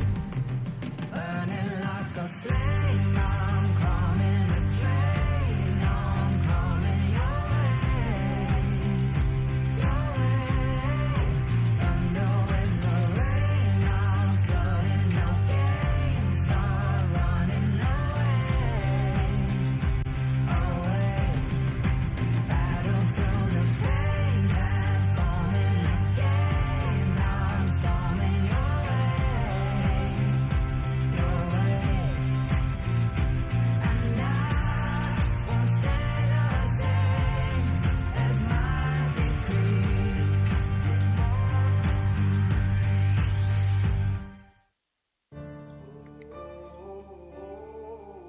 So welcome to the fire. I'm the one with the light. Feel it burning through your veins as we're walking through the flames, getting higher. Welcome to the fire. Welcome to the fire. So welcome to the fire. I'm the one with the light. Feel it burning through your veins as we're walking through the flames, getting higher. So welcome to the fire. Feel it burning through your veins as we're walking through the flames, getting higher. Welcome back, everybody, and what a night it's shaping up to be. Team Bliss taking out Series 1 in a reverse sweep, and now in our second series of the night between DFM and West Point. We're going to find out who's going up against them later on in the week. And tell me your thoughts ahead of the series. I'm actually really excited. I think that DFM is a really strong team, even though they are the second seed for the LGL. I went back and watched their finals, and even though they did fall down 3-0 to SoftBank, I think a lot of their games were really competitive, and overall, I think their macro is something they shine at, especially their TPs. We've already started to see that in our last series, that TPs are such a big deal coming into these games, and I think that DFM is a team. Also, they have like these very storied veteran players. Like I know for sure, like Arya is an insane mid laner, and the fact that he's come back to the LGL is a big deal for them. So I'm really excited to see him play, but I'm also really excited to see Yudapon play, because he's sort of like this robot to me. He never really performs badly, and he's always on the ball. Absolutely, and on your screens now, it is that side of Detonation. Focus Me, Ray Faki, Steel, Arya, Yudapon, and Harp. The same lineup they came across here in spring, and they were one game off reaching that second stage of the playoffs. Weren't quite able to do it, but certainly going to be fighting to do so here. And Telly, I mean, I got one question for you. You were at one stage in your career playing against Udapon. Did you ever think you would then later on be casting a game that he's in the same exact playoffs as, your region is now playing in? I'll just remember the first time that I ever heard about Udapon. I think they did a segment with the fact that he's the apex rank in every single game he's ever touched. He's global in CS:GO, he's Radiant in Valorant, he's Challenger in League, he's Challenger in TFT. Pretty much everything he touches just works out for him. So it must be nice to be so talented in all these games. But yeah, I never thought that I would be casting. I thought I would honestly still be playing against him at this point in my life. Yeah, but here you are, going to get to see what he has, and he's going to be going up against West Point, who will come across your screen very shortly. And I think, even looking historically, right, last split, LJL, they were so close to sort of being that, honestly, first and second best teams we had in the playoffs, and DFM coming in looking even stronger.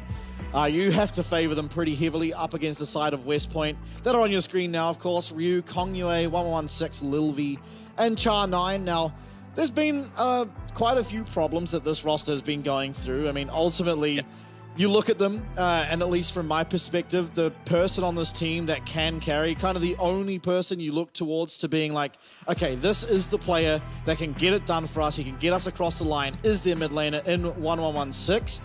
He is just possibly the best player on the team, I guess, at using his hands. Kongyue, if he can get his hands on a comfortable champion, certainly can thrive, but it's generally 116 with that level of consistency and power, I guess, that can be that carry force. So Aria, very skilled, will have his work cut out for him in dealing with 116. And is there, because obviously you're a lot more informed about West Point than I am, is there a specific play style that West Point goes for? Are they a one-dimensional team, or are they a team who likes to spread themselves across the board a bit? Yeah, so their weak points are sort of their top lane, and they can't really play around Ryu, unfortunately. He came in sort of the midway through our season and hasn't quite found his footing in the league, but their strength generally lie, and it is 116. They like to roam around. Kongyue will spend a lot of time around the mid lane. Char9 as well, roaming away from that bot lane. And Lilvi does a really good job at just sitting solo in a lane and staying even. And, sometimes that's enough to get it done, but sometimes it just gets punished, right? He sits there trying to stay even, he gets dove, or he's just a little bit behind and can't really keep up with the opposing AD carry. And so they only really thrive if they can find advantage on 116 or Kongyue. But Kongyue has been tending to play the tanks so far. And it has not looked like, usually you think of Kongyue, at least in my experience, and he is a genuine carry threat if he's on a carry champ. But they haven't really found a way to work with their team when he is on those carry champs. So it has looked a little rough in general for them. But team comparison, the number of games that DFM have played this summer.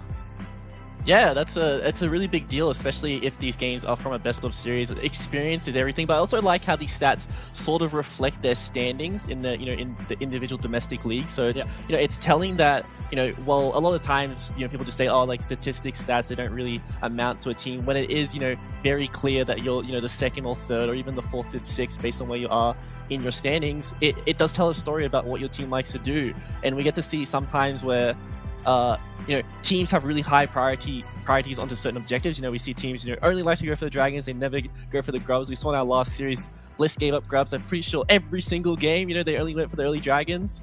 And, maybe that is a favor going forward. Maybe the teams like to pick up these objectives because a lot of these game states aren't coming down to that side lane priority. They aren't coming down to, hitting these towers. It's just all about who gets to that solo wing condition faster. Yeah, absolutely. I tend to agree, and you saw in the stats there that DFM highest in the league with that dragon percentage, so possibly a angle for them or something they look towards is getting early dragons, starting to stack and finding that win con there. Quick question as we do head into draft, and Nidalee, Lucian, Senna, Zeri are all banned, a lot of AD carry focused. Being an Oceanic fan and a fan of the LCO, are we going for West Point because they do have Coach Calvin as their coach?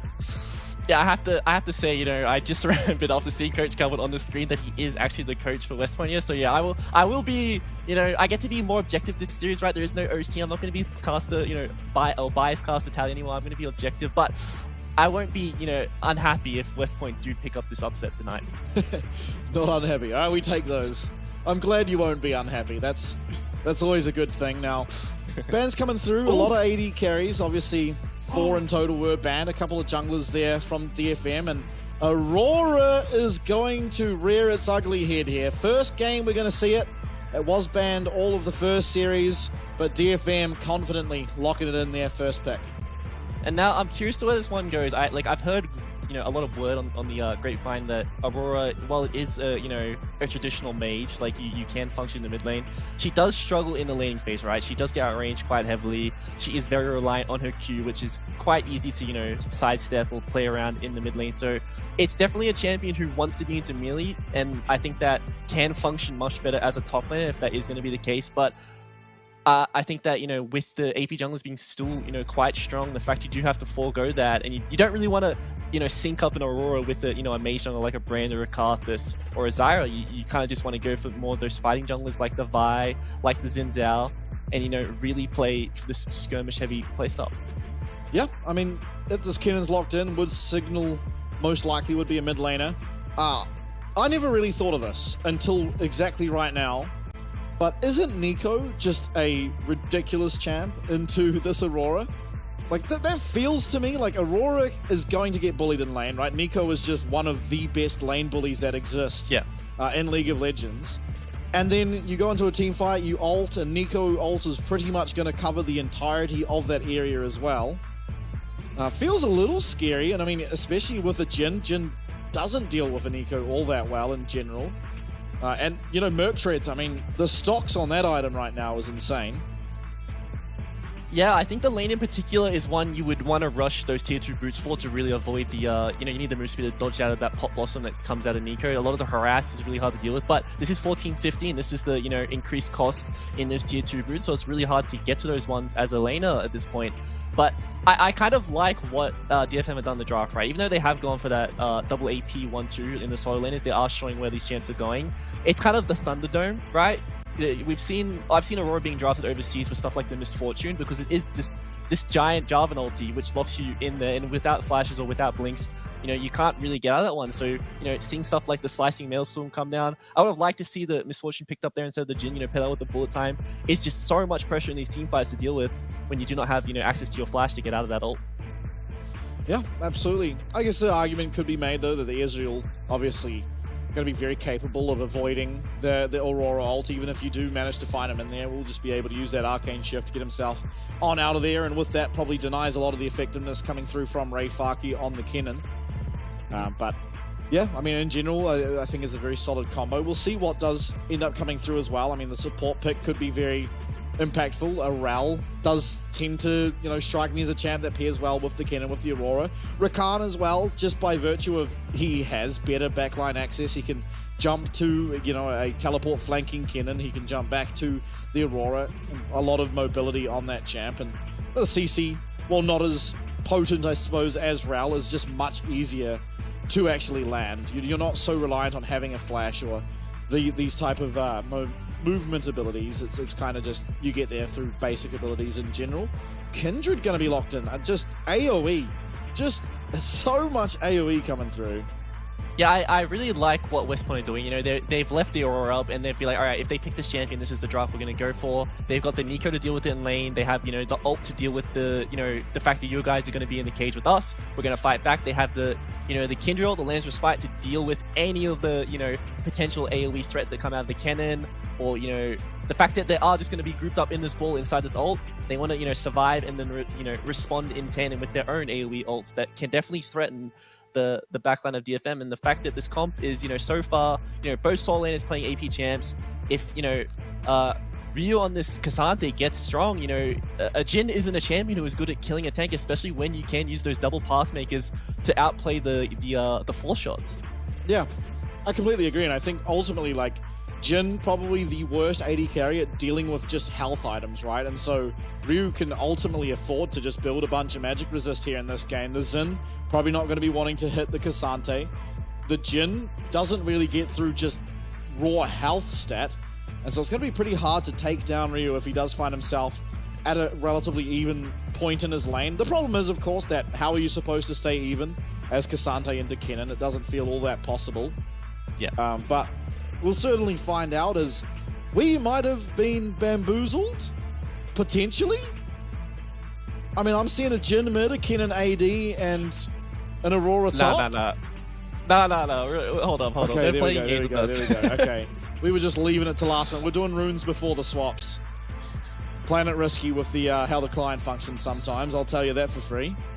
But managing to get it all done, and it was the REL, of course, to round out this comp. I mean, the AoE coming through from both teams is pretty ridiculous. I think one good thing about Cassante is he can just rip someone out of the Kindred ult, that Lamb's Respite, and sort of, isolate them, execute them if that's what's needed, and could be a difference maker in these team fights, but it's going to be so hard for Ryu to try and stay even close to even against the Kennen, who I imagine will have that first strike.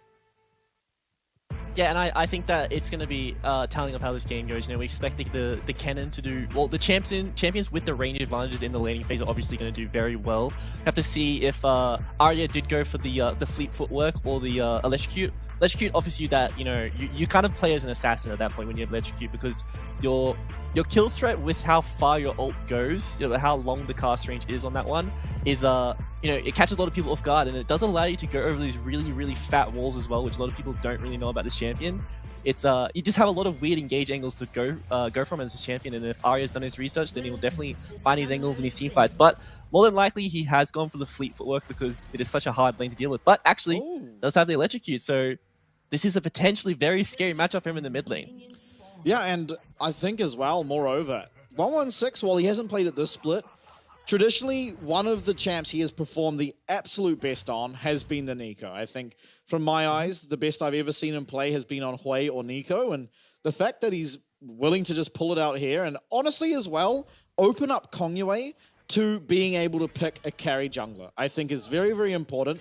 It's a look we haven't seen from West Point in a long time, and I think it should bode well for them in this game. Now, of course, DFM, they're a massive name, a lot of scary players you're up against, and while maybe you found comfort here for West Point, it might just not even be good enough.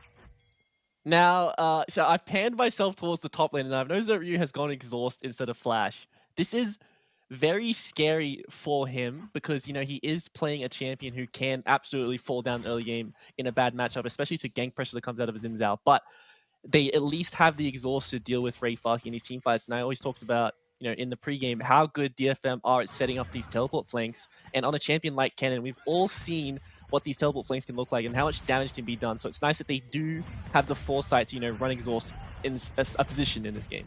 Yeah, I agree. I just don't understand why Char wouldn't take it. Me too.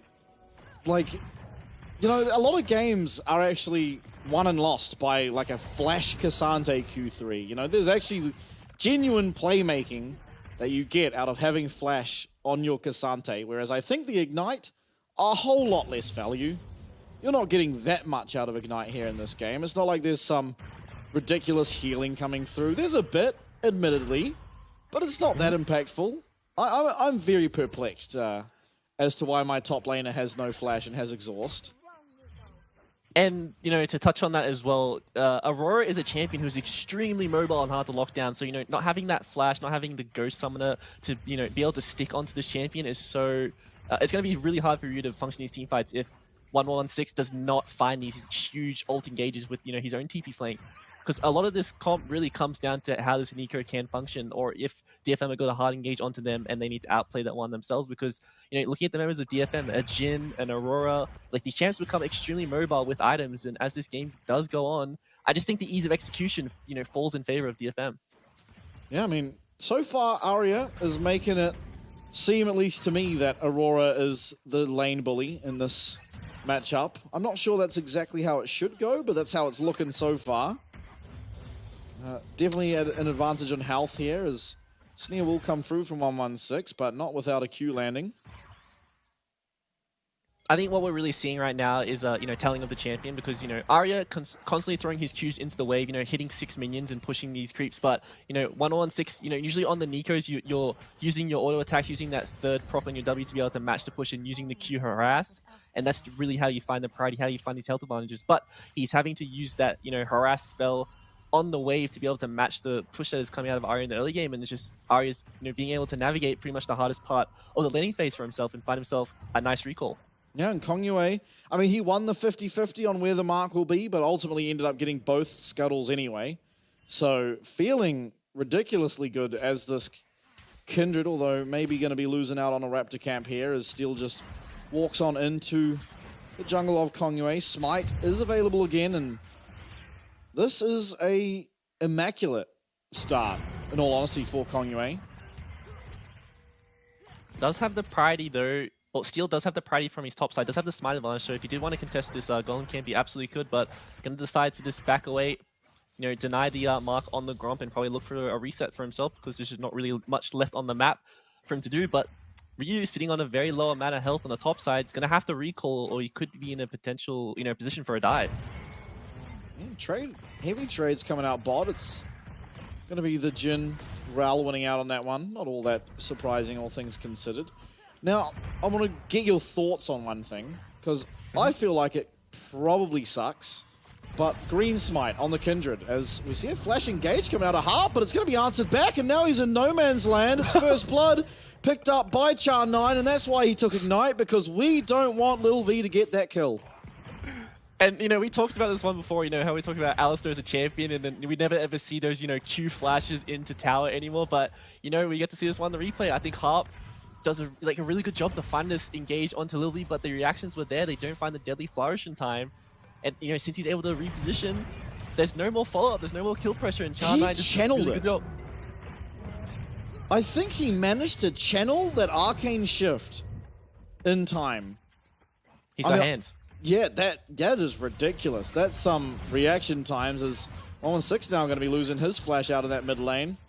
Harp, you know, may have gone down there, but he's not going to feel too bad, as he immediately finds impact and makes this lane more of a pleasurable experience for Arya. This is the scary thing about Aurora. You know, you're not familiar with this champion, right? A lot of people who play against against Aurora shouldn't be too familiar with how big the ult is. But he's in trouble now. Tries to go invisible. The knock-up coming through from Char. Down will go the ultimate, and he gets off to the other side. Well played there. Now it's turned around as Char going to take a bit of damage, but ultimately it's Arya outplaying that engage and somehow finding his way out. And that is so nice for a champion to have that CC buffer on that ult cast, right? The fact he's able to get that one off through the Alistar combo and then reposition himself with the, you know, the little bouncy mechanic that happens there, and he can deactivate the ult himself and get the run out of there. So it's just really, really well played by Ari to avoid that gank and hold on to his flash as well. That's such a big deal for these fights going forward. Yeah, absolutely, and we saw one of the stats again at the start of this game was DFM getting that first dragon. Well, this game, it's not West Point.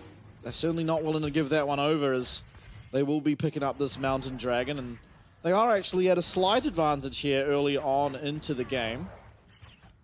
But I think ultimately, I'm sure you'll agree here, is that not a whole lot of this game matters until team fights happen, because both teams are just built for team fighting, really. Yeah, both these teams really, really want to, you know, focus on the team fighting, but it's just a really nice job to use that, you know, between worlds cast buffer to get out of there, and then, you know, being able to use the bounce. It's just such a nice mechanic, and I think this is going to be a, you know, a blessing to pro play in particular. The fact that we are having this, you know, team fight mage or team fight oriented mage that just has such a high skill ceiling to it. It's going to be really nice to watch the best players in the world pull this one out, and I think that Arya is a mid laner who is, you know, extremely good, and I have a lot of respect for him. So the fact that he is playing this new champion and doing so well on it in the laning phase as well, and showing that he knows how to play this one, is really nice to see. Yeah, absolutely. And DFM, they will eventually get the trade in a elongated way here up on the top side, picking up those Void Grubs, and not going to just let that dragon go away for no reason. As we take a look at top, and I think to nobody's surprise, FAK getting himself a slight advantage. I'm very surprised again. And I understand the whole point of like the blue tree versus inspiration tree, but I still feel like just getting an extra, like, you know, 600 gold out of lane feels pretty good. It was definitely, you know, back in before the nerfs, you know, it's a lot more front loaded on the damage side than the gold side now. So you're probably going to average out probably like 150 to 200 gold from laning phase in these kind of like range versus melee matchups. But you know, once again, it just comes down to the tree. You know, being able to get access to like Nimbus Cloak is such a big deal for Kennen. You know, getting that extra move speed from your teleport, from your flash is, you know, such a big deal. You know, Scorch if you do want to go for that for laning phase, but also, you know, if you want to go for Gathering Storm, it's also a great keystone for Kennen, because you are playing in a lane that is just free, right? So you can be extremely greedy, you can go for the full scaling setup and just be this mage in the late game who just has the potential to one-shot the entire enemy team.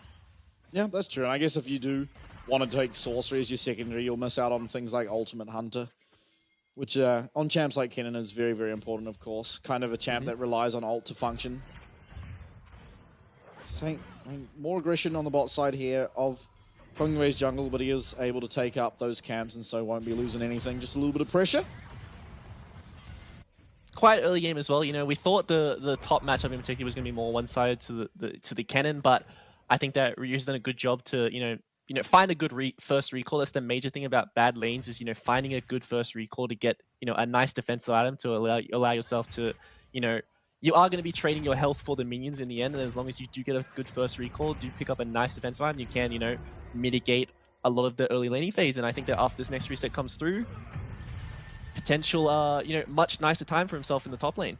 Yeah, I think ultimately when one item comes through for both these champs, there's just legitimate kill pressure for Ryu, whereas you can't really say the same for FAK, right? He's never going to have the upfront damage to truly get through the health bar of Ryu, unless Ryu hard commits.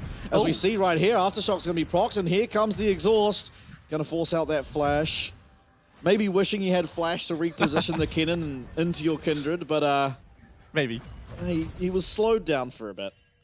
And I'm curious to what Ryu's first item is going to be. I would like to see the Abyssal Mask, with the buffs coming through recently, with there being so much, mixed damage, and even, Nico being a big benefactor of that item. I just think it's overall like a really, really strong item on this patch, and pretty much any single tank into a mage or AP carry should try to itemize towards that, because it's just, overall really nice item. The build path is also so nice, being able to sit on the Negatron, and then the Kill Gem as well is just so nice. Overall, it's just a great item, and I really hope he builds it here. Yeah, we'll see.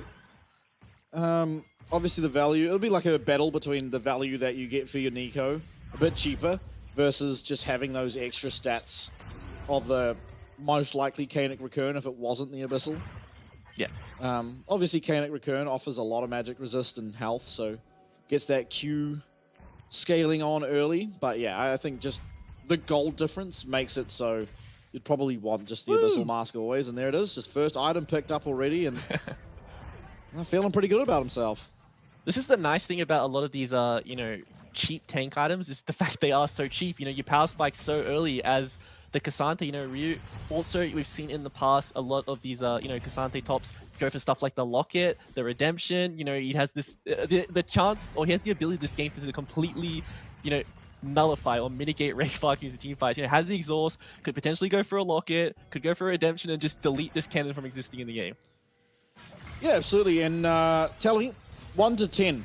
How disappointed are you that not only is Alistair, but Rel as well, not building a Locket? Because this is probably the most AoE I've ever seen in a game since like the Curse of the Sad Bullet Time days, like Season 4 Amumu Misfortune. And we're just double Warmogs. I was going to say, especially in these game states where nothing happens, we've all seen the Freak video, and he mentions that, it's so nice in solo queue because there is so much extra gold income happening from all the kills that happen on the map. But obviously, Warmogs is just, it's just an expensive item for supports to build. We're probably not going to see either support get that item until the 20-22 minute mark in the game. And then by that point, they could have had a Locket for pretty much 5 to 6 minutes already and potentially impacted multiple team fights. So, yeah, I do agree with you. I think that it is the item that they should both be building, and honestly, the item that should be built in a lot of cases, because I think with the nerf to Warmogs, you sort of only build that item when, Knight's Vow and Locket don't make sense, right? If there is a game where there is some AoE on the enemy team, always go for the Locket. It's just cheap, and it does so much in these team fights. You do not need the, the move speed that you do get from the Warmogs. A lot of people talk about the regen being the main reason you build the item, but I think it's the, the 15% out of combat move speed is just ridiculous on that item. Yeah. All the stuff is true, but I think ultimately not having anything, and Arya managing to use that ult to disengage from 116's Pop Blossom, and does keep himself topped up in this lane, as we'll see both supports spotting each other out. Now, who needs that ult more? That's a real question. I know, Nico's been around the game a lot, sort of super reliant on the ult, you still have the the root into the Q, but it's just not a lot of damage, especially when you do go for the Pro Belt first. Yeah. You're not really going to do too much, but I think that Aurora can still do a lot with that. The ult, the fact you can do so much disruption in a team fight, not so much damage. You can kite around these team fights very well, especially with all the move speed you do get from your passive and all the procs you do get.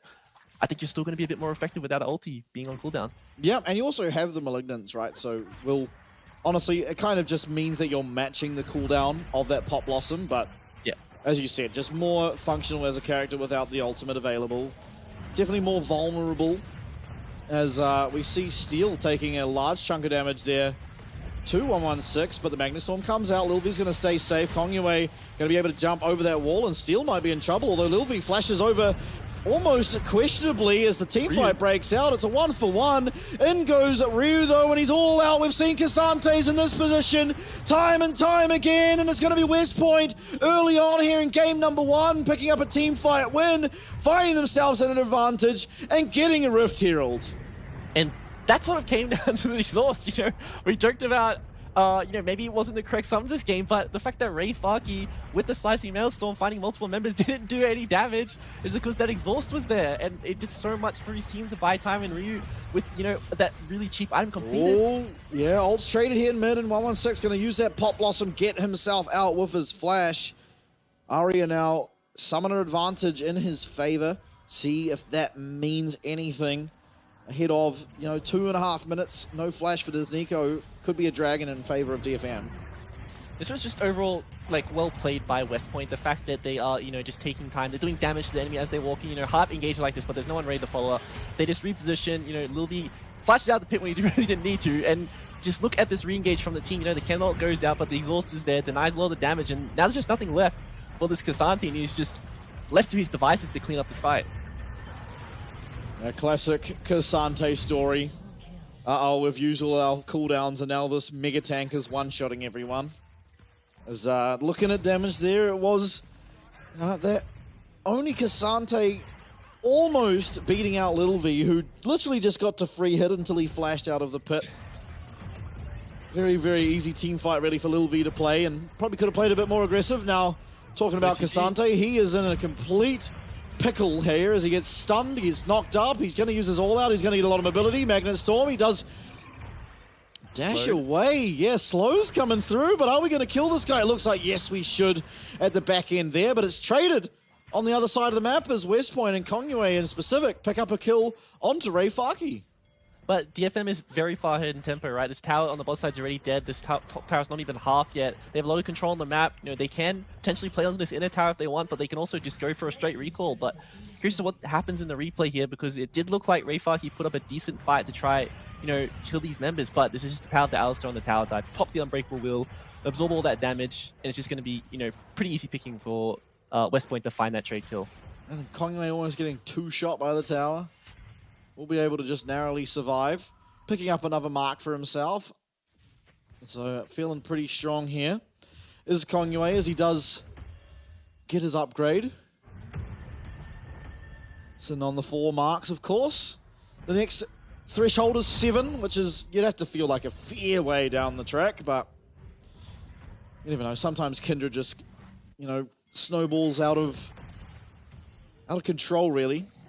Yeah, and you know, the unfortunate thing when it comes to competitive is it's so much harder to get your marks than solo queue. You can't just random invade by yourself. But let me hold my point as is the engage. Yes, stun's coming through. Kurdencore and Char 9. He's going to get some reprieve in this Lamb's Respite, and the next shot should be blocked up there by 116. It certainly is, but this is a massive amount of damage coming through. Steel goes in. It might be able to be traded back as Kongyue wailing away. True Shot Barrage does connect. It's a 1-for-0 so far. Still a fight being put up. FAK trying to find a way into that team fight, but losing out to Ryu on the side. Dragon now spawned up. Low health bars, though, as Steel especially is barely going to be able to truly do anything. He's healing up a little bit off that Raptor camp. There's the Ocean Dragon as well, the Ocean Soul, so Honey Fruit available across the Rift.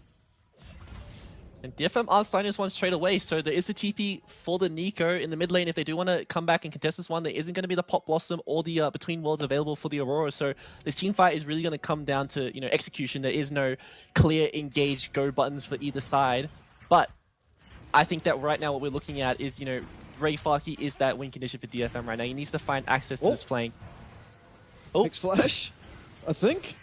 I didn't actually see what happened, but I think he went to Hex Flash and flashed. I think that is the case. But, you know, the Dragon's still being chipped away by West Point. DFM are trying their best to, you know, find a flank, right? They cannot win the front to back. They are outrange. They need to get behind this team somehow. They need to find FAK on a flank position with his flash, which he has right now. He's sitting over the wall. He is on a ward though. Once he steps out this bush, they will see him. Yeah, now Between Worlds back available, as is the Pot Blossom. These massive ults will be available for these fantastic mid lane players. Dragon very low in, will go steal. FAK looking for something. Ryu trying to guard him though. There's no exhaust. Ryu's in no man's land, but the headbutt comes through. Kongyue, he might just go down with the Pot Blossom on the other side. Finds two. Down may go Udapon. Yes, he will. It's going to be all but confirmed. The other side is a 2-for-1 as FAK does manage to get himself a double kill, flash away from Steel. And now it's Ryu. He's verse 3. I've seen Kasante do a lot, but I've not seen him do this much as a clean team fight. 5-for-1, and it's DFM who pick up the win. And what a one-sided fight, right? You know, I talked about how Aurora could go through these fat walls, and then Arya just proceeds to face plant and miss out on this huge ulti.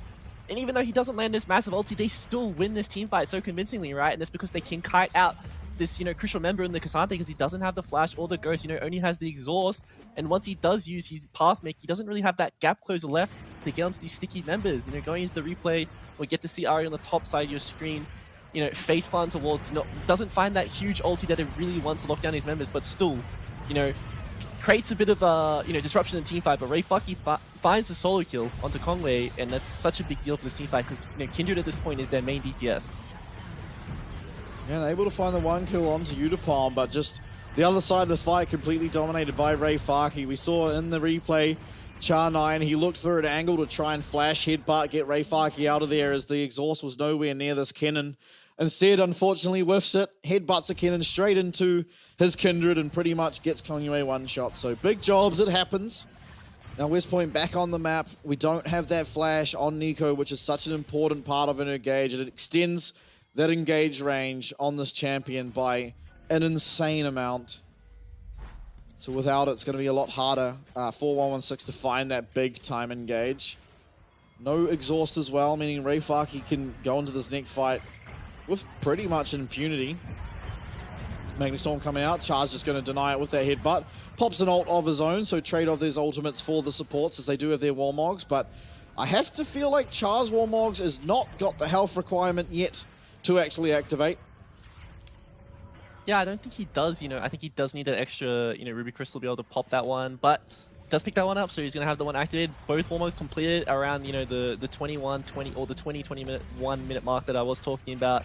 You know, unfortunately, potentially in these team fights, the locket could have been a difference, right? As long as Lil V survives the initial engage, there is no major threat onto him from that point forward. He can kite, he can outplay, but if he does die to the initial burst, then, you know, it's lights out for him, and there is a lot of damage on the side of DFM now. Engage again, Aftershock popped here for Char, but he doesn't have ultimate, and he is just getting one shot. He eventually gets knocked on away, and here comes the curtain call. Kongyue will be able to jump over that wall, and that will be the slicing Maelstrom for it. Pretty much nothing. It does just get the Zhonyas.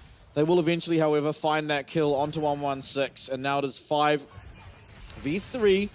Not the most amount of DPS on the Baron in the world. This could be a potential scary Baron as well. The fact they don't have the most insane amount of DPS. There is the teleport coming through. Ezreal can land poke, and Kongyue is still here. Doesn't have the flash for that crazy steal, but if he does get access to the pit, it is going to come down to the smite in the end. This should favor DFM. Yeah, they have the setup. Okay, Between Worlds used. A lot of damage as the stun comes through onto Lil V.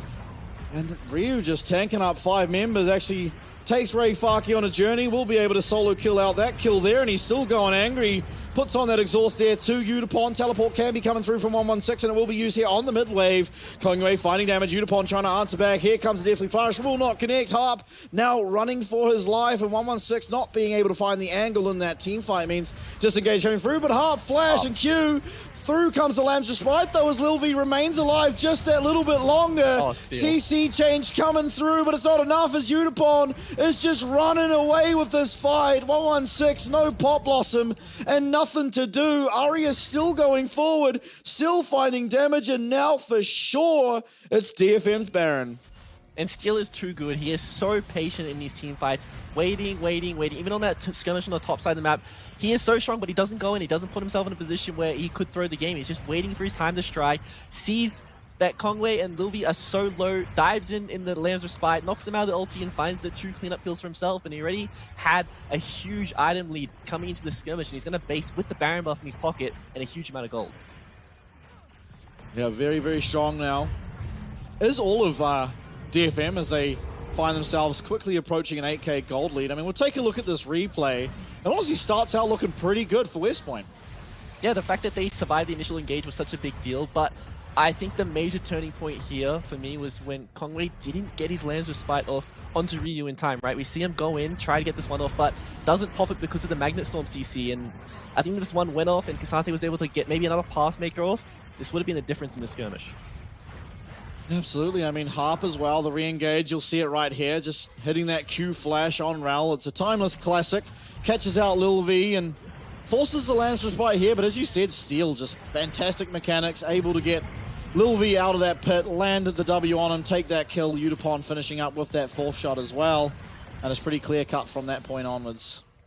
Yeah, as easy as that. And you know, while this wasn't even game state, right, or even West Point had the favor, this is just DFM and their macro power or their prowess. I think that when it comes to the mid game, if they are even, they are going to be able to create these, you know, gold leads against even the best teams. Bit of aggression here. This isn't looking so good for DFM. Harp getting aggressive. Pathmaker going to have to be used in the Ignite. Maybe finding the damage, and all of a sudden it's actually Kongwei that's under a lot of pressure. Now Char9's found his way onto Udapon. Udapon has flash, has barrier, but he's going to get caught out. He's going to get stunned up. He's going to go down. It's a double kill for Aria though on the other side, and Lil V's trying to find the damage. He's always on the receiving end of a montage play, but can he for once be the montage player, as it doesn't look like in the flash forward from Steel. Steel trying to look for that Crescent Strike, but not able to quite land it as Lil V running, landing Qs, but FAK is going to have too much CC, and DFM are quickly running away with it. Yeah, and they're absolutely running away with this. I think what we're seeing right now is it should be a very, you know, easy game for DFM to win from this point. They just have so much control over the entire map. And, you know, Aria is just showing a masterclass in this champion in team fights. You know, finding these kills, finding these resets. How much movement speed, how much mobility you have, you know, with that extra percentage move speed coming out of the Lichbane, snowballs that onto your passive, and the fact you get all these, you know, invisibility resets on kills. He's just doing such a good job on the backline of these team fights to create, you know, so much space for the rest of these team to clean up. Oh, Kongwei found a Harp, and Harp is completely alone here, but if that's done, gets himself to the blast cone. And rough game, I think, for West Point. I thought here it looks like shouldn't be too bad, but I guess just such a lack of armor for Ryu, really, and Aria as well. I think at this stage it was something like 6-0 and just shredding through, especially the all-outed K'Sante. Another great set of mechanics there with that between worlds. Udapon's having a rough game. Yeah, he's having a quiet game. I definitely say so. But that's a nice thing about this team, is right. He doesn't need to carry. He can have performances where he just, you know, plays the 10 CS for minute 80 carry and does his job in these team fights. And, you know, he has these excellent players in, you know, the jungle and the mid to be able to carry these games for himself. But he's also that player who can absolutely take over a game if given the opportunity. And while this is, I think, his 4th Jin game in a row so far, he is he's definitely it's his favorite pick.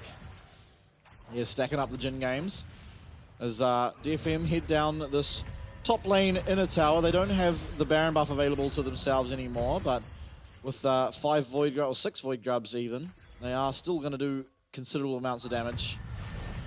True Shot Barrage coming out, not going to connect really onto anyone that important. Harp taking a little bit of damage, not going to care that much. Pathmaker used, and here comes that between worlds. Lil B makes it out. Kongwei though, Kongwei, Ryu and Char9 all stuck in there. Magnet Storm onto 3, the crash down as well lands, and here comes the Slicing Maelstrom. Eventually, we will see the exhaust, but not before the damage is done. 116, locking down everyone, and Ryu's trying to find the damage alongside Lil V. Rooted up still is 116, eventually does go down. It's Harp who picks up that kill, and Aria is just going forward with absolute impunity. It's DFM, we're 28 minutes in, but we're looking to put an end on this game. Udapon connecting there with that root, and the minion waves marching down this top lane. What can Lil V do? He's still got to wait 15 seconds on his jungler, 10 on his support, but both his Nexus towers is gone. His Nexus is gone, and game number 1 is gone as DFM take it. And I think that, you know, West Point shouldn't feel too bad about this overall best of series. I think they came out and showed that DFM, while they are the clear favorites, can bleed, and they had a really, really good early game. it was just, they got to the mid-game point, they were out of position, they got punished by this team who's so good at, these TP flanks, their macro play overall, and you're just pulling the trigger. And I'm glad to see Aurora come out as that first pick on blue side and have such a dominating performance overall in these team fights. Yeah, absolutely. And Telly, I've got a spoiler. I've looked into the future, and I'm telling you, we're not seeing Aurora in a little bit. I think that's the last we're seeing of that champ, because it seems like if you can play it well, then it doesn't matter that you're against possibly the hardest lane bully that's existed outside of Karma in how many years in the mid lane. But Aria just went completely toe-to-toe, and in fact, early on in the lane was actually just straight winning all those trades. So certainly seems like an unreasonable champ. Aria having a phenomenal performance, and as fun as it was to watch, I think that's the end of that.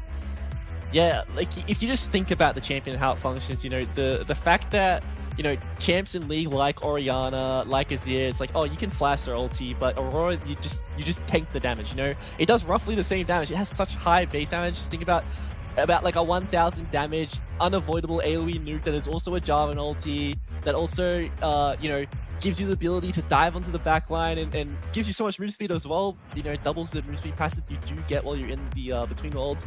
It's such a crazy ult to me. That's just the classic, like, season 14 versus like season 2 League of Legends champion, where you have like Nasus passive that gives you 7% lifesteal versus the Cassante Thesaurus of a passive.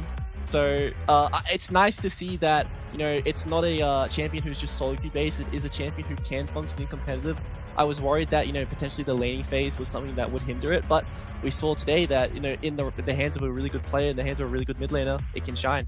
Yeah, and ultimately he wasn't going against any slouch, right? I talked at the top of the day about 116, and he is their carry. He plays very, very well. He's been to Worlds before, This is a player that's not like just some random that's on the team. This is a very, very solid player. He's challenger in Korean solo queue and everything, and Aria's just completely taking it to him and just handedly winning out in that matchup.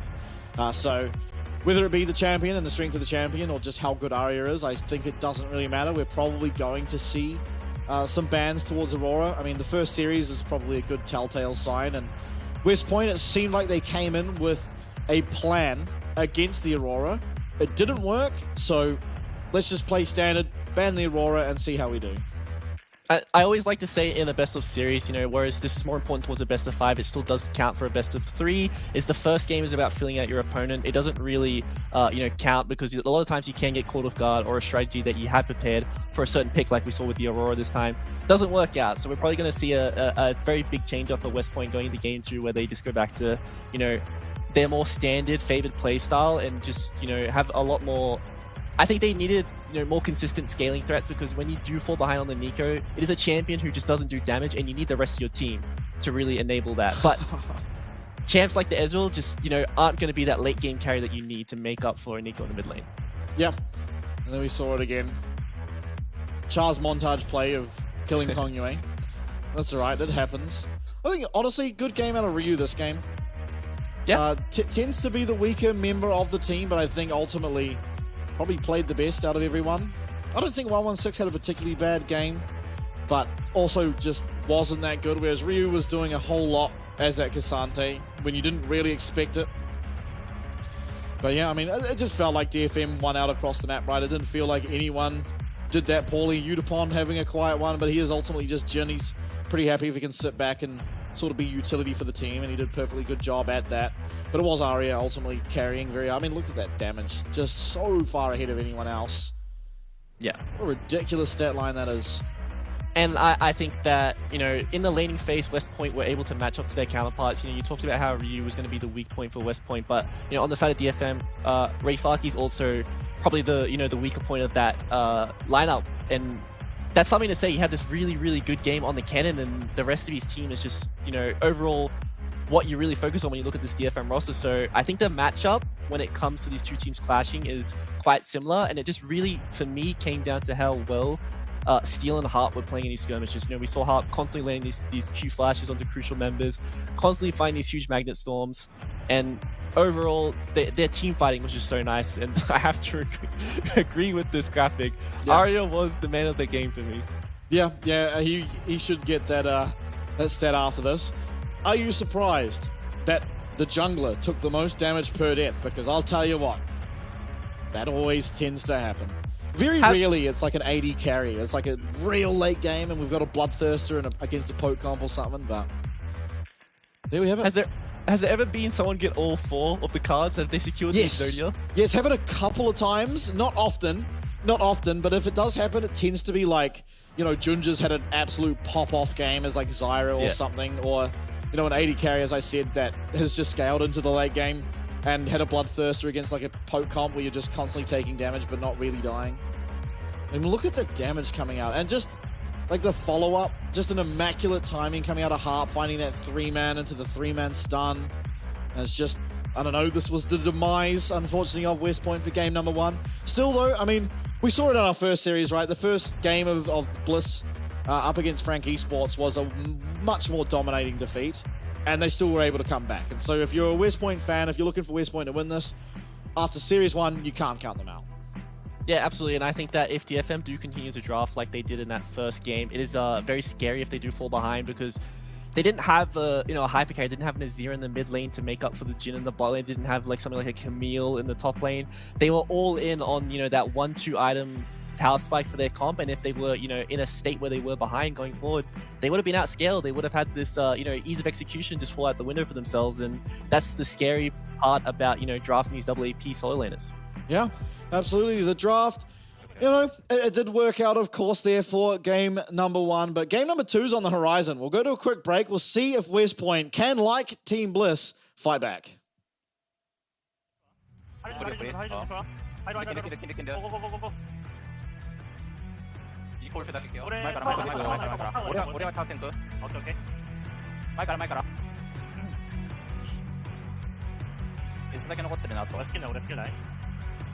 終わりにしたら終わりできそう俺6虫だけど俺いけそうだけど俺は敵いらない変えてまあ大丈夫そうだねウェブちょっと待ってウェブ来る一応もうクレートくれないからサウからだよアリまだ15秒アリまだ15秒サウなことねアリは5秒俺1回だけスロー入れるわそうだと終わったねアリスタート5秒終わったナイス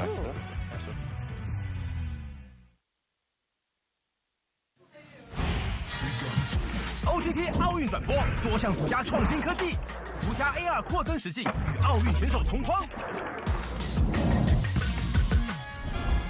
独家超慢速视角。Regardez la diffusion des Jeux Olympiques de Chongqing。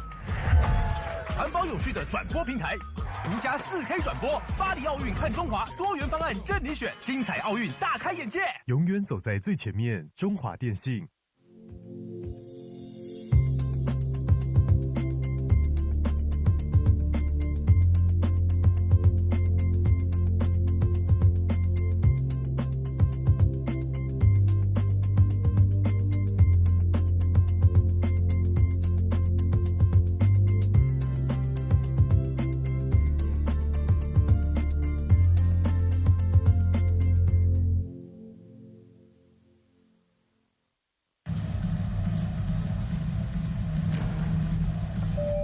旅客陈志明，华航直飞西雅图的班机即将准备登机。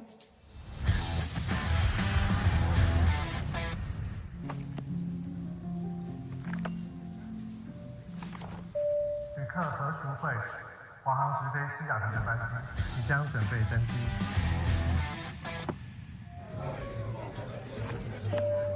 China Airlines passenger Michael Chen, your third flight to Seattle is now ready for boarding.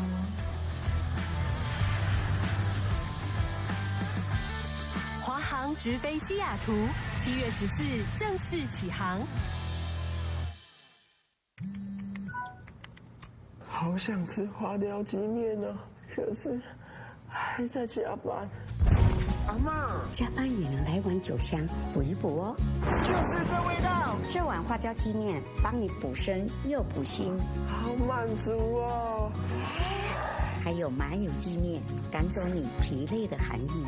要不要再来碗花雕酸菜牛肉面？暖心酒香的丰盛美味，台酒酒香经典系列。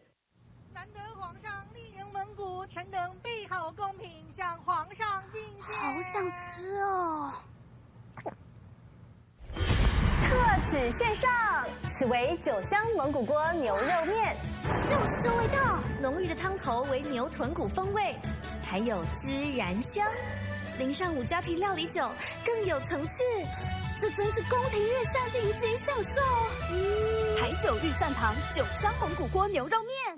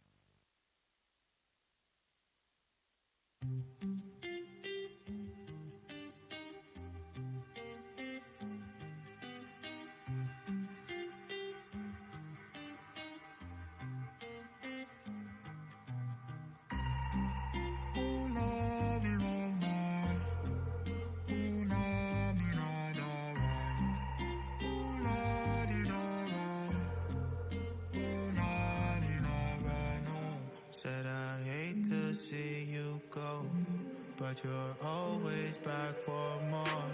Said I hate when things move slow. You're oh so far yet so close. Oh so far but so close. Oh so far but so close. Oh so far but so close. Oh so far. Oh love you all mine. Oh no me not alright. Oh la di da right. Oh la di da right. Oh. Is this hello paradise? I can't decide. Show me the light, show me a sign. Said I hate to see you go, but you're always back for more. Said I hate when things move slow. You're oh so far yet so close. Oh so far but so close. Oh so far but so close. Oh so far but so close. Oh so far. Oh love you all mine.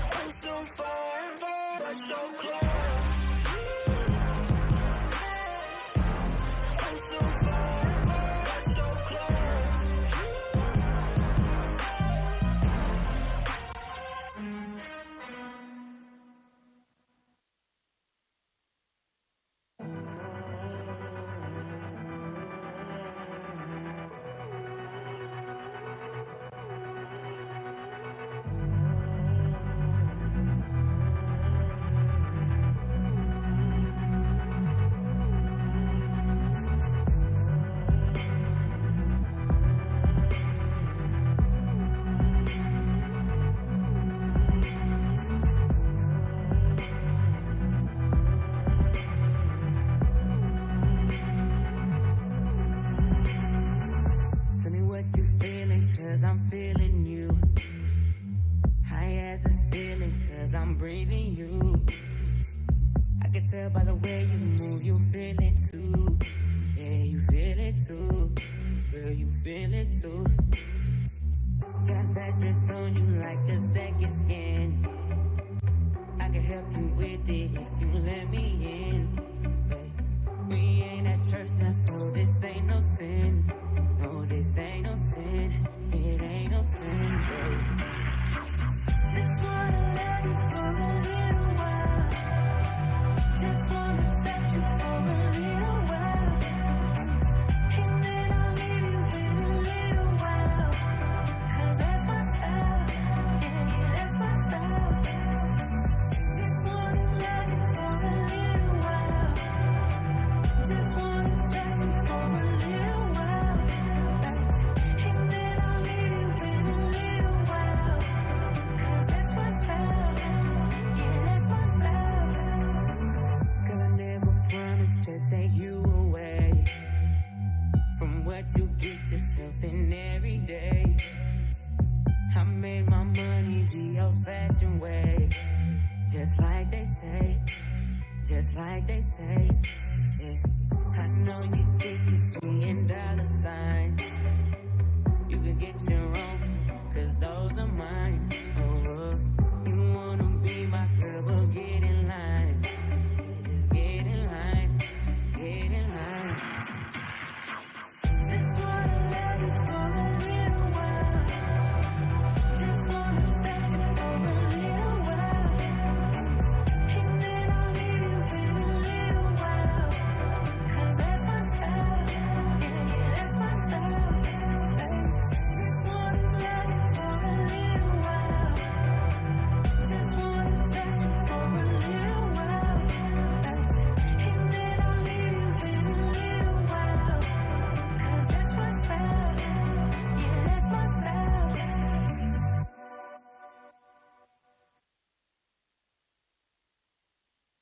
So welcome to the fire.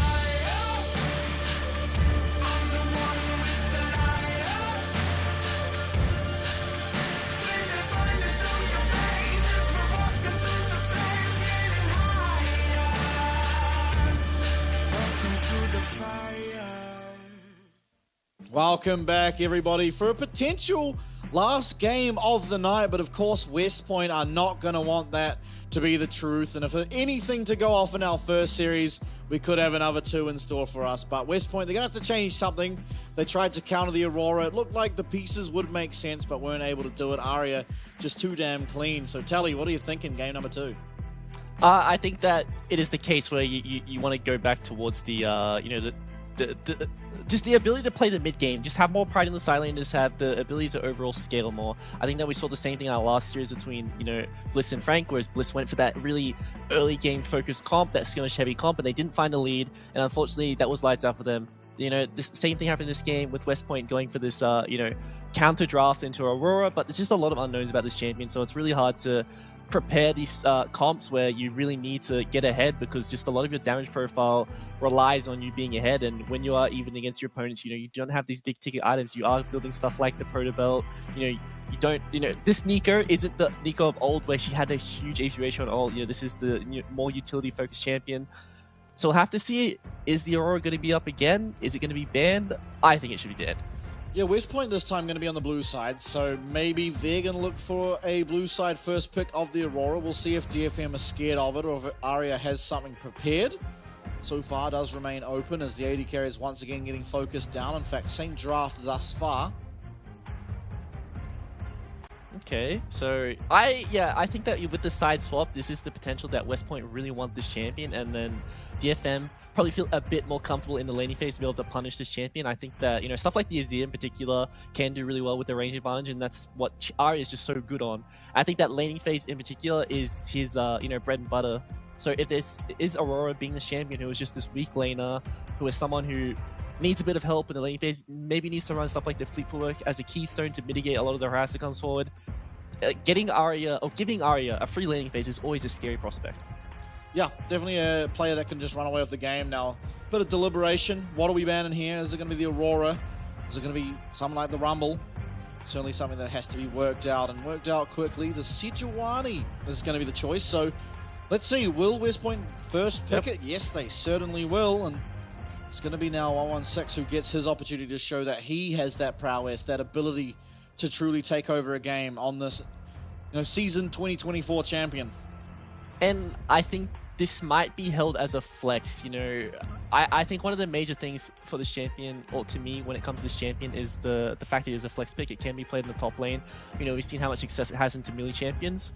You do want to be in the mid lane. You want to be in the position to be able to impact these early game skirmishes, but sometimes the matchup and the overall, longevity or health of the game or health of your team comp is more important than your position on the map.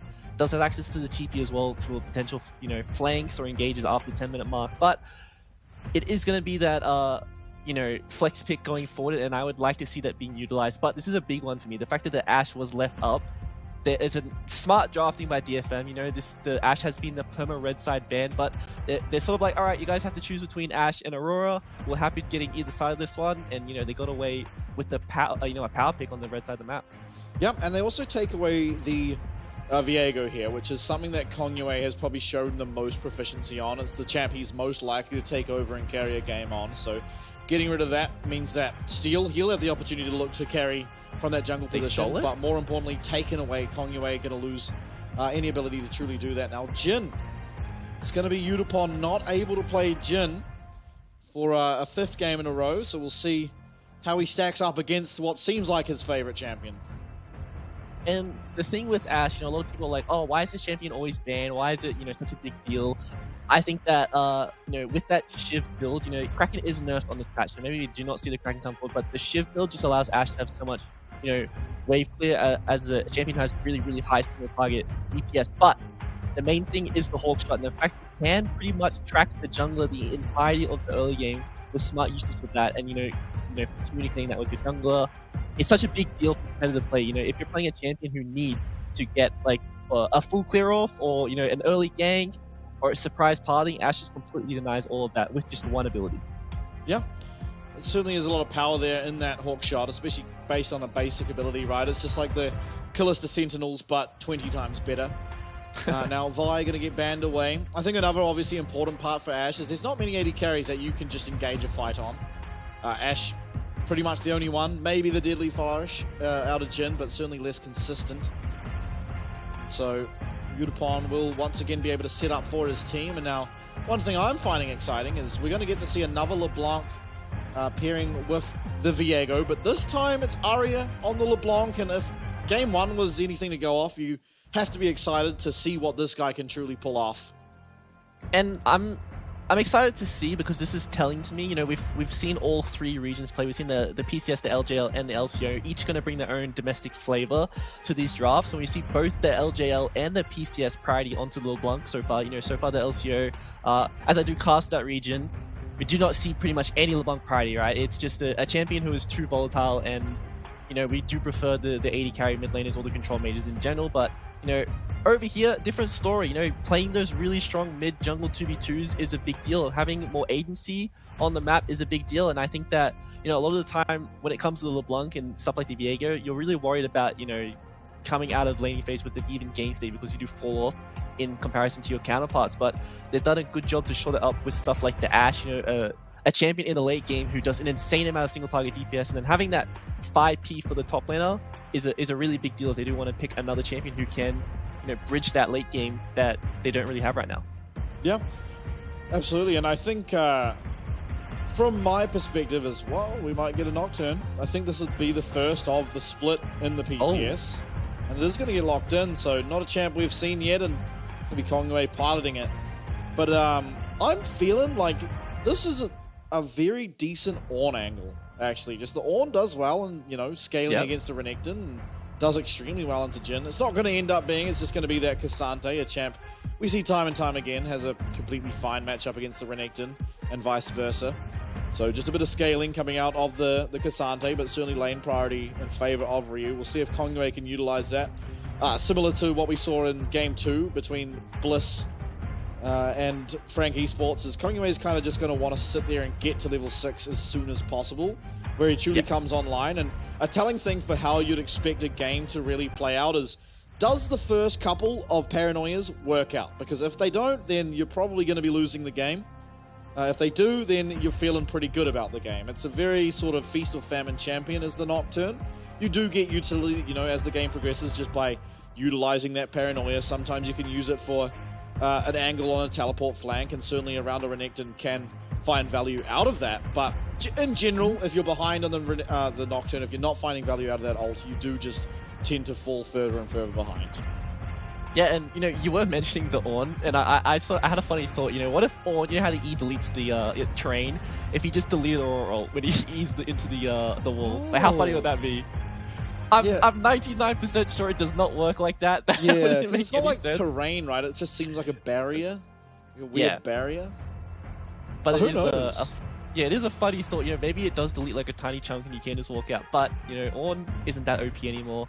And I actually really like this Nocturne pick coming out of West Point. I think that it is a champion in competitive where, you know, you can punish these mobile champions, but the ability to turn the lights out is such a big deal for communication in team fights, and it can catch teams off guard because, you know, a lot of these teams aren't used to playing on LAN, right? You know, one of the things you really do as a Nocturne is you look at your teammates' computer screens, and that's one way to counter the Nocturne in these LAN environments. But a lot of these teams do play online, and all of a sudden, Conway getting caught out. Yeah, he gets even hit by the charm. This could still result in him going down, and it will. I mean, well, that's a terrible way to start a game as Nocturne. Lose flash, give first blood over to the opposing jungler. Steel getting off early here in game number 2. That is, I would say, I would give that to scouting. I think that, you know, this is something teams do where they, you know, recognize level 1 patterns that you would do. Something that my teams have done in the past is, you know, you see a team, they set up on blue side like this, you know, 5 times in a row. Okay, let's do this level 1. Let's walk through this vision gap they have and find that pick level 1. That's exactly what they did. Ryu wasn't there watching what was happening on the top side of the map, and they just walk in and they find the easy pick onto Conway in the early game. Lost his flash, such a big deal for, you know, the ability to not really cover these 2v2s anymore. They don't have the gank pressure onto LeBlanc, but he definitely has a dueling power to be able to contest the Viego and LeBlanc, and he really needs to be there for his Aurora on the mid lane because quite a gankable champion. Yeah, man. Well done, I think, there by West Point to realize DFM were up to some suspicious business and play well defensively around it. Harp going to find that stun there onto Char, and he's going to take a sizable amount of damage, but Udapon on the other side does likewise take just as much, if not more, from Lil V and his 4th shot coming out there of the Jhin. So all things considered, probably a favorable trade in favor of West Point there, especially with the heal that can potentially come out of Char9. And this is just a nice use of Ashe overall. This champ in the early game is pretty much the best AD carry in the bot lane. You're having such a big range advantage over your counterparts. Being able to press the attack is such a big deal. And, you know, have to see, Udapon did go for the Hawkshot level 2, so this is very standard, you know, being able to spot out Conway. They now recognize that he's pathing up, and now Steel can just adjust his gameplay to whatever he really wants to do for the rest of this game. They know that this Nocturne is tracked and what he's going to be doing for pretty much the next 4 minutes. Yeah, Harp connecting on that Zenith Blade and immediately regretting it. There's a fantastic trade coming back there from Char9 and Lil V down this bot side.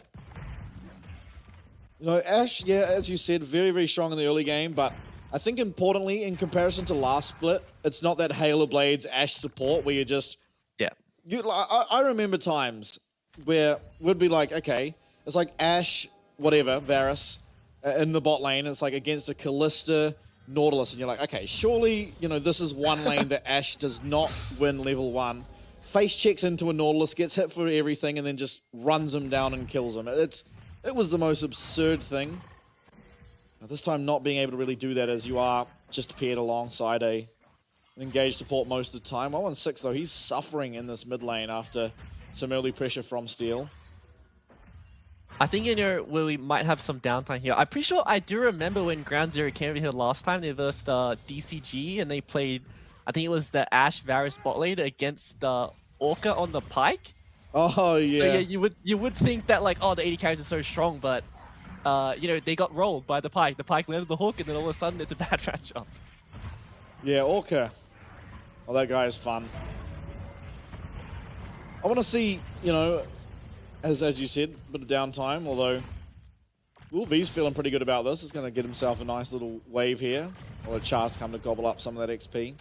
But I really hope we get to see, like, for the first time ever, the LCO go against the top seeds of the PCS, you know? We've never actually got to see that. It's always fallen short at the last hurdle or not being able to get even started at all. Is somehow, some way, Char9 has gone down. He still has Flash available. Harp, I guess, just catching him by surprise.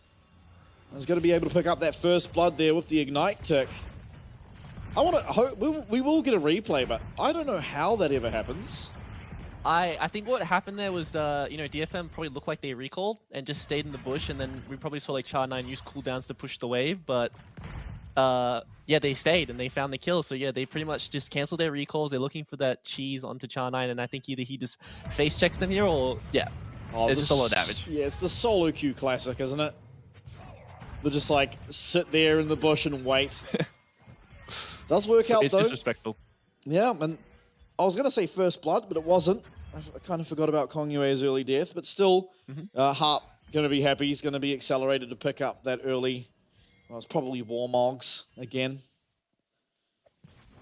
And I think West Point have, really, navigated the worst of the early game. We do see 116's wave bouncing towards the mid lane right now. He needs these members for the rest of his team to come and help him as soon as possible, because we really see the DFM members grouping up towards that mid lane. And, unfortunately, he has to share experience with his support, which, is quite a big deal for mid laners, because these level breakpoints are so crucial about winning your trades. But Lil V has double summoners. He gets stunned. Will have cleanse available. Does use it, but really well-timed stun there from Harp.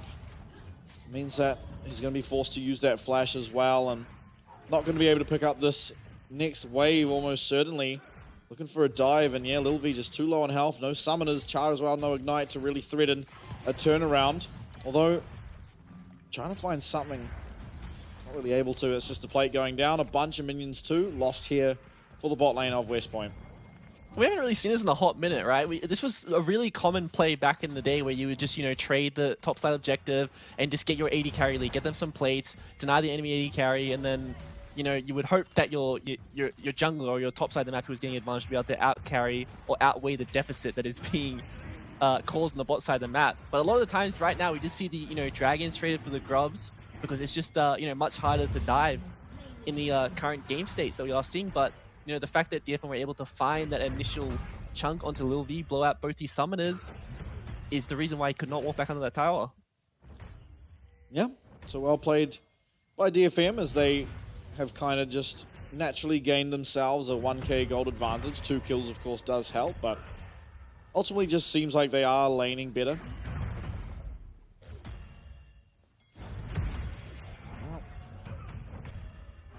Not much to say, I don't think, in this top lane matchup. I'm going to be completely honest. There is kill pressure for both of these top laners, sort of as items come on. They can certainly look to all in each other, and it's a bit uncertain who gets the kills in that instance, as Harp finds the Zenith Blade, finds a little bit of damage, but not all that much. It's actually turned around. And here comes Kongyue, but he's ended up under the mid lane tower here, off the side of DFM, and Shadow Crystal comes down, and it lands. Oh. And boy, oh boy, we have a Fed Leona here, as 3 kills now picked up for Harp, but all things considered, just a clean fight out of DFM. And Udupon even affecting it here from the base. And flash forward, 65, gonna have, 116 rather, did have to flash away. Does manage to survive there, as it ends up just being a trade of those flashes, but such a massive advantage here for DFM. And I was saying we're having such a slow early game, and I was ready to start yapping about some nonsense, but straight away the ults go down, and the fact that Kongyue is dragged under tower is such a big deal. Taking the extra tower shot, and then this Enchanted Crystal Arrow from base. Harp picking up the double kill, obviously not ideal, but this is still a very one-sided skirmish for the side of DFM, and that flash being blown onto the Aurora means the repeat gank can come through for DFM. They really want this. But I want to ask you a question, actually, because, in the past, we've had the, the classic 1v1s in the top lane, like the Gnar versus Renekton, or the Gangplank versus the Gnar. What do you think is the current, new age top lane classic? I mean, it's probably just Renekton Cassante right now. Last split it was Renekton Jax. Well, actually, yeah. Renekton Jax, Renekton Cassante, Cassante Jax. It's kind of a trifecta. Yeah. at the moment. And it doesn't feel like either of them particularly win in any instance. As I say that, though, All Out can come through here from FAK. He doesn't have the mana. It seems as Ryu almost finding himself a kill. Ooh. Not quite with the damage, but it looked like FAK trying to angle in for that All Out, but not quite with the mana available to look for it. By the time he popped those cookies. Yeah, no junglers up here. Will Ryu play aggressively? The rest of the map is losing and might feel almost pressured that he has to look for something here to find an angle for their team, but it doesn't seemingly happen to have worked out. I mean, FAK did get a lot lower on HP and Ryu lost his rage bar, but it doesn't seem like there's anything really going to become of that trade. Going to be able to reset. Doesn't have the TP for himself though, so he will lose that wave. Potentially he's going to stay though, so, you know, if this is the extended, constantly, you know, chip health away from Ryu, he's going to find himself with that wave advantage. But if he does overextend and get himself knocked back into turret, there's absolutely the potential for FAK to outplay with that All Out. But we'll have to see if that, you know, how that does go, because, you know, the nice thing about Cassante is you have so much sustain, you know, just from your base health regen, and the fact you can sustain off landing those Entofo strikes. So just overall going to be able to sit here on a low amount of health, and, you know, Conway really doesn't want to commit his ult up here because it's just not where he wants to be on the map. Yeah, absolutely not, although he is here, and if he can find himself a kill, he's not going to complain. It's just probably pressure better used elsewhere most of the time. 116 going to be able to dodge out of that Xenoblade, but he's not going to be able to dodge out of the Flash Q. The knock-up coming there from Char9 is going to do little to keep his mid laner alive, and just so much over-aggression and great punish coming out of Harp in that bottom lane. And this is back-to-back games where we see Harp just be, you know, overall so far, out of the 4 teams we've seen play, out of all the supports we've seen play, I think that Harp has the trigger finger. If he sees you without a summoner, he will engage. If he sees you out of position, he will engage, and he's consistently found these engages. You know, unfortunately, he's also found 3 of the kills, which should be going towards his teammates, but he is, you know, constantly finding these setups for his crucial, you know, carry members to be able to snowball and take over this game in the mid game for himself. It kind of just feels like if he sees you, he's going to engage, right? You're on his screen while I'm pressing Zenith Blade. And at least so far in the series, it has worked out. I was going to ask you real quick, what is the most kills? Because there was a ridiculous game recently in the PCS, but what was the most kills you've ever seen, like an engaged tank support have, let's say by the 15-minute mark, or 14-minute mark when the plates go down, we'll say? Oh, you know, okay, I will say O supports are really good at not stealing kills. Not a lot. I don't think we've ever gone past 3. I think having 3 is already in up echelon. Yeah, okay, so the second to last series PSG Talon played up against DCG, it was game number 1, Woody on Leona, and he didn't steal the kills, mind you. It was like his whole team died except him. At 14 minutes, he had 7 kills as Leona. And they did end up winning that game, but it was like, you know, it wasn't like a situation where his W explodes and he gets the kill, or his Ignite ticks over. It was like Betty was dead, Junja was dead, and he was just walking around headshotting people. It was insane, but it's been a trend recently. The reason I bring it up is that, you know, Harp's really fed now. Kaiwing in game 1 against Bliss ended up picking up a bunch of those early kills as well. Maybe there's something wrong with the damage numbers if our supports are just constantly getting every single kill. And there is a TP coming through. This is Ryu with the Dominus ready. Can he find the correct member for his team? Yeah, he's certainly very strong. Probably the strongest champion on the Rift. So he's going to use that power. Pops the ult, teleport used. It is going to mean that West Point force themselves to get this dragon. It'll buy them 5 more minutes in the game if DFM do pick up the next couple, but it will then give a lot of gold over to FAK that he would not otherwise had access to. Now, there goes the Dominus. Renekton already recalling. Char9 getting so low. The grand entrance, the quickness. He is going to manage to get away, and a lot of damage turned around by Lilvi. He's trying to find all the damage that he can. In comes the curtain call. Won't be able to find any way to land the ultimate, at least onto Steel, who does get away, but it's not going to result in much. 116 even trying to use that ultimate to find something himself, but to no avail. As teamfight, it doesn't result in any kills for anyone. Although in saying that, Paranoia comes through, and Harp, he turns around with that Zenith Blade. We've cleansed our inner thoughts, and Shutdown does come through there onto Lilvi as Char is trying to make his way out, but the distortion, the chain landing, everything landing. Ari is so strong. Reset even available here for Steel, but can Lilvi turn around? Absolutely not. And once again, it's Steel and Aria reigning supreme here in game number 2. There is no TPs for Lil V from his whole lanes here, so he's left to his devices, but no mana towards Arya, so they're going to back off, and this is going to be, you know, the win for DFM. And overall, that is really, really well played by DFM. The fact that they recognize the TP so fast in their jungle, they have the eye on the minimap, they spot that one out, they disengage from that one. Ryu, you know, kind of forced to just recall as soon as possible. And the moment they see that recall go through, thanks to the, you know, Hawk shot coming out of Utapon, they engage, they pull the trigger. Unfortunately, unable to find that kill, but, you know, the re-engage coming out of West Point, they get the shutdown, but a lot of kills going over to this LeBlanc. I think Lil V truly was fighting his demons there when he flashed. I mean, cleansed. He was just strolling around and cleansed his inner demons. It's alright. Sometimes you forget you don't have heal anymore. I used to do that all the time, but I'm also not a professional player, so I think it's more forgivable.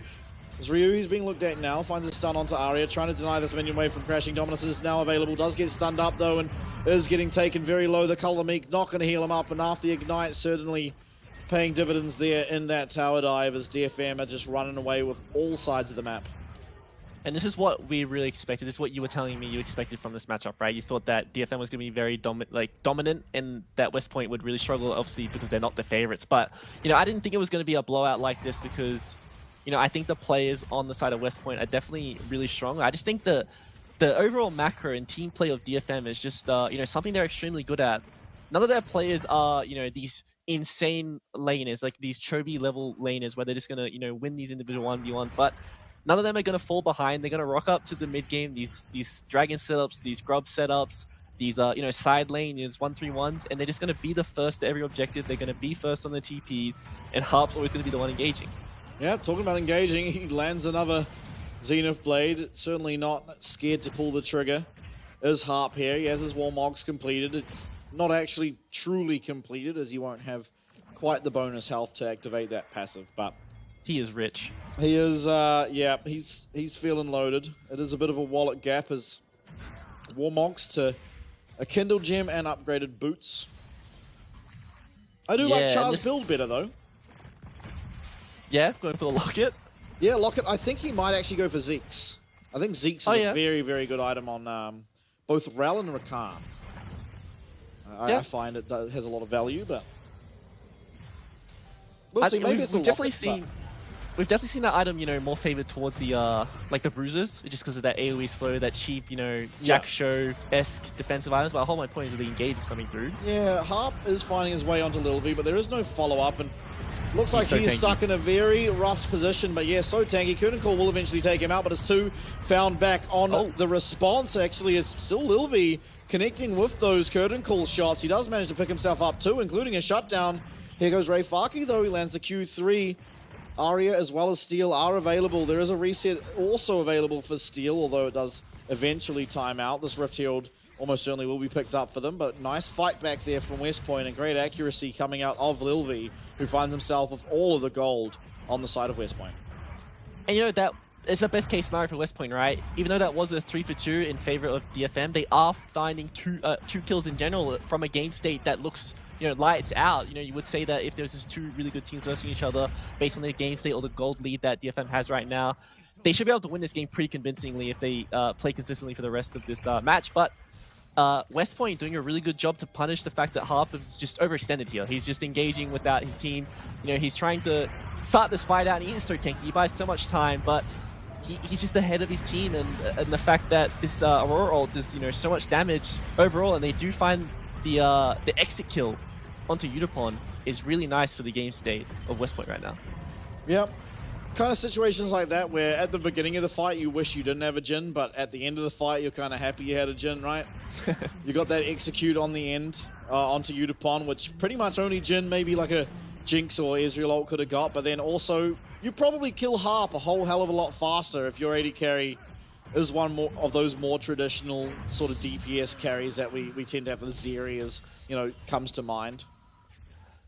And that is a very scary dragon or a mountain soul that DFM is going to work towards. You know, you look at the damage profile of West Point and this Cassante in the top lane, and pairing that with all these mountain dragons he's going to pick up. I did not expect this Cassante to die this entire game. Yeah, it's looking pretty challenging to find a way through that Cassante, but I'm sure it's going to be an attempt, but yeah, huge engage lands the 3-man grand entrance and a massive ult coming through there for 116. So much CC is being found. Steel will have a reset. It gets himself away. But 116 with that passive movement speed, can he find anything more? It's going to be Lil V picking up 1 kill for himself. This is a 2 for just the 1. This time in favor of West Point as they fight back in game number 2. And Char9 finds the crucial, heroic moment for his team. You know, what a grand entrance to find 3 members, pretty much all the carries of DFM in that one engage. Pair that up with the Aurora ulti that does so much damage. We saw, you know, the panic flashes coming out of DFM, but they just headbutting that wall. They can't get out of there, and Steel was so lucky to get that reset, to get that heal up with the possession, and survive that one. Yeah, it was an insane engage. Honestly, felt like it came out of nowhere, so props to Char9 for finding that angle, finding a way for that 2-man grand entrance, as well as the charm at the very beginning. Certainly see there is life within 116, and Lil V here is so much damage were sort of being dealt there by those carries. But as you said, I mean, this timer that is on West Point as Cassante slowly gets more and more resistance, it's going to become very difficult to ever get through the immense amount of armor, the immense amount of magic resist. Ultimately, there's no real tank shred available, just the Black Cleaver and a bunch of AD damage really coming through for West Point. I am curious about Udapon's build because this is the 20% reduced damage for range champs on the Kraken Slayer, right? So this is the DPS nerf, but also going for the Hurricane second is you're enabling yourself to get towards the 3 items faster because you just farm faster overall. But if that was the case, why not just go for something like the Shiv and then bridge that with the higher DPS options instead, right? And stuff like the LDR into that Infinity Edge. But this is the build he went for, and I'd say it does scale better. Having the Hurricane always means you're going to do a lot more AoE DPS, and you look at the combo of West Point and how they function, where they just dive into you in these front-to-back cases. Could get a lot of value out of the Hurricane there.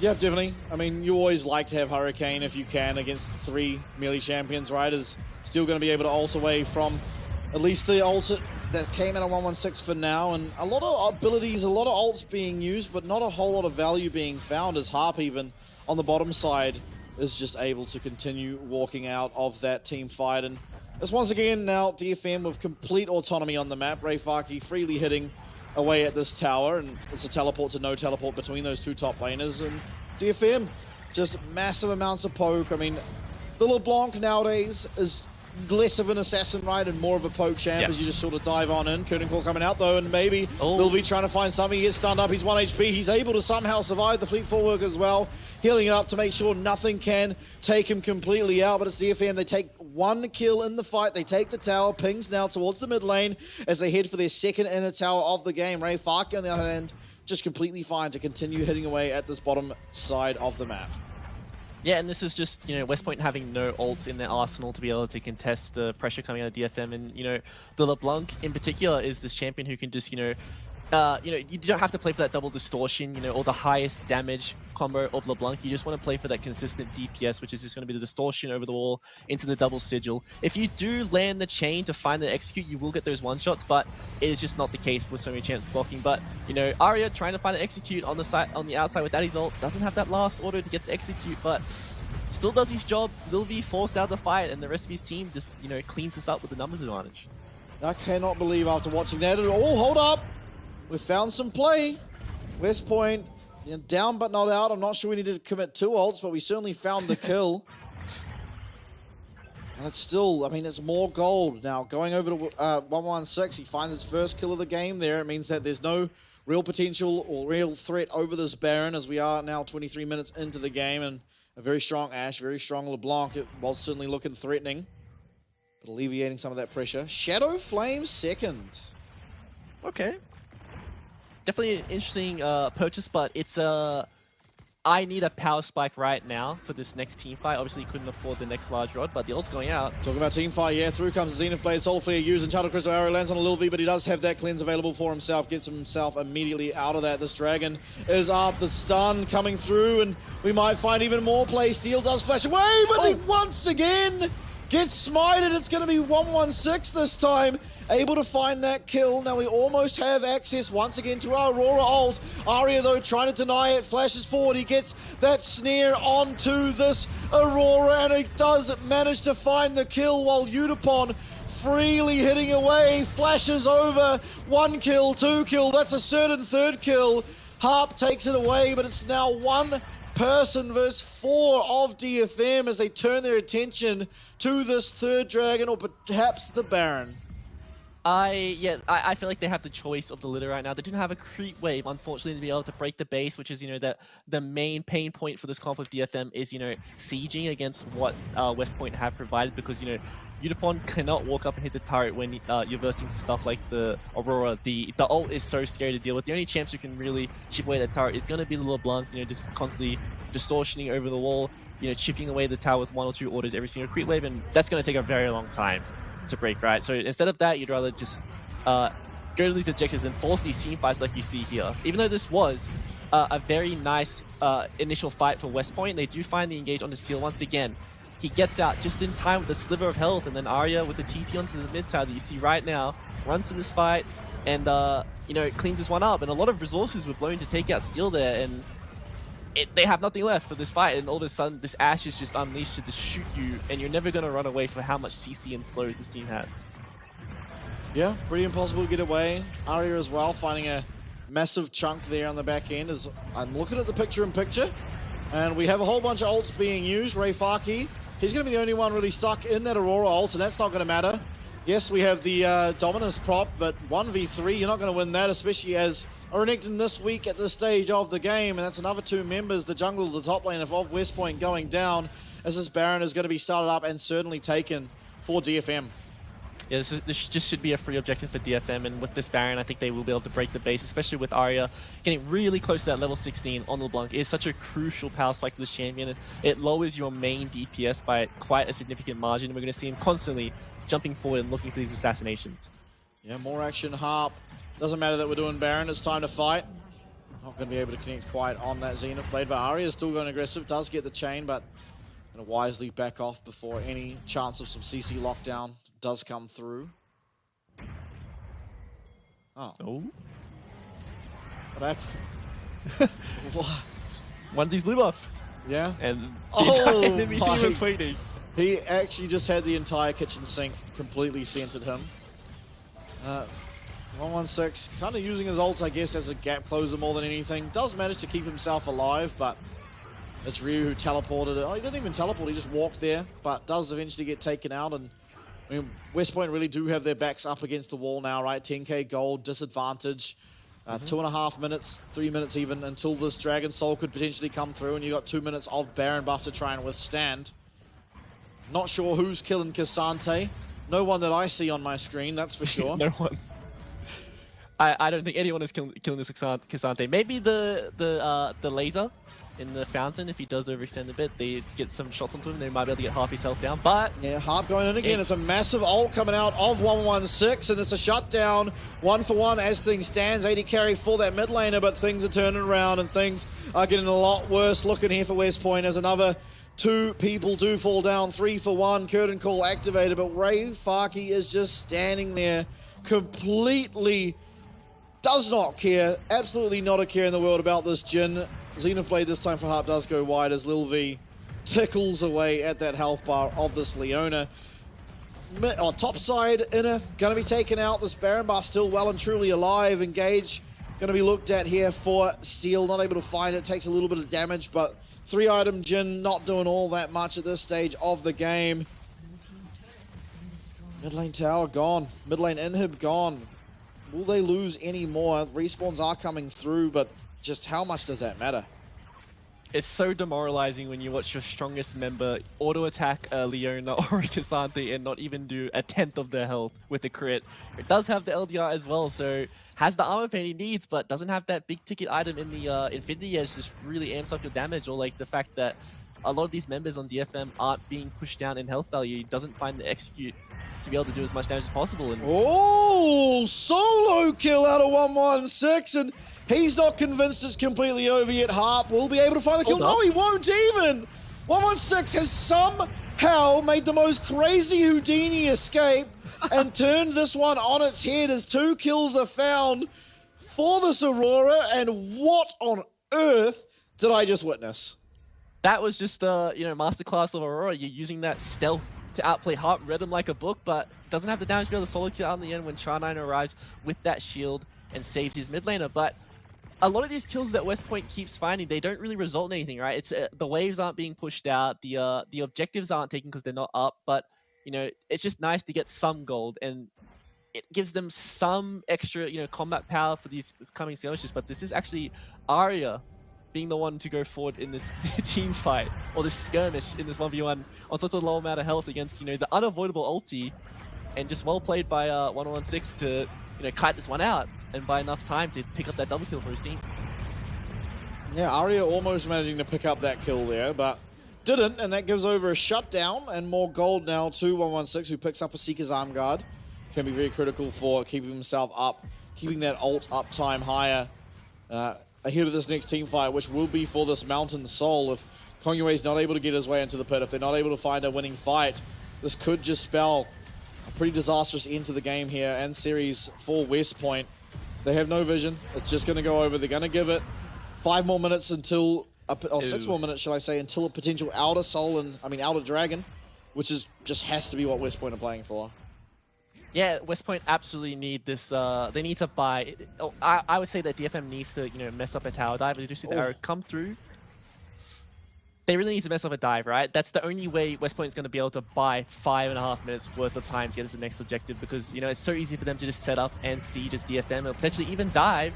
Yeah, trying to set up a dive, but the tower's gone, so it's not even really going to be considered a dive at this point. Char9 getting very, very low, and Dominus, Sterix used all the same as well there for Ryu on that Renekton. FAK is just walking forward. Damage. Yeah, he does not care. He can tank up whatever he wants. As through goes 116. This is the guy with a lot of gold. He gets at least the Guardian Angel down.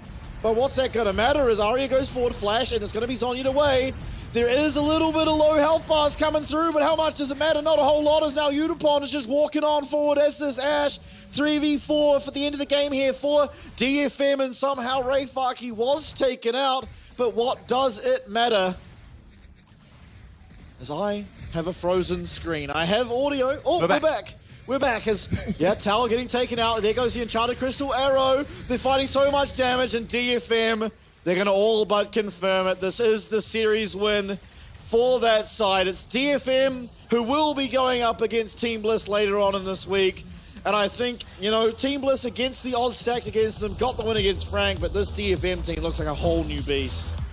Yeah, absolutely. Well, this was the outcome we all expected. Tonight, for our second series, we got to see the expected outcome.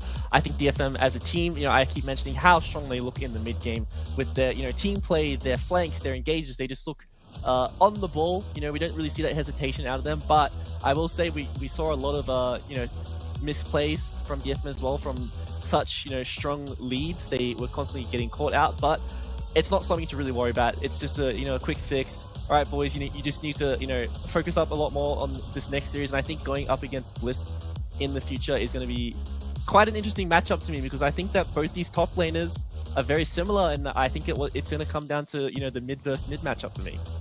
Yeah, I think, as you said, mid versus mid matchup, Harry having a really good performance for himself in series number 1, and ultimately Arya here looked infallible in that mid lane. The Ahri game, fantastic. The Aurora game, even more fantastic. And it's going to be a very difficult player to go up against in that mid lane. And credit to DFM. They were expected to win this cleanly. They did win this cleanly. And I think, there's no real surprise when it came to what happened in this game. And I think going forward now, probably just expect them to continue taking up wins here.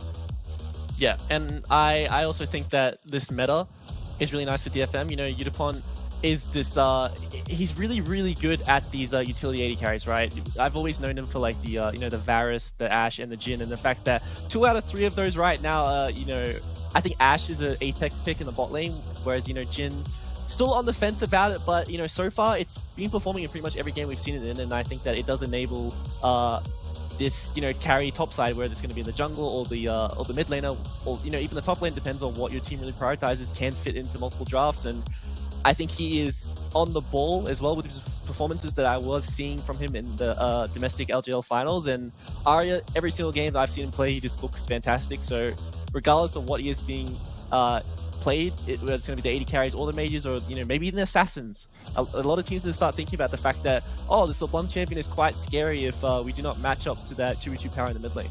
Yeah. Absolutely, and I think on the other side of the spectrum, right, we have to look at West Point. They did go down 2-0. You expected that result. Next up, they're going to have to take on Frank, and that feels like, I mean, we've seen that matchup now already 3 times. We saw it 3 times this split, and I believe the head-to-head is 6-0 in favor of Frank, so a bit of civil war. And again, odds are stacked up against West Point here. They're going to have to do something to change how they're looking. I mean, I think out of everyone, Lil V honestly looked the most consistent both games. Can't really fault him for a whole lot. The entire map lost around him, and he was then just playing some 80 carries from behind. The Ezreal, the Jhin from behind. It's pretty hard to find all that much value. I think he played very well. 116 as well. He was the only one making some very credible plays, on the Nico, trying to find those big ticket ults. He found Udapon a couple of times in the second game, managing to find a few shutdowns and just great play on the Aurora. So I think 116, if he can step it up a little, have a bit of a better laning phase for himself, could have the recipe to try and take down Frank, because all things considered, Frank are also looking pretty shaky. They're not looking like the Frank that went 6-0 up against the West Point. And so there is certainly still something to play for West Point here. It's not all, done for this squad. So looking forward to seeing them again later on in the week, as well as just seeing, I mean, a true test now, I guess, for Bliss up against this DFM roster, which seemed completely unstoppable. Yeah, and to touch on more about your your point with West Point, I have to give credit to them for that first game. I think their early game was really, really good, and that might come into the planning they did with Aurora specifically. But they were matching up lane for lane with a potential favorite to take the entire thing. So I think that was a good job by them, and I think the the second game was a blowout just because it looked like DFM came back and like, okay guys, let's just play our best champions and win this one fast. And that is that scary look that I'm worried about for Bliss in the future matchup of them. If all of a sudden, if DFM can play this these kind of comps where they have an insane amount of agency in the early game, they have an insane amount of priority and kill potential, I think that is when the LCO will struggle, is when there's just so much happening on the map, and it's really going to come down to your micro to be able to match up to what these teams are offering you. Yeah, absolutely. I mean, looking at the stats here, it was Arya clearly in the lead there with the damage. Not all that much damage coming out of really anyone on West Point. I feel like this Jhin champion, I'm beginning to think it's just a fraud, to be honest. Like, it's safe. It applies a little bit of pressure in terms of utility, as we have, to no one's surprise, Steel in the jungle position, taking the most damage per death. Arya, though, pretty clearly taking the most damage. He was clearly ahead. Despite Udapon finding himself the most gold in that game somehow. Arya, I think, ultimately with the most impact and probably should be the key matchup. Oh, it's going to be Steel. We had only jungles, right? It's the coolest role. We've not seen a single other role get the MVP, if I'm correct. What was game 1? Was it? It was Gemini. We've had 5 junglers get player of the game.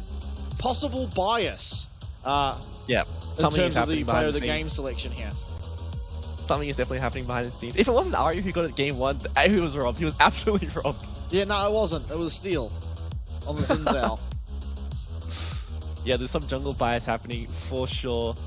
But I am curious to if there's going to be like this little meta that is going to be developed inside the PCS playoffs, because while there is this international meta of either you want to go for the 80 carries in the mid lane or the mages in the jungle, or just play back to playing your control mages. I think that's something we are seeing overseas a lot more. We are seeing the control mages pop up a lot, but so far in the PCS playoffs, we haven't really seen that happen here yet. We haven't seen the Azirs or the Orianas pop back out. We have been blessed with the Aurora at least, which is really nice, and I'm excited to see if that is going to be a staple going for the rest of playoffs, because I think in the right hands, we saw Arya in game 1, what he was able to do on that champion. If he can get through the laning phase, it did look so scary. Even for, West Point, they had a terrible early game, but they were able to win a lot of these team fights thanks to how much team fight prowess that champion has. Yeah, and it did certainly look very strong. So it will be important and impactful to see what really this champion does play, like what part it plays. Is it just going to become a staple of the ban phase? It's what Rumble ended up being, because he just was so strong. It's like, wow, we can't deal with it. We can like go for that angle of give them Rumble, try and get 2 OPs, but nothing really stacked up to Rumble, and it just didn't matter. And so maybe Aurora ends up being like that again. Sort of as time will only tell how that looks. And I assume as more practice is done, more scrims come through, teams will work out what actually works into this champ, what Aurora really struggles in lane against, or maybe it's a 2v2 angle, like what is very good against this Aurora champ in a 2v2, and then we can truly find out the strength of that champ. But we are going to have an interview after our series number 2. This time it's Udapon and Patty, so please do enjoy, and we'll be back right afterwards. 今天的赛后采访，我们今天邀请到的是 DFM 的 AD 选手 Udapon， 请 Udapon 先跟大家打声招呼吧。本日 DFM のユータポン選手をインタビューさせていただきます。ご挨拶の一言をお願いいたします。本日はよろしくお願いします。 First off, congratulations for the win today. This is actually your second time playing in the PCS playoffs. You actually won today with a 2-0 really quickly. I want to ask you about your feelings after the win. 首先，非常恭喜你们获得今天的比赛，这其实是你们第2次参加 PCS 的季后赛。你们今天也顺利的以2-0赢了下来。想问一下你现在心情如何？今回ユタポン選手の2回目の PCS プレーオフとなりますが、初戦で見事に 2-0 で勝利を収めました。今の気持ちを教えていただけますか？そうですね、すごい大事な初戦だったんですけれども、そこで勝てたことによってすごい安心しています。对我们来讲的话，这是非常重要的首战。那我们也顺利的把它赢下来。那我现在是觉得很放心，也很开心。Actually, this is a very important first game for us. To be able to win this game off really smoothly makes me really happy. I'm willing to perform better and better and hope we can perform better later on. So actually, in the first game, in the early game, you guys were a little bit unsteady, and then you were able to fix your problems and win off the first game. In the second game, you guys went very smoothly and won it off. I want to ask you to rate your team's performance for this entire series. 今天在第1局的前期，其实你们有点不稳定，但是后来能够做了调整，然后赢下来第1局的比赛。第2局就打得比较顺利了。想问一下你自己怎么评价今天你们整支队伍的表现呢？ゲーム1の序盤はあんまり調子が良くなかったように見えましたが、調整してから無事に勝つことができました。今日チーム全体のパフォーマンスをどう評価しますか？そうですね、実際そのゲーム1の立ち上がりは良くなかったんですけれども、そこからリカバリーしてゲーム1、ゲーム2と、スムーズに勝てたんですごい良かったんじゃないかなと思っています。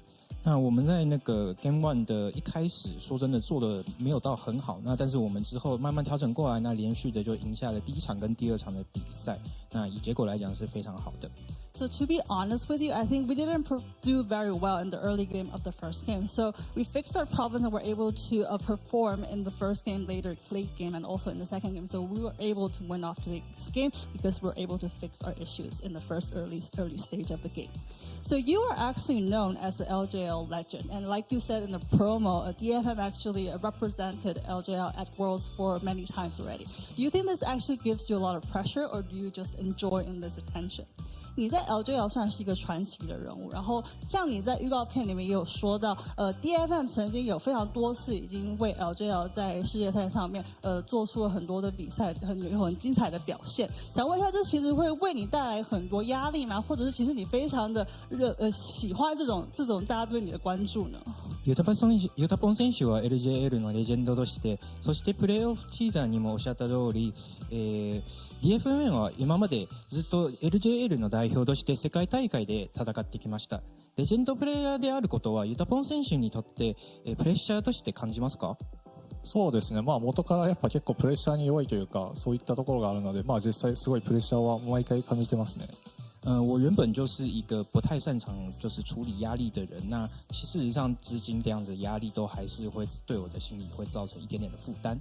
So I'm actually not a really good person when to face against pressure. So even though I played this long, I still feel pressure, and I have to fix my own mentality when facing against pressure. So your next opponent is actually going to be Team Bliss. And how do you rate their team? What style do you think they play in, and how do you think you can win that? 你们接下来将对上 Team Bliss， 今天是爆冷的打败了 FAK。想问一下，你認為這支隊伍的風格是怎麼樣的？然後以及你們要怎麼樣才能贏過他們？次の相手は今日奇跡を起こしたチームブリーズです。個人的にチームブリーズのことどう思いますか？そして彼らに勝つためのキーポイントは何だと思いますか？そうですね、見てる感じすごい特徴的なチームであって、その特徴が弱点にもなりうるなという感じがしたので、そこの特徴をいかにうまく潰せるかだと思いました。我今天看了他们的比赛呢，我认为他们虽然是一支非常有特色的队伍，但是同样的那个特色也会是他们的弱点。那我们只要去针对他们的弱点做击破就可以了。So I actually watched their game today. So I think they're a very creative and special team, and their specialness actually could be their weak point. So I think if we focus on those weak points, we'll be able to win them. では本日のインタビューは以上となります。ありがとうございました。Thank you so much for the interview and congratulations for your win. 再次恭喜你们获得今天的比赛。我们把镜头转回主播台。Thank you, Paddy, for the interview. And look, Tally, you heard what he said. He thinks Bliss is a very special team, but their specialness can be a weakness.